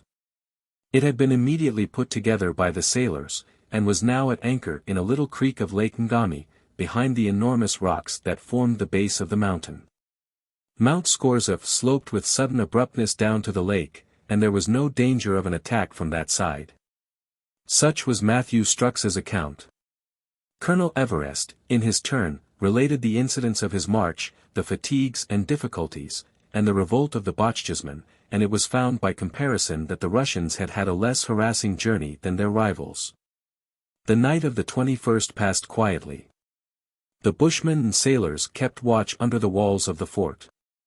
The Makalolos on their part did not renew any attack, but the bivouac fires at the foot of the mountain proved that they had not relinquished their project. At daybreak the Europeans left their casemate for the purpose of reconnoitering the plain. The early morning light illumined the vast extent of country as far as the horizon. Towards the south lay the desert, with its burnt brown grass and barren aspect. Close under the mountain was the circular camp, containing a swarm of 400 to 500 natives. The fires were still alight, and some pieces of venison broiling on the hot embers. The encampment was something more than temporary. The Makalolos were evidently determined not to abandon their prey. Either vengeance or an instinctive thirst for blood appeared to be prompting them, since all the valuables of both caravans, the wagons, horses, oxen, and provisions, had fallen into their power. Or perhaps it might be that they coveted the firearms which the Europeans carried, and of which they made such terrible use. The united English and Russians held a long consultation with the Bushmen, and it was felt that they could not relax their watch until they should arrive at a definite decision. This decision must depend on a variety of circumstances, and first of all it was necessary to understand exactly the position of Mount Scorzef. The mountain overlooked to the south, east, and west the vast desert which the astronomers, having traversed it, knew extended southwards to the Karoo. In the west could be discerned the faint outlines of the hills bordering the fertile country of the Makalolos, one of whose capitals, Makedo, lies about 100 miles northwest of Lake Ngami. To the north the mountain commanded a country which was a great contrast to the arid steppes of the south. There were water, trees, and pasturage. For 100 miles east and west lay the wide Ngami, while from north to south its length was not more than 30 to 40 miles.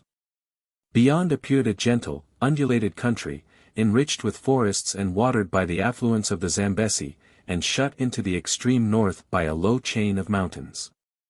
This wide oasis was caused by the great artery, the Zambesi, which is to South Africa what the Danube is to Europe, or the Amazon to South America. The side of the mountain towards the lake, steep as it was not so steep but that the sailors could accomplish an ascent and descent by a narrow way which passed from point to point. They thus contrived to reach the spot where the Queen and Tsar lay hid, and, obtaining a supply of water, enabled the little garrison to hold out in the deserted fort as long as their provisions lasted. The astronomers wondered why this little fort had been placed on the top of the mountain. Mokoum, who had visited the country as Livingstone's guide, explained that formerly the neighborhood of Lake Ngami was frequented by traders in ivory and ebony. The ivory was furnished by the elephants and rhinoceroses. But the ebony trade was but too often another name for that traffic in human beings which is still carried on by the slave traders in the region of the Zambesi. A great number of prisoners are made in the wars and pillages in the interior of the country, and these prisoners are sold as slaves. Mount Scorzef had been a center of encampment for the ivory traders, and it was there that they had been accustomed to rest before descending the Zambesi.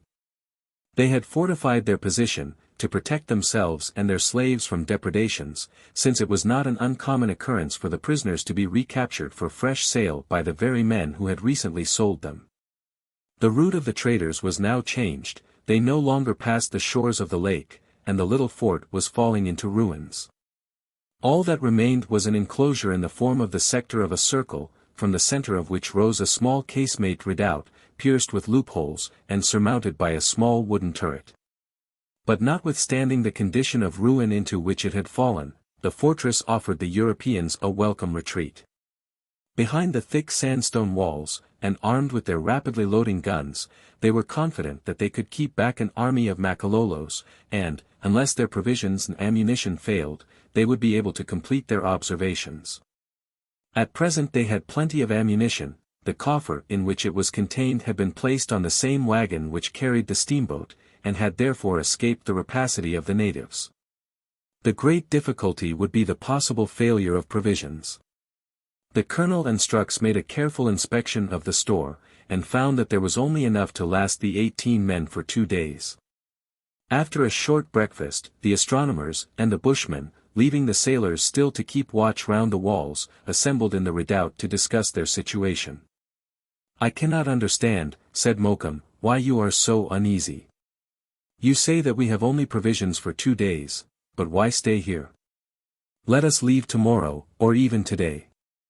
The Makalolos need not hinder us, they could not cross the lake, and in the steamboat we may reach the northern shore in a few hours." The astronomers looked at each other. The idea, natural as it was, had not struck them before.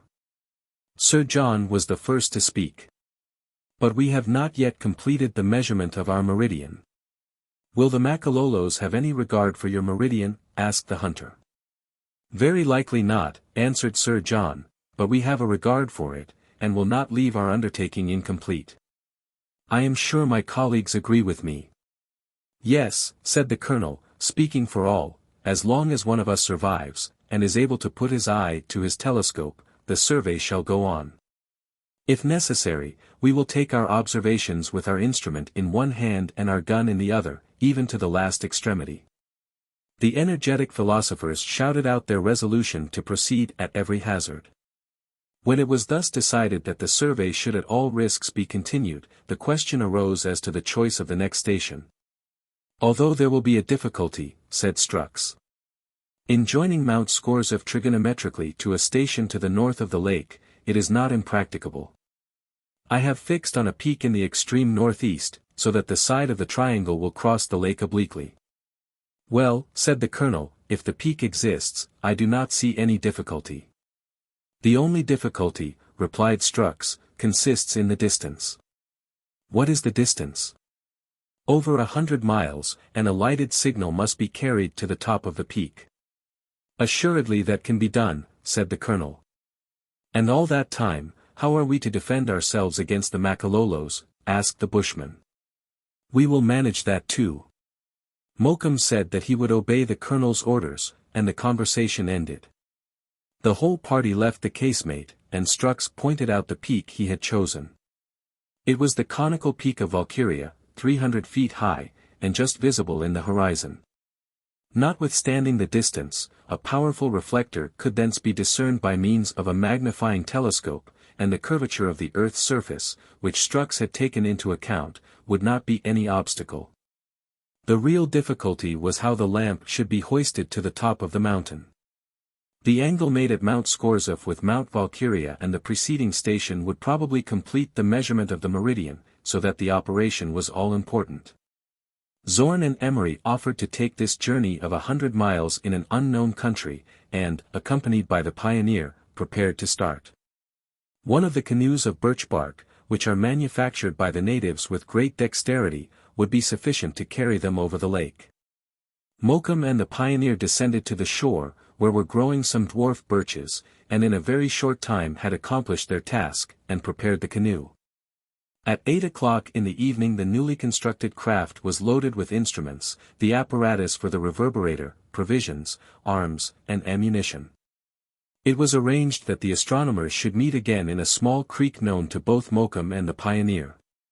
It was also agreed that as soon as the reverberator on Mount Valkyria should be perceived, Colonel Everest should light a signal on Mount Scorzef, so that Emery and Zorn, in their turn, might take the direction. The young men took leave of their colleagues, and descended the mountain in the obscurity of night, having been preceded by the pioneer and 2 sailors, 1 English and 1 Russian. The mooring was loosened, and the frail boat turned quietly across the lake. 20. Standing a siege.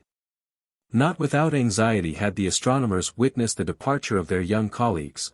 They could not tell what dangers awaited them in that unknown country. Mokum tried to reassure them by praising the courage of the pioneer, and besides, he said, the Makalolos were too much occupied around Mount Scorzef to beat the country to the north of Lake Ngami. He instinctively felt that the colonel and his party were in a more dangerous position than the 2 young astronomers. The sailors and Mokum kept watch in turns through the night.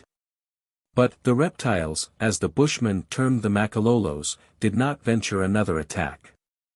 They seemed to be waiting for reinforcements, in order to invade the mountain from all sides, and overcome by their numbers the resistance of the besieged. The hunter was not mistaken in his conjectures, and when daylight appeared Colonel Everest perceived a sensible increase in the number of the natives. Their camp, carefully arranged round the base of the mountain, shut off escape on every side except that towards the lake. This side could not be invested, so that unless unforeseen circumstances occurred, retreat to the water was always practicable. But the Europeans had no thought of escaping. They occupied a post of honor, and were all agreed that it must not be abandoned. No allusion was ever made to the war between England and Russia, and both parties strove together to accomplish their scientific labor. The interval of waiting for the signal on Mount Valkyria was employed in completing the measurement of the preceding triangle and in finding the exact latitude of Mount Scorzef by means of the altitudes of the stars. Mokum was called upon to say what would be the shortest possible space of time that must elapse before Emery and Zorn could reach Mount Valkyria.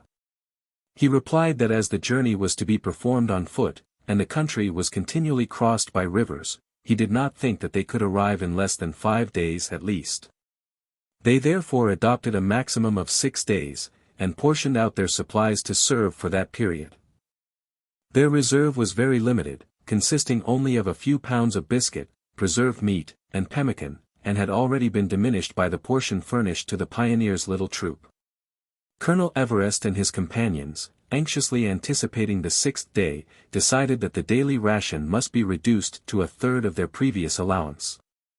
The 13 men would doubtless suffer much from this small amount of nourishment, but there was an unflinching determination to bear up bravely. Besides, said Sir John, we have room enough to hunt. Mokum shook his head doubtfully. He thought that game would be rare on the mountain. However, his gun need not be idle, and leaving the astronomers to examine and correct their registers, he set off with Sir John. The Makalolos were quietly encamped, and apparently patient in their intention of reducing the besieged by famine.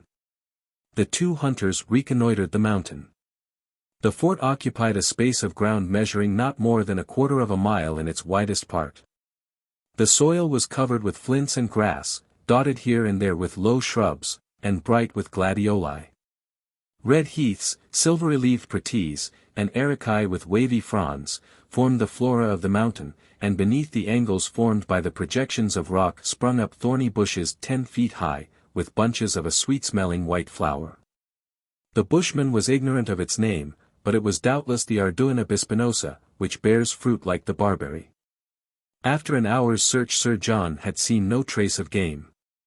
Some little birds with dark wings and red beaks flew out of the bushes, but at the first shot they disappeared, no more to return.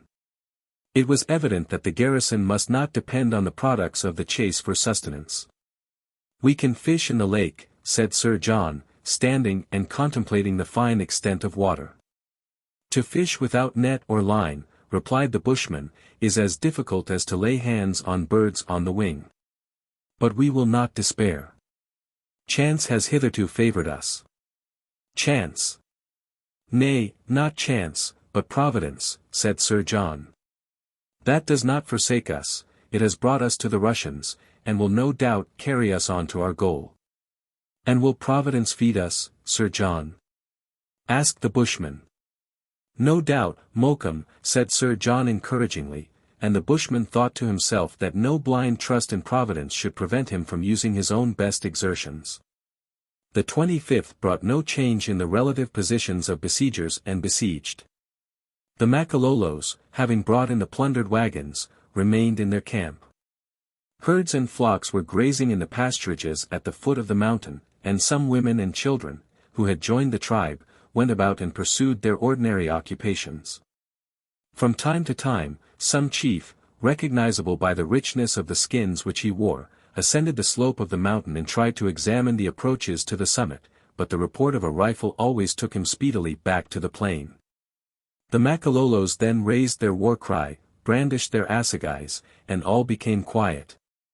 The following day the natives made a more serious attempt, and about 50 of them at once scaled 3 sides of the mountain. The whole garrison turned out to the foot of the enclosure, and the European arms caused considerable ravage among the Makalolos. 5 or 6 were killed, and the rest abandoned their project, but it was quite evident that if several hundred were to assault the mountain simultaneously, the besieged would find it difficult to face them on all sides. Sir John now thought of the mitrailleuse, which was the principal weapon of the Queen and Tsar, and proposed that it should be brought up to defend the front of the fortress. It was a difficult task to hoist the machine up the rocks, which in some parts were almost perpendicular. But the sailors showed themselves so agile and daring, that in the course of the day the mitrailleuse was installed in the embrasure of the embattled enclosure. Thence, its 25 muzzles, arranged in the shape of a fan, would cover the front of the fort. And the natives would thus early make acquaintance with the engine of death which in after years was to effect such devastation amongst the civilized armies of the European continent. The dry air and clear sky had enabled the astronomers each night to pursue their observations. They had found the latitude of Mount Scorzef to be 19° 37', which result confirmed their opinion that they were less than half a degree from the northern extremity of their meridian, and that consequently the next triangle would complete the series. The night passed without any fresh alarm. If circumstances had favored the pioneer, he and his companions would reach Mount Valkyria the following day, so that the astronomers kept unflagging watch through the next night for the appearance of the light. Strux and the colonel had already pointed the telescope to the peak, so that it was continuously embraced in the field of the object-glass, otherwise it would have been difficult to discern on a dark night. As it was, the light would doubtless be perceived immediately on its appearance. All day Sir John beat fruitlessly the bushes and long grass. He could not unearth a single animal that was fit to eat. The very birds, disturbed from their retreats, had gone to the underwood on the shore for shelter. Sir John was extremely vexed, inasmuch as he was not hunting merely for personal gratification, but to supply the necessities of the party. Perhaps he himself suffered from hunger more than his 3 colleagues, whose attention was more riveted by their application to science. The sailors and Mokoum suffered equally with Sir John. One more day and their scanty reserve would be at an end, and if the pioneers' expedition were delayed, they would soon be exposed to a severe extremity of hunger. The dark, calm night was passed in watching. But the horizon remained wrapped in shade, and no light appeared in the object-glass of the telescope. The minimum of time, however, allowed to the expedition had hardly expired, and they felt that they were bound to exhibit patience for a while. The next day the garrison ate their last morsel of meat and biscuit, but their courage did not fail, and, though they should be obliged to feed on what herbs they could gather, they were resolved to hold out. The succeeding night passed without any result. More than once the astronomers believed that they had seen the light, but it was always proved to be a star in the misty horizon. On the 1st of March they were compelled absolutely to fast. Having been for some time accustomed to meager and inadequate nourishment, they passed the first day without much acute suffering, but on the morrow they began to experience the pangs of craving. Sir John and Mokoum, haggard-eyed, and sensitive to the gnawings of hunger, wandered over the top of the mountain, but no game whatever was to be seen. They began to think that, as the colonel had said, they should literally have to feed on grass. If they only had the stomachs of ruminants, thought poor Sir John, as he eyed the abundant pasturage, they would be able to hold out, but still no game, still not even a bird. He gazed intently over the lake, in which the sailors had fished in vain. And it was impossible to get near the wary aquatic birds that skimmed the tranquil waters. At last, worn out with fatigue, Sir John and his companion lay down on the grass at the foot of a mound of earth some 5 or 6 feet high. Here they fell, not precisely into a sleep, but into a heavy torpor, which for a while benumbed their sufferings. How long this drowsiness would have lasted neither of them could have said. But in about an hour Sir John was aroused by a disagreeable pricking. He tried to slumber again, but the pricking continued, and at last impatiently he opened his eyes.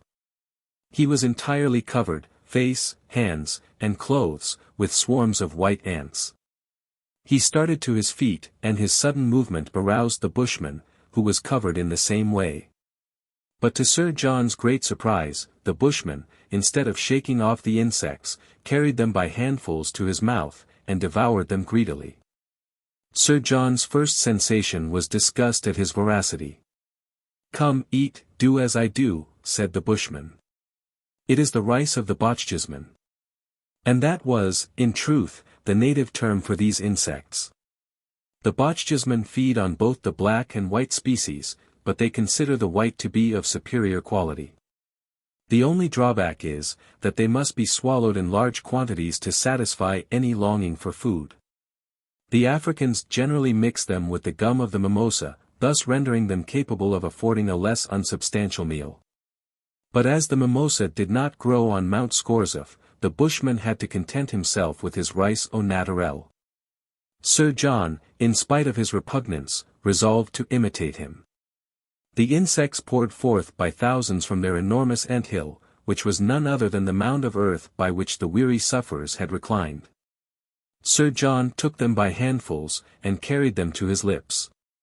He did not dislike the flavor, which was a grateful acid, and gradually he felt his hunger moderated. Mokoum did not forget his companions in misfortune. He ran to the fort, and brought out the garrison. The sailors were without difficulty induced to attack the singular food, and although the astronomers hesitated a moment, yet, encouraged by Sir John's example, and half dead with inanition, they soon at least assuaged the intenseness of their hunger by devouring considerable quantities of these ants. But an unexpected incident procured for the starving men a more solid meal. In order to lay in a provision of the insects, Mokoum resolved to destroy one side of the enormous ant-hill. It consisted of a central conical mound, with smaller cones arranged at intervals round its base. The hunter had already made several blows with his hatchet, when a singular grunting sound from the center attracted his attention. He paused in his work of destruction, and listened, while his companions watched him in silence. He struck a few more blows, and the groan was repeated more audibly than before. The bushman rubbed his hands, whilst his eyes evidently sparkled. Once more attacking the ant-hill, he opened a cavity about a foot wide. The ants were escaping on every side, but of them he took no heed, leaving the sailors to collect them in sacks. All at once a strange animal appeared at the mouth of the hole. It was a quadruped with a long snout, small mouth, and flexible tongue, which protruded to a great length. Its ears were straight, its legs short, and its tail long and pointed. Long grey bristles with a reddish tinge covered its lank body, and its feet were armed with enormous claws. Mokoum killed it at once with a sharp blow on the snout. "There is our supper," he said. "It has been some time coming, but it will not taste the worse for that. Now for a fire, and a ramrod for a spit, and we will feast as we have never feasted in our lives." The bushman speedily began to skin the animal, which was a species of octeropus or anteater, very common in South Africa, and known to the Dutch at the Cape under the name of earth pig. Swarms of ants are devoured by this creature, which catches them by means of its long glutinous tongue. The meal was soon cooked. Perhaps it would have been better for a few more turns of the spit, but the hungry men were impatient. The firm, wholesome flesh was declared to be excellent, although slightly impregnated with the acid of the ants. After the repast the Europeans felt reinvigorated, and animated with more steadfast purpose to persevere. And in truth there was need of encouragement. All through the following night no light appeared on Mount Valkyria. 21. Suspense. It was now the 9th day since Zorn and Emery had started on their expedition. Their colleagues, detained on the summit of Mount Scorzef, began to give way to the fear that they had fallen into some irretrievable misfortune. They were all well aware that the young astronomers would omit nothing that lay in their power to ensure the success of their enterprise, and they dreaded lest their courageous spirit should have exposed them to danger, or betrayed them into the hands of the wandering tribes. They waited always impatiently for the moment when the sun sank behind the horizon, that they might begin their nightly watch, and then all their hopes seemed concentrated on the field of their telescope. All through the 3rd of March, wandering up and down the slopes, hardly exchanging a word, they suffered as they had never suffered before. Not even the heat and fatigues of the desert, nor the tortures of thirst, had equaled the pain that arose from their apprehensions. The last morsel of the anteater had been devoured, and nothing now remained but the insufficient nourishment afforded by the ants. Night came, dark and calm, and extremely favorable to their operations. But although the colonel and Strux watched alternately with the utmost perseverance, no light appeared, and the sun's rays soon rendered any longer observations futile. There was still nothing immediate to fear from the Makalolos. They seemed resolved to reduce the besieged by famine, and it seemed hardly likely that they would desist from their project. The unhappy Europeans were tortured afresh with hunger, and could only diminish their sufferings by devouring the bulbs of the gladioli that sprang up between the rocks. Yet they were hardly prisoners, their detention was voluntary. At any moment the steamboat would have carried them to a fertile land, where game and fruit abounded.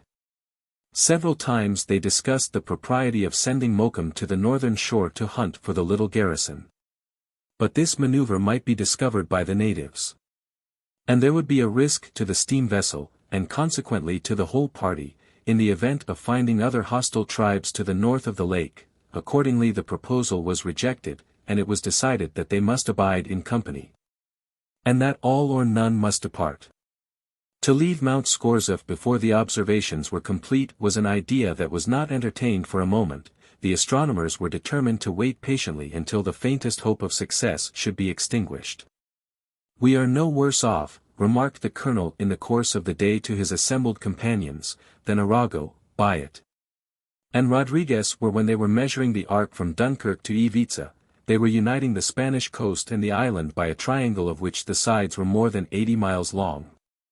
Rodriguez was installed on an isolated peak, and kept up lighted lamps at night, while the French astronomers lived in tents 100 miles away in the desert of Las Palmas. For 60 nights Arago and Bayet watched for the signal, and, discouraged at last, were about to renounce their labor, when, on the 61st night, appeared a light, which it was impossible to confound with a star. Surely, gentlemen, if those French astronomers could watch for 61 nights in the interests of science, we English and Russians must not give up at the end of 9. The colonel's companions most heartily approved the sentiment. But they could have said that Arago and Bayet did not endure the tortures of hunger during their long vigil. In the course of the day Mokum perceived an unusual agitation in the Makalolo camp. He thought at first that they were about to raise the siege, but, after some contemplation, he discovered that their intentions were evidently hostile, and that they would probably assault the mountain in the course of the night. All the women and children, under the protection of a few men, left the encampment, and turned eastward to the shores of the lake. It was probable that the natives were about to make a last attack on the fortress before retiring finally to Maquito. The bushman communicated his opinion to the Europeans. They resolved to keep a closer watch all night, and to have their guns in readiness. The enclosure of the fort was broken in several places, and as the number of the natives was now largely increased they would find no difficulty in forcing their way through the gaps. Colonel Everest therefore thought it prudent to have the steamboat in readiness for a retreat. The engineer received orders to light the fire, but not until sunset, lest the smoke should reveal the presence of the vessel to the natives, and to keep up the steam, in order to start at the first signal.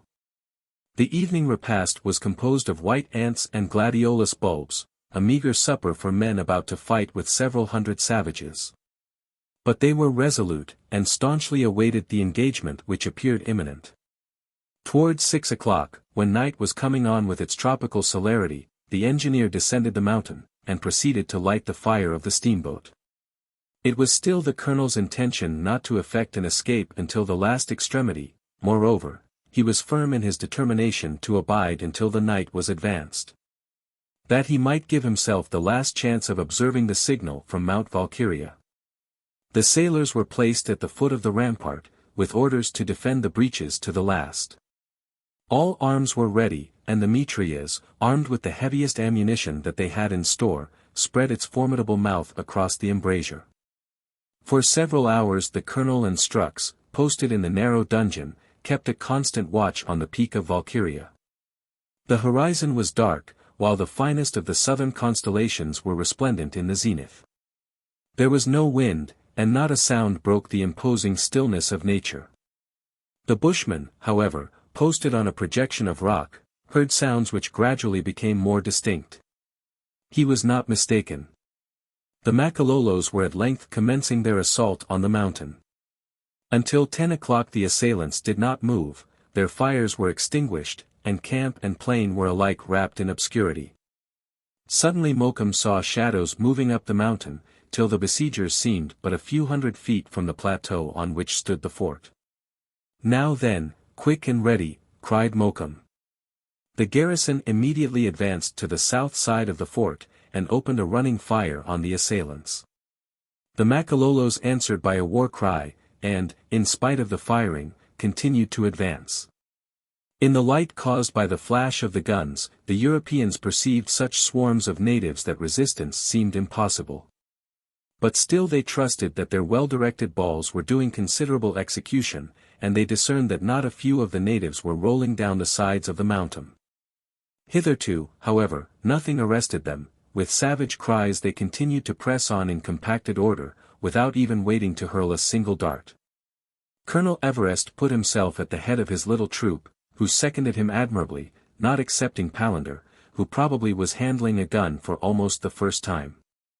Sir John, now on one rock now on another, sometimes kneeling sometimes lying, did wonders, and his gun, heated with the rapidity of the repeated loading, began to burn his hands. Mokoum, as ever, was patient, bold, and undaunted in his confidence. But the valor and precision of the besieged could avail nothing against the torrent of numbers. Where one native fell, he was replaced by 20 more, and, after a somewhat prolonged opposition, Colonel Everest felt that he must be overpowered. Not only did the natives swarm up the south slope of the mountain, but they made an ascent also by the side slopes. They did not hesitate to use the dead bodies of the fallen as stepping stones, and they even lifted them up, and sheltered themselves behind them, as they mounted. The scene revealed by the flash of the firearms was appalling, and the Europeans saw enough to make them fully aware that they could expect no quarter, and that they were being assaulted by barbarians as savage as tigers. At 10:30 the foremost natives had reached the plateau. The besieged, who were still uninjured, the natives not yet having employed their arrows and assegais, were thoroughly conscious they were impotent to carry on a combat hand to hand. The colonel, in a calm, clear voice that could be heard above the tumult, gave the order to retire. With a last discharge the little band withdrew behind the walls. Loud cries greeted their retreat, and the natives immediately made a nearer approach in their attempt to scale the central breach. A strange and unlooked-for reception awaited them. Suddenly at first, and subsequently repeated at intervals but of a few minutes, there was a growling reverberation as of rolling thunder. The sinister sound was the report of the exploding mitrailleuse, which Sir John had been prepared to employ, and now worked with all his energy. Its 25 muzzles spread over a wide range, and the balls, continually supplied by a self-adjusting arrangement, fell like hail among the assailants. The natives, swept down at each discharge, responded at first with a howl and then with a harmless shower of arrows. "She plays well," said the bushman, approaching Sir John. "When you have played your tune, let me play mine." But there was no need for Sir John to be relieved, the mitrailleuse was soon silent. The Makalolos were struck with consternation, and had sought shelter from the torrent of grape shot, having retired under the flanks of the fort, leaving the plateau strewn with numbers of their dead. In this instant of respite the colonel and Strux regained the dungeon, and there, collecting themselves to a composure as complete as if they were under the dome of an observatory, they kept a constant eye upon their telescope, and scanned the peak of Valkyria. When, after a short period of rest, the yells of the Makalolos made them aware that the combat was renewed, they only persevered in their determination, and resolved that they would alternately remain to guard their invaluable instrument. The combat, in truth, had been renewed. The range of the mitrailleuse was inadequate to reach all the natives, who, uttering their cries of mortal vengeance, rallied again, and swarmed up every opening. The besieged, protected by their firearms, defended the breaches foot by foot. They had only received a few scratches from the points of the assegais, and were able to continue the fight for half an hour with unabated ardor. Towards 11:30, while the colonel was in the thick of the fray, in the middle of an angry fusillade, Matthew Strux appeared at his side. His eye was wild and radiant, an arrow had just pierced his hat and quivered above his head. "The signal! The signal!" he cried. The colonel was incredulous, but ascertaining the correctness of the welcome announcement, discharged his rifle for the last time, and with an exuberant shout of rejoicing, rushed towards the dungeon, followed by his intrepid colleague. There, kneeling down, he placed his eye to the telescope, and perceived with the utmost delight the signal, so long delayed and yet so patiently expected. It was truly a marvelous sight to see these two astronomers work during the tumult of the conflict. The natives had by their numbers forced the enclosure, and Sir John and the Bushmen were contending for every step. The Europeans fought with their balls and hatchets, while the Makalolos responded with their arrows and assegais. Meanwhile the colonel and Strux intently continued their observations, and Palander, equally composed, noted down their oft-repeated readings. More than once an arrow grazed their head, and broke against the inner wall of the dungeon. But their eye was ever fixed on the signal, and reading the indications of the vernier, they incessantly verified each other's calculations. "Only once more," said Strux, sliding the telescope along the graduated scale. An instant later, and it would have been too late for any observations, but the direction of the light was calculated to the minutest fraction of a second. And at that very instant an enormous stone, hurled by a native, sent the register flying from Palander's hands, and smashed the repeating circle. They must now fly in order to save the result which they had obtained at the cost of such continuous labor. The natives had already penetrated the casemate, and might at any moment appear in the dungeon. The colonel and his colleagues caught up their guns, and Palander his precious register, and all escaped through one of the breaches. Their companions, some slightly wounded, were ready to cover their retreat, but just as they were about to descend the north side of the mountain, Strux remembered that they had failed to kindle the signal. In fact, for the completion of the survey, it was necessary that the two astronomers on Mount Valkyria should in their turn observe the summit of Mount Scorzef, and were doubtless anxiously expecting the answering light. The colonel recognized the imperative necessity for yet one more effort, and whilst his companions, with almost superhuman energy, repulsed the natives, he re-entered the dungeon. This dungeon was formed of an intricate framework of dry wood, which would readily ignite by the application of a flame. The colonel set it alight with the powder from the priming of his gun, and, rushing out, rejoined his companions. In a few moments, rolling their mitrailleuse before them, the Europeans, under a shower of arrows and various missiles, were descending the mountain, and, in their turn, driving back the natives with a deadly fire, reached the steamboat. The engineer, according to orders, had kept up the steam. The mooring was loosened, the screw set in motion, and the Queen and Tsar advanced rapidly over the dark waters. They were shortly far enough out to see the summit of the mountain. The dungeon was blazing like a beacon, and its light would be easily discerned from the peak of Valkyria. A resounding cheer of triumph from English and Russians greeted the bonfire they had left behind. Emery and Zorn would have no cause for complaint, they had exhibited the twinkling of a star, and had been answered by the glowing of a sun. 22. Hide and seek. When daylight reappeared, the vessel was nearing the northern shore of the lake. There was no trace of natives, consequently the colonel and his companions, who had been ready armed, laid aside their guns as the Queen and Tsar drew up in a little bay hollowed in the rocks. The bushman, Sir John, and one of the sailors set out at once to reconnoiter the neighborhood. They could perceive no sign of machololos, and fortunately they found game in abundance. Troops of antelopes grazed in the long grass and in the shelter of the thickets, and a number of aquatic birds frequented the shores of the lake. The hunters returned with ample provision, and the whole party could enjoy the savory venison, a supply of which was now unlikely to fail them again. The camp was arranged under the great willows near the lake, on the banks of a small river. The colonel and Strux had arranged to meet on the northern shore with the pioneers' little party, and the rest afforded by the few days of expectation was gratefully enjoyed by all. Palander employed himself in rectifying and adjusting the results of the latest observations, while Mokoum and Sir John hunted most vigorously over the fertile, well-watered country, abounding in game. Of which the Englishman would have been delighted, had it been in his power, to complete a purchase on behalf of the British government. 3 days after, on the 8th of March, some gunshots announced the arrival of the remainder of the party for whom they tarried. Emery, Zorn, the 2 sailors, and the pioneer, were all in perfect health. Their theodolite, the only instrument remaining to the commission, was safe. The young astronomers and their companions were received with joyous congratulations. In a few words they related that their journey had not been devoid of difficulty. For 2 days they had lost their way in the forests that skirted the mountainous district, and with only the vague indications of the compass they would never have reached Mount Valkyria, if it had not been for the shrewd intelligence of the pioneer. The ascent of the mountain was rough, and the delay had caused the young astronomers as much impatience as it had their colleagues on Mount Scorzef. They had carefully, by barometrical observations, calculated that the summit of Valkyria was 3,200 feet above the level of the sea. The light, increased by a strong reflector, was first lighted on the night of the 4th. Thus the observers on Mount Scorzef had perceived it as soon as it appeared.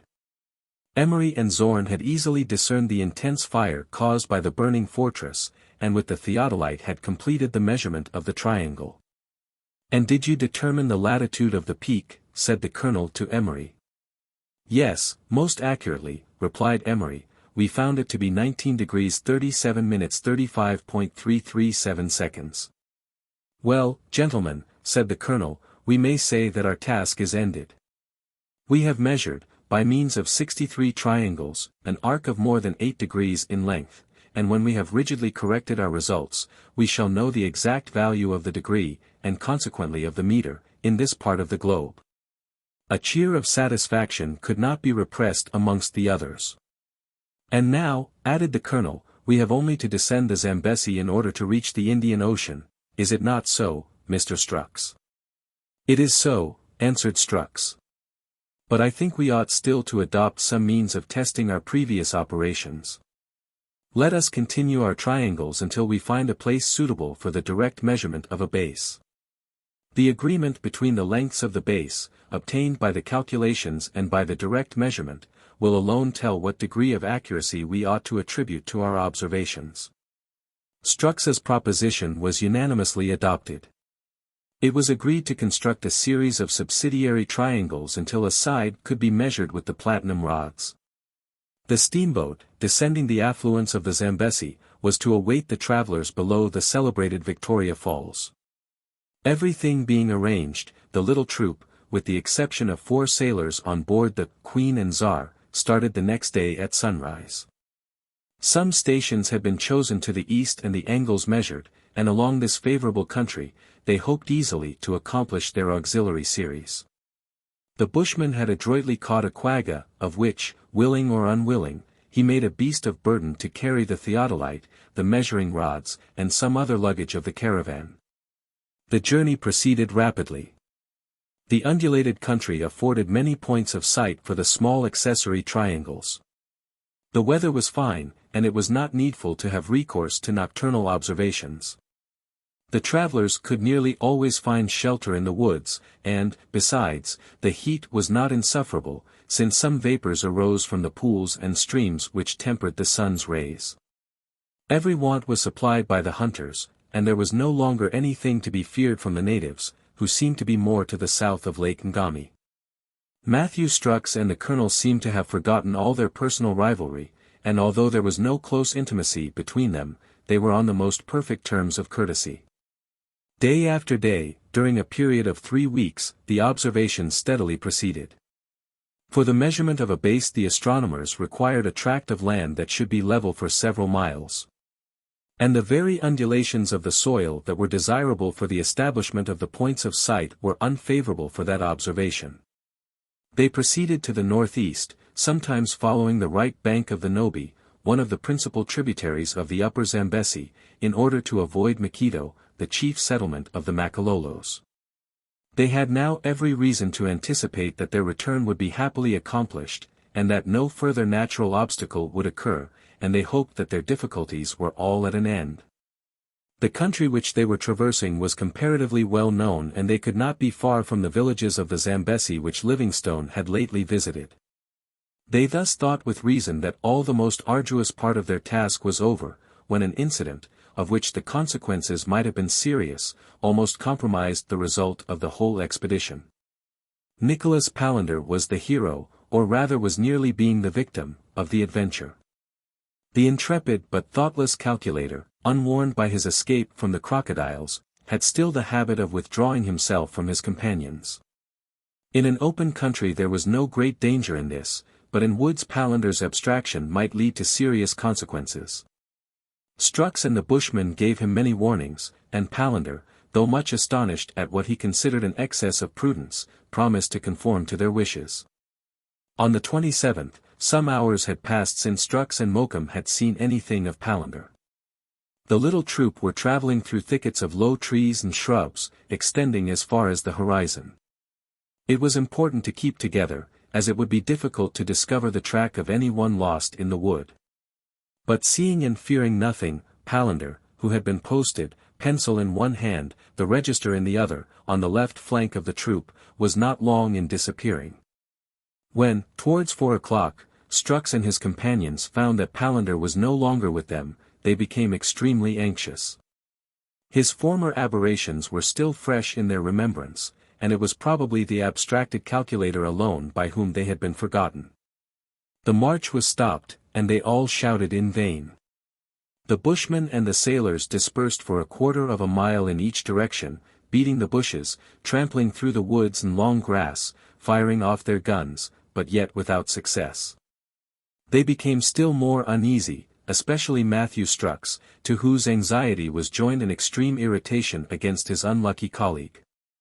This was not the first time that Palander had served them thus, and if the colonel had laid any blame on him, Strux would not have known what to say. Under the circumstances, the only thing to be done was to encamp in the wood, and begin a more careful search. The colonel and his companions had just arranged to place their camp near a glade of considerable extent, when a cry, unlike anything human, resounded at some distance to the left. Almost immediately, running at full speed, appeared Palander. His head was bare, his hair disheveled, and his clothes torn in some parts almost to rags. His companions plied him with questions. But the unhappy man, with haggard and distended eye, whose compressed nostrils still further hindered his short jerking respiration, could not bring out a word. What had happened? Why had he wandered away? And why did he appear so terrified? At last, to their repeated questions, he gasped out, in almost unintelligible accents, something about the registers. The astronomers shuddered. The registers, on which was inscribed every result of their operations, and which the calculator had never allowed out of his possession, even when asleep, these registers were missing. No matter whether Palander had lost them, or whether they had been stolen from him, they were gone, and all their labor was in vain. While his companions, mutely terrified, only looked at each other, Matthew Strux could no longer restrain his anger. He burst forth into all manner of invective against the miserable man, threatening him with the displeasure of the Russian government, and adding, that if he did not suffer under the knout he should linger out his life in Siberia. To all this Palander answered but by a movement of the head. He seemed to acquiesce in all these condemnations, and even thought the judgment would be too lenient. "But perhaps he has been robbed," said the colonel at last. "What matters?" cried Strux, beside himself. What business had he so far away from us, after our continual warning? "True," replied Sir John, "but we ought to know whether he has lost the registers or been robbed of them. Has any one robbed you, Palander?" continued he, turning to the poor man, who had sunk down with fatigue. Palander made a sign of affirmation. "Who?" continued Sir John. "Natives? Makalolos?" Palander shook his head. "Well, then, Europeans?" asked Sir John. "No," answered Palander in a stifled voice. "Who then?" shouted Strux, shaking his clenched fists in Palander's face. "They were neither natives, nor white men, but monkeys," stammered out Palander at last. It was a fact that the unhappy man had been robbed by a monkey, and if the consequences of the incident had been less serious, the whole party would have broken out into laughter. Mokoum explained that what had just happened was of frequent occurrence. Many times, to his knowledge, had travelers been rifled by these pig-headed chacmas, a species of baboon very common in South African forests. The calculator had been plundered by these animals, though not without a struggle, as his ragged garments testified. Still, in the judgment of his companions, there was no excuse to be made. If he had remained in his proper place this irreparable loss would not have occurred. "We did not take the trouble," began Colonel Everest, "to measure an arc of meridian in South Africa for a blunderer like you." He did not finish his sentence, conscious that it was useless to continue to abuse the unhappy man, whom Strux had not ceased to load with every variety of vituperation. The Europeans were, without exception, quite overpowered by emotion, but Mokoum, who was less sensitive to the importance of the loss, retained his self-possession. "Perhaps even yet," he said, "something may be done to assist you in your perplexity. These chacmas are always careful of their stolen goods, and if we find the robber we shall find the registers with him. But time is precious, and none must be lost." The bushman had opened a ray of hope. Palander revived at the suggestion. He arranged his tattered clothes as best he could, and having accepted the jacket of one sailor and the hat of another, declared himself ready to lead his companions to the scene of his adventure. They all started off towards the west, and passed the night and the ensuing day without any favorable result. In many places, by traces on the ground and the bark of the trees, the bushman and the pioneer recognized unmistakable vestiges of the baboons, of which Palander affirmed that he was sure he had seen no less than 10. The party was soon on their track, and advanced with the utmost precaution, the bushman affirming that he could only count on success in his search by taking the chacmas by surprise, since they were sagacious animals, such as could only be approached by some device of secrecy. Early the following morning one of the Russian sailors, who was somewhat in front, perceived, if not the actual thief, yet one of its associates. He prudently returned to the little troop, who came at once to a halt. The Europeans, who had resolved to obey Mokoum in everything, awaited his instructions. The bushman begged them to remain in quietness where they were, and, taking Sir John and the pioneer, turned towards the part of the wood already visited by the sailor, carefully keeping under shelter of the trees and bushwood. In a short time the bushman and his two companions caught sight of one chacma, and almost immediately of 9 or 10 more, gambolling among the branches. Crouching behind a tree, they attentively watched the animals. Their long tails were continually sweeping the ground, and their powerful muscles, sharp teeth, and pointed claws, rendered them formidable even to the beasts of prey. These chacmas are the terror of the Boers, whose fields of corn and maize, and occasionally whose habitations, are plundered by them. Not one of the animals had as yet espied the hunters. But they all continued their sport, yelping and barking as though they were great ill-favored dogs. The important point for determination was, whether the actual purloiner of the missing documents was there. All doubt was put aside when the pioneer pointed out a chacma wrapped in a rag of Palander's coat.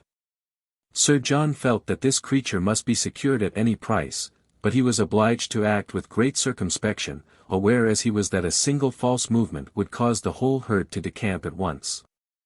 "Stay here," said Mokoum to the pioneer. "Sir John and I will return to our companions, and set about surrounding the animals, but meanwhile do not lose sight of them." The pioneer remained at his post, while Sir John and the bushman returned to Colonel Everest. The only means of securing the suspected culprit was to surround the whole troop. To accomplish this, the Europeans divided into separate detachments.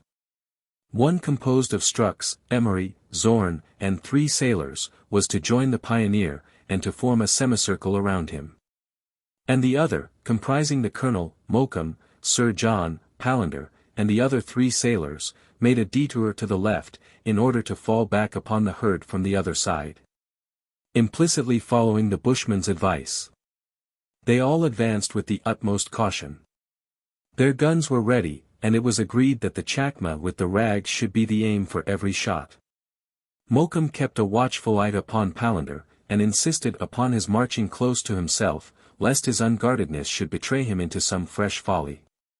The worthy astronomer was almost beside himself in consternation at his loss, and evidently thought it a question of life or death. After marching with the frequent halts which the policy of being unobserved suggested, and continuing to diverge for half an hour, the bushman considered that they might now fall back.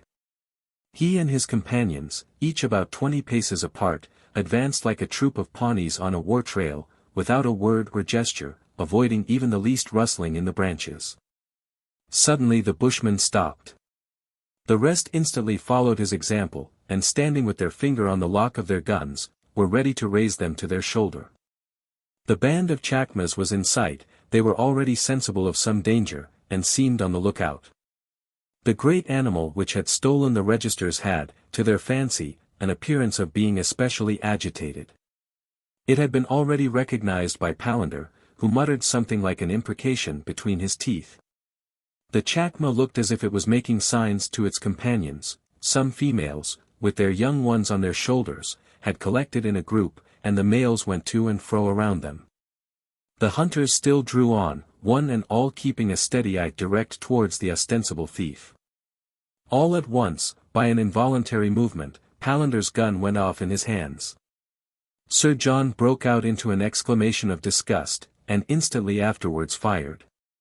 10 reports followed, 3 chacmas lay dead on the ground, and the rest, with a prodigious bound, passed over the hunters' heads.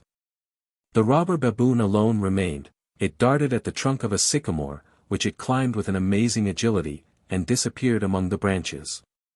The bushman, having keenly surveyed the spot, asserted that the registers were there concealed, and fearing lest the chacma should escape across the trees, he calmly aimed and fired. The animal, wounded in the leg, fell from branch to branch. In one of its foreclaws it was seen to clutch the registers, which it had taken from a fork of the tree. At the sight, Palander, with a leap like a chamois, darted at the chacma, and a tremendous struggle ensued. The cries of both man and beast mingled in harsh and discordant strain, and the hunters dared not take aim at the chacma for fear of wounding their comrade. Strux, beside himself with rage, shouted again and again that they should fire, and in his furious agitation he would probably have done so, if it had not been that he was accidentally without a cartridge for his gun, which had been already discharged. The combat continued, sometimes Palander, sometimes the chacma, was uppermost. The astronomer, his shoulders lacerated by the creature's claws, tried to strangle his adversary. At last the bushman, seizing a favorable moment, made a sudden dash, and killed the ape with one blow of his hatchet. Nicholas Palander, bleeding, exhausted, and insensible, was picked up by his colleagues. In his last effort he had recaptured his registers, which he was found unconsciously grasping to his bosom. The carcass of the chacma was conveyed with glee to the camp. At the evening repast it furnished a delicious meal to the hunters. To all of them, but especially to Palander, not only had the excitement of the chase quickened their appetite for the palatable dish, but the relish was heightened by the gratifying knowledge that vengeance was satisfied. 23, Homeward Bound. Palander's wounds were not serious, the bushman dressed the contused limbs with herbs, and the worthy astronomer, sustained by his triumph, was soon able to travel. Any exuberance on his part, however, was of short duration, and he quickly became again engrossed in his world of figures. He only now retained one of the registers, because it had been thought prudent that Emery should take possession of the other. Under the circumstances, Palander made the surrender with entire good humor. The operation of seeking a plane suitable for a base was now resumed. On the 1st of April the march was somewhat retarded by wide marshes. To these succeeded numerous pools, whose waters spread a pestilential odor, but, by forming larger triangles, Colonel Everest and his companions soon escaped the unhealthy region. The whole party were in excellent spirits. Zorn and Emery often congratulated themselves on the apparent concord that existed between their chiefs.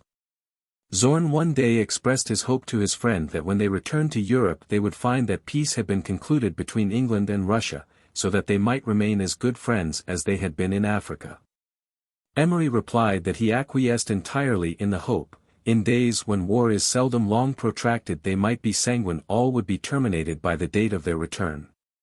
Zorn had already understood from Emery that it was not his intention to return immediately to the Cape, and expressed his hope that he might introduce him to the observatory at Kew. This proposal Emery expressed his desire to embrace, and added that he should indulge the expectation that Zorn would at some future time visit the Cape. With these mutual assignations they made their plans for future astronomical researches, ever reiterating their hopes that the war would be at an end. Anyhow, observed Emery, Russia and England will be at peace before the colonel instructs. I have no trust in any reconciliation of theirs. For themselves, they could only repeat their pledges of mutual goodwill. 11 days after the adventure with the Chacmas, the little troop, not far from the Zambesi Falls, arrived at a level plain several miles in extent, and perfectly adapted for the establishment of a base. On the edge of the plain rose a native village, composed of a few huts containing a small number of inhabitants, who kindly received the Europeans. Colonel Everest found the proximity of the natives very opportune, since the measurement of the base would occupy a month, and being without wagons, or any materials for an encampment. He would have had no resource but to pass the time in the open air, with no other shelter than that afforded by the foliage. The astronomers took up their abode in the huts, which were quickly appropriated for the use of their new occupants. Their requirements were but small. Their one thought was directed towards verifying their calculations by measuring the last side of their last triangle. The astronomers at once proceeded to their work. The trestles and platinum rods were arranged with all the care that had been applied to the earliest base. Nothing was neglected. All the conditions of the atmosphere, and the variations of the thermometer, were taken into account, and the commission, without flagging, brought every energy to bear upon their final operation. The work, which lasted for 5 weeks, was completed on the 15th of May. When the lengths obtained had been estimated and reduced to the mean level of the sea at the temperature of 61 degrees Fahrenheit, Palander and Emery presented to their colleagues the following numbers. Toises. New base actually measured. 5,075. 25. The same base deduced trigonometrically from the entire series. 5075.11. Difference between the calculation and the observation. 0.14. Thus there was only a difference of less than 1/6 of a toise, that is to say, less than 10 inches. Yet the first base and the last were 600 miles apart. When the meridian of France was measured from Dunkirk to Perpignan, the difference between the base at Melian and that at Perpignan was 11 inches. The agreement obtained by the Anglo-Russian Commission was still more remarkable, and thus made the work accomplished in the deserts of Africa, amid dangers of every kind, more perfect than any previous geodetic operation. The accuracy of this unprecedented result was greeted by the astronomers with repeated cheers. According to Palander's reductions, the value of a degree in this part of the world was 57,037 toises. This was within a toise, the same as was found by Lecaille at the Cape in 1752, Thus, at the interval of a century, the French astronomer and the members of the Anglo-Russian Commission had arrived at almost exactly the same result. To deduce the value of the meter, they would have to wait the issue of the operations which were to be afterwards undertaken in the northern hemisphere. This value was to be the 1/100000000 of the quadrant of the terrestrial meridian. According to previous calculations, the quadrant, taking the depression of the Earth into account, comprised 10,856 meters, which brought the exact length of the meter to 0.013074 of a toise, or 3 feet 0 inches 11.296 lines. Whether this was correct the subsequent labors of the Commission would have to decide. The astronomers had now entirely finished their task, and it only remained for them to reach the mouth of the Zambesi, by following inversely the route afterwards taken by Dr. Livingstone in his second voyage from 1858 to 1864. On the 25th of May, after a somewhat laborious journey across a country intersected with rivers, they reached the Victoria Falls. These fine cataracts fully justified their native name, which signifies sounding smoke. Sheets of water a mile wide, crowned with a double rainbow, rushed from a height twice that of Niagara. Across the deep basalt chasm the enormous torrent produced a roar like peal after peal of thunder. Below the cataract, where the river regained its calmness, the steamboat, which had arrived a fortnight previously by an inferior affluent of the Zambesi, awaited the astronomers, who soon took their places on board. There were two to be left behind. Mokoum and the pioneer stood on the bank.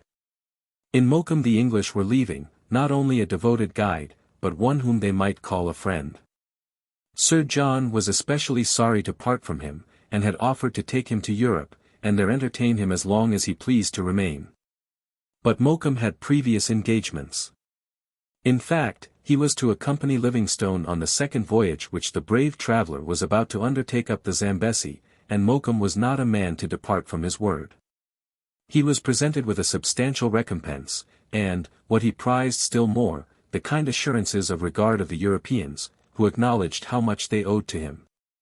As the steamer left the shore to take the current in the middle of the river, Sir John's last gesture was to wave an adieu to his associate. The descent of the great river, whose banks were dotted with numerous villages, was soon accomplished. The natives, regarding with superstitious admiration the smoking vessel as it moved by mysterious mechanism, made no attempt to obstruct its progress. On the 15th of June the colonel and his companions arrived at Quillimane, one of the principal towns at the mouth of the Zambesi. Their first thought was to ask for news of the war.